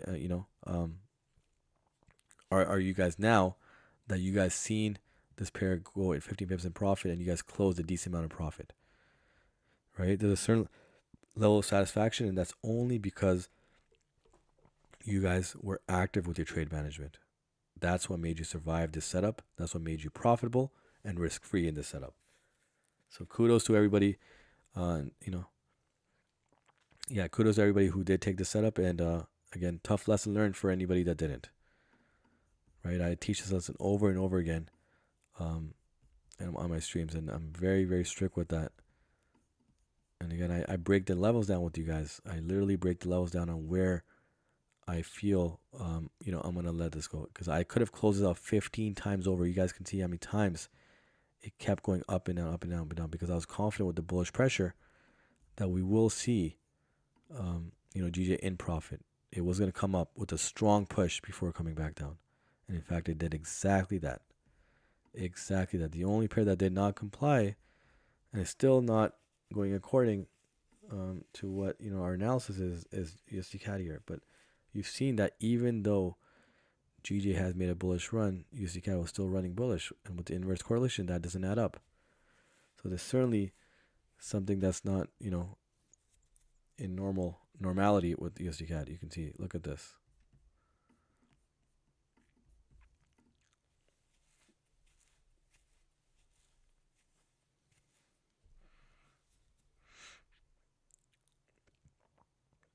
Consistent small profit is 100% better than rare large wins in the long term. Exactly, right? So that's the thing. I mean, some members have told me that, just this active trade management, they would let the trade run. I don't want to say, but like set and forget, right? But that just, it's good to hear that term, but not practical, for profitability for long term. Right? So you need to really be active when the trade is in, especially I would say on a scalping basis, right? So if you're a scalper and you're trying to, not to go for the big moves and you're trading intraday, right? And many prop firms, they require that you trade a certain amount of days in a month and so forth too. I'm not sure that's still applicable for every prop firm, but they do want you to be active, right? So more so than not. And but nonetheless, yeah, if you want to also pass challenges, and you don't want to go for the big moves, and you really, are relying on scalping, then yeah, there's no way that the trade enters or taps you in, or you're in a trade and you're not managing actively. There's no way. There's no chance.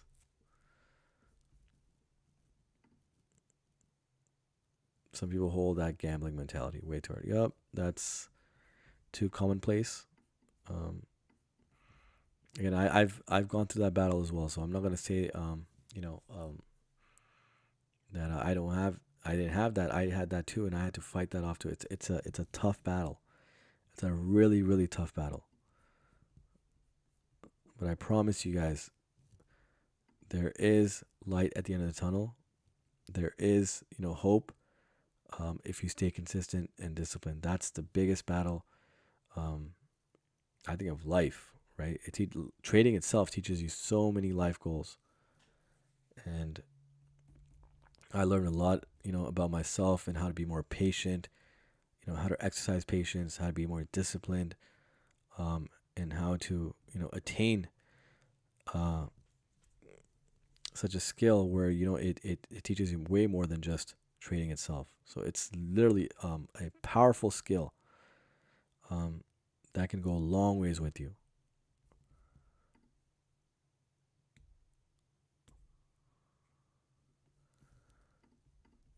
So don't hold back. If you feel that you have that skill, don't hold back. But again, trading is not for everybody. That's 100%, right? Um, I've seen, again, I spoke about a lot of members or a lot of people, a lot of newbie traders, they go right away and buy these robots and EAs to pass their challenges and depend on others. That's just not the right way, right? Um, I've been on the other end and with the account management, and I've seen that some traders have no idea about anything. They don't know how to, even use MT4, MT5, and they're, you know, just after the money, and it's not always going to work, right? It's not always going to work, and I guess the realization occurs only after they lose hundreds of dollars or thousands of dollars, and then they realize that this is really not that easy, and they have to put a foot down and put their foot down and learn this, or they maybe they're not, they're not made for trading, right? But if you truly put your heart and soul and battle it out and stick to just, one strategy and one system and cut out all the noise, this is something that can be won here. And guys, look at USD CAD here. Look at this. Wow, man, I gotta I gotta appreciate my stop loss on this one, guys. I really have to appreciate my stop loss, because man, this stop loss has really been this fundamental here, right? Less than a pip away, and it's been fundamental here in surviving this setup here, and it's still surviving here. So I can still achieve maybe a break even, or potentially, if I see this move really jumping down here, strong, it's a strong bearish push, I may hold on for, the TP. That'll be almost up 6%. So, by the way, I'm just curious to know, is anybody still holding USD CAD? Anybody still holding USD CAD? Just curious, because that's it's been a long hold.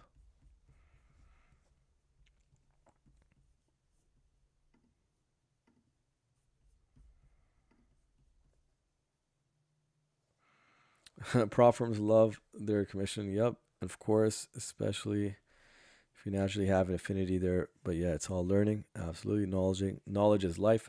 Absolutely. That SL is a lone survivor. Okay, in USD CAD, I am okay. Nice. Still holding. Wow. Okay. So we're strong here in holding this, man. And now look, GJ has reverse here as well. Look at this. Look at this.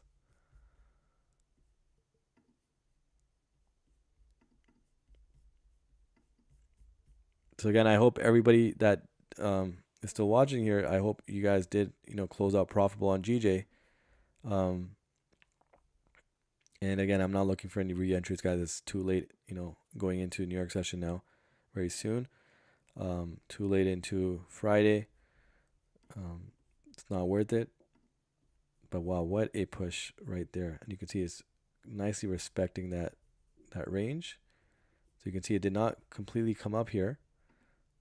And, completely got, tapped with the 1 hour EMA and completely fell down. And then now we could see GJ come up and maybe finally make that full push above here for the potential reversal here. But again, it's too late to do all that, all these setups and think about that, because it's Friday, right? USD CAD is still not giving up on this bullish run, guys. Got to give it up to USD CAD for this one.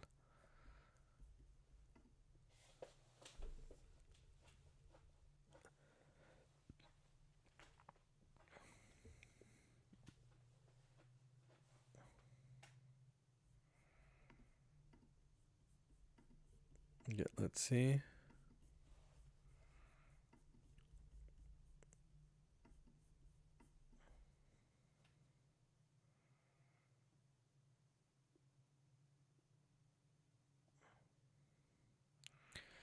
All right, yeah, there's not much survival left for USD CAD now. Let's see. 2 pips away, slightly just over 2 pips, but wow, it's really, really pushing here. And let's see GJ here. Okay. Will those who have purchased your course have access to the Discord, or is it only for those in your mentorship? No, so I did mention, and I will be sending out an email as well, that all course members have the November and December month for free, right? So, or all those who have purchased up to that promotion period have November and December for free. So, but you do have to, and again, the email will be sent out to all course members, that you do have to pre-register regardless. So there's a link in the description for this live stream video. But I'll be emailing the instructions as well, that you do have to pre-register, because there are certain things in the pre-registration in which everybody doesn't want to be a part of, right? So I've seen some members not want to be a part of maybe the accountability part, or some of the offline meetups that we may have, down the line, maybe 5-6 months down the line. There's the Zoom streams, which I need to give you guys access to for whoever does want access to that. So yeah, just go ahead and pre-register in the link, but I will make sure that I email everybody out for all the course members as well. So November and December for everybody will be free, and then from January on we'll see what the update is, and also the promo for anybody who wants to be in the mentorship for November and December. So since we're launching next week, you get November and December for the price of one, before it's every 30 days from there on. So that promo is still on for any mentorship, anyone who still wants to be a part of the mentorship and get that full 2 months in. Otherwise, it's going to be 30 days after this Sunday. So the Sunday the promo ends, and then if you do want to be part of the mentorship after that, it's only going to be for 30 days straight, and then there'll be renewal every 30 days. But yes, the promo is still there for anybody that wants it. And here we got USD again dumping, guys. Wow. Can't make this up.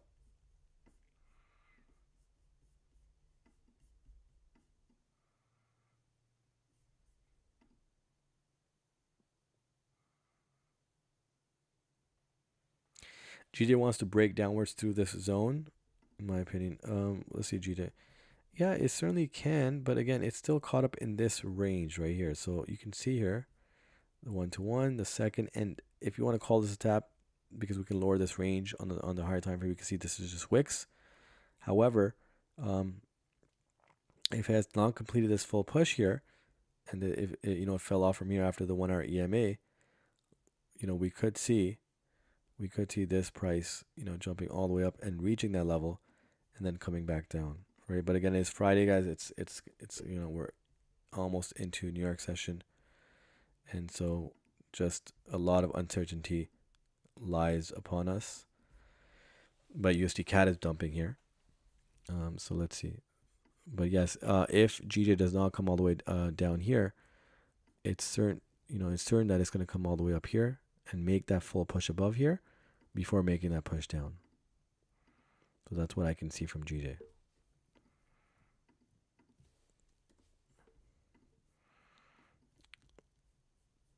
But the larger range for GJ is definitely down there, right? So the larger range is definitely down here, right? So if it does reach here, it's not unexpected, because it has reached there multiple times this week, right? And even from last Friday as well. You can see there's a lot of wicks here, and then it's caught up in this range, and let's see if it respects that range. And here comes USD CAD here. So potentially I may have taken this setup right here if we got a stronger push down here, but because it's a Friday, there's no chance, right? I'm satisfied with the percentage gain, and USD CAD is still alive, guys, still alive. We come up with 2 wins back to back on a Friday, and man, this week is going to be really, really nice for me personally. I mean, for a lot of you guys as well, if you guys have taken the setups from the streams, So maybe one of the best weeks from any of the weeks that I've been live streaming. So not only are we gaining, natural organic subscribers, we're gaining, membership members, we're gaining more members in the Telegram, more followers on the platforms. Everything is becoming, is organic growth, and we're also winning. So we're creating a winning culture as well, and a real culture for traders, right? A real environment for traders, and the mentorship is just going to be the next level up of that.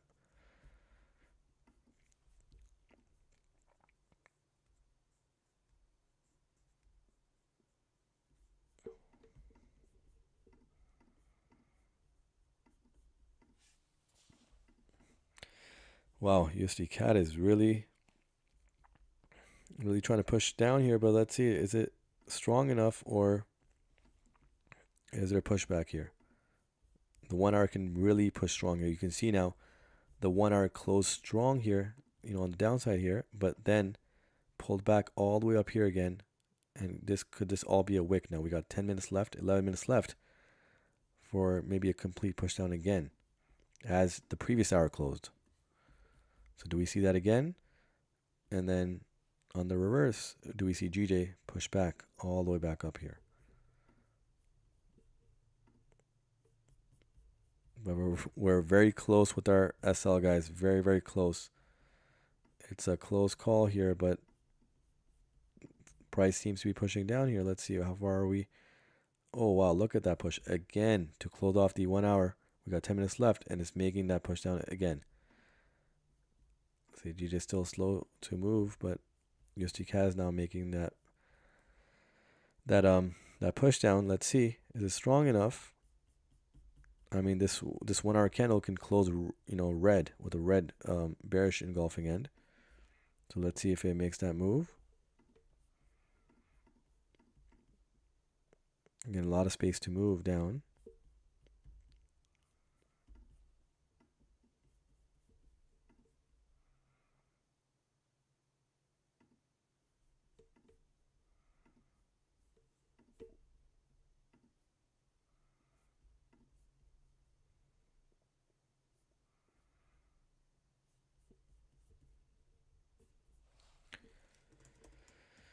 Alrighty.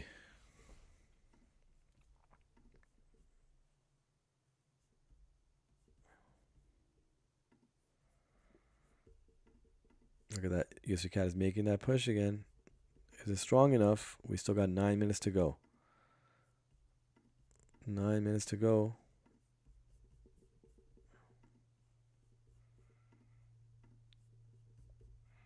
You can certainly make that move down. You can see there's there's no wick on this candle right here. No wick on this bottom wick on this candle. So you can make that full push down and tap the 5-minute EMA. And we have no bottom wick on this candle.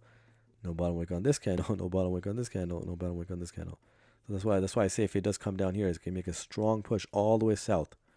All the way down to TP, guys. This will be a wonderful ending, before everybody has a great weekend.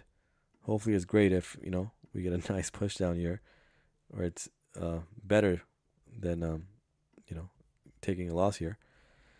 But nonetheless, let's see. Can we get that full push? We still have a decent amount of time. We have a 2 hour close coming up as well with this candle, right? So 2 hour and 1 hour close. I mean, we can get a strong push, guys. Look at that. GJ is pushing up now. Look at that. As I mentioned, so it didn't reach that level, this above this level as it did previously. So it may make that push all the way up here, right? Which was, again, our TP. Would we have been stopped out on this setup? Let's see. Where was our stop out here? Just in case, let's see. 810 right here. Nope, we would have not been stopped out. It'd been close. Look at this. 2 pips away. So it's gonna be interesting as we're looking at USD CAD. As that's why I'm still on the stream here. As we're looking at USD CAD, let's see what would happen with GJ. Ooh, USD CAD is trying to come up again. 7 minutes to go. It still has a decent amount of time to come all the way down here, right? The 2 hour close can close with a nice wick above, along with the 1 hour as well. Can definitely close with a nice, larger wick. But maybe USD CAD has other plans here. Let's see. 7 minutes to go. And GJ is making that push. Again, not important that, we see that if GJ would have stopped us out, but it's just because USD CAD is moving slow here, so I just want to do something here with GJ just to see, so we can keep a track of this as well. But it'll be interesting to see how the pair would have survived if there was no adjustment. And let's say, for example, if the price only reached up to this level and it reached down here, right? And it went straight down here. And now let's see if we can get that pushback here.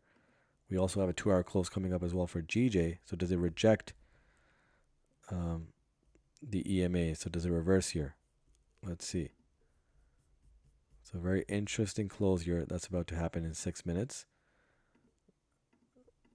Again, USD CAD can make that push down. It continues pushing up, but it can make the strong push down here. We have a 5-minute close coming up as well in less than a minute.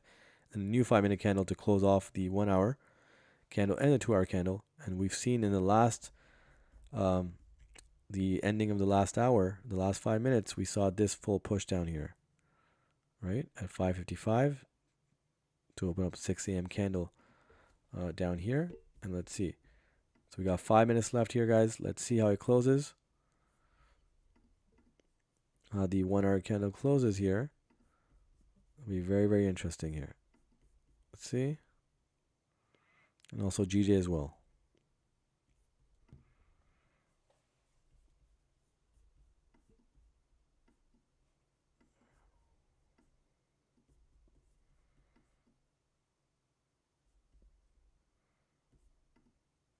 Oh, GJ's making that attempt, guys. Let's see.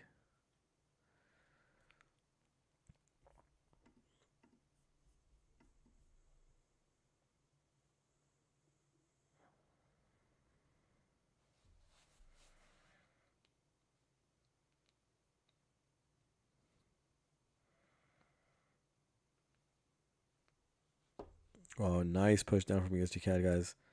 Nice push from USD CAD here. I like that ending that's happening right now. Ooh, some pullback there.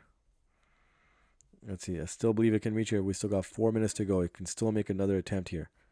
We've seen that attempt in the last hour, the last 5-minute candle of the last hour, and we can certainly make that move again. And GJ can certainly make that move up again. So everything moving right in line, guys. Just have to be patient here to see what occurs with USD CAD.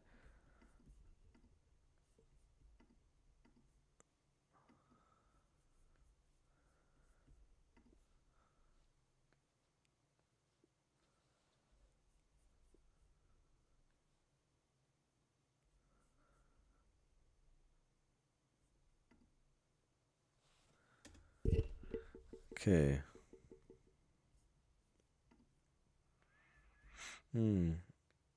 It's not fully pushing down here. USD CAD. We got 3 minutes left. How does the 2 hour and 1 hour candle close here? Does it close with the body up here, or does it close at the 138, 117 level?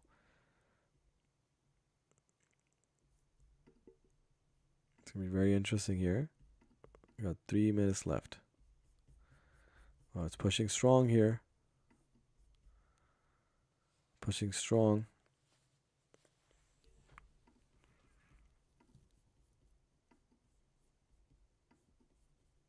And then oh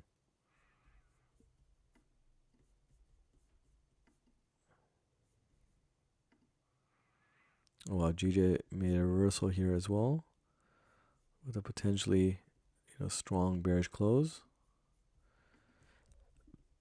But USD CAD here is still undecided. Let's see. 2 minutes left.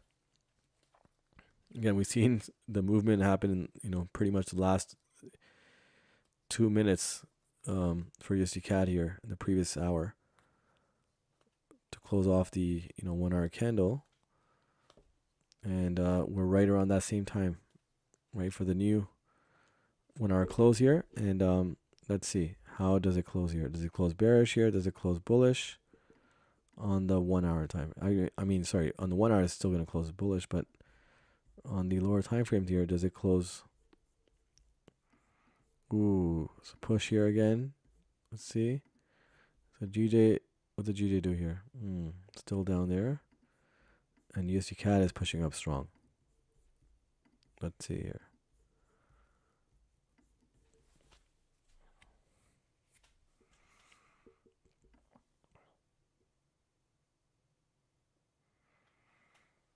So now we're going to be 1 hour away from New York opening, guys. I don't think I'll stay that long, guys. It just has dragged on very, very long here because the setup has taken ages to either get stopped out or, get into profit and hit TP. Likewise, GJ as well. I mean, we spent 2 hours here, guys. 2 hours on this from here to here. Literally right here from 2 hours. So 20 pip setup. And USD CAD. See how it closes here. Okay, so the 1 hour and 2 hour close right there. Look at that. And the 4 hour is like that. So the 4 hour can still close bearish here. But does it make another wick, higher wick above here? Or does it just continue down from here? GJ. Close here with the 1 hour candle. So you can see that I can create a larger wick down below, or it just makes, a bullish run here. Here comes USD CAD. Let's see. Does it simply go straight down, or does it reverse here and make a, another higher wick before coming back down?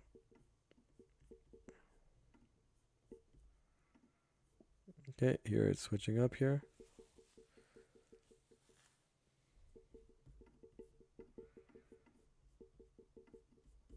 Okay, bearish push again. Let's see.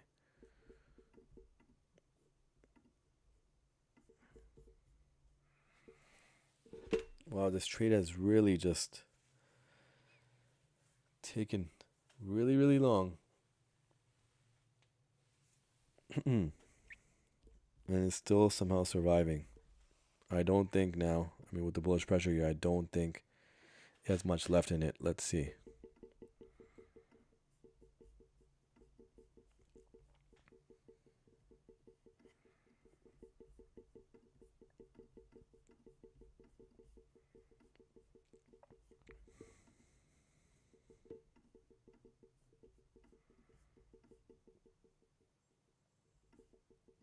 All right, so we are about, oh wow, it's moving really fast now here. Let's see. We might just have an ending to this story here. We're about 1.5 pips away now. Less than a pip away now. Here it comes strong. Look at that. Look at that push, guys. Look at that. Right here.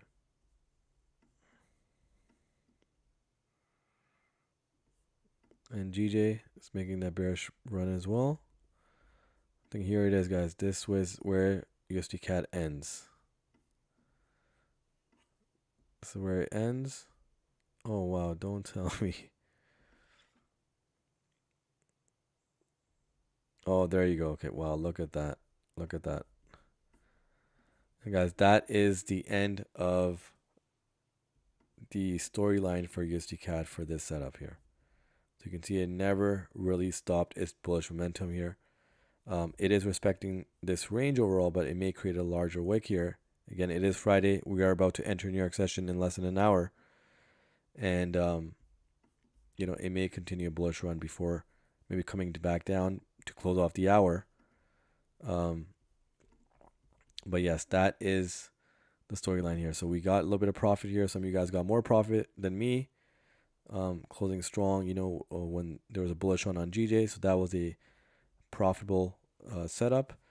And then we had, the stop out from USD CAD, which is the last setup, the last trade before this week. this before today ends. And that was it.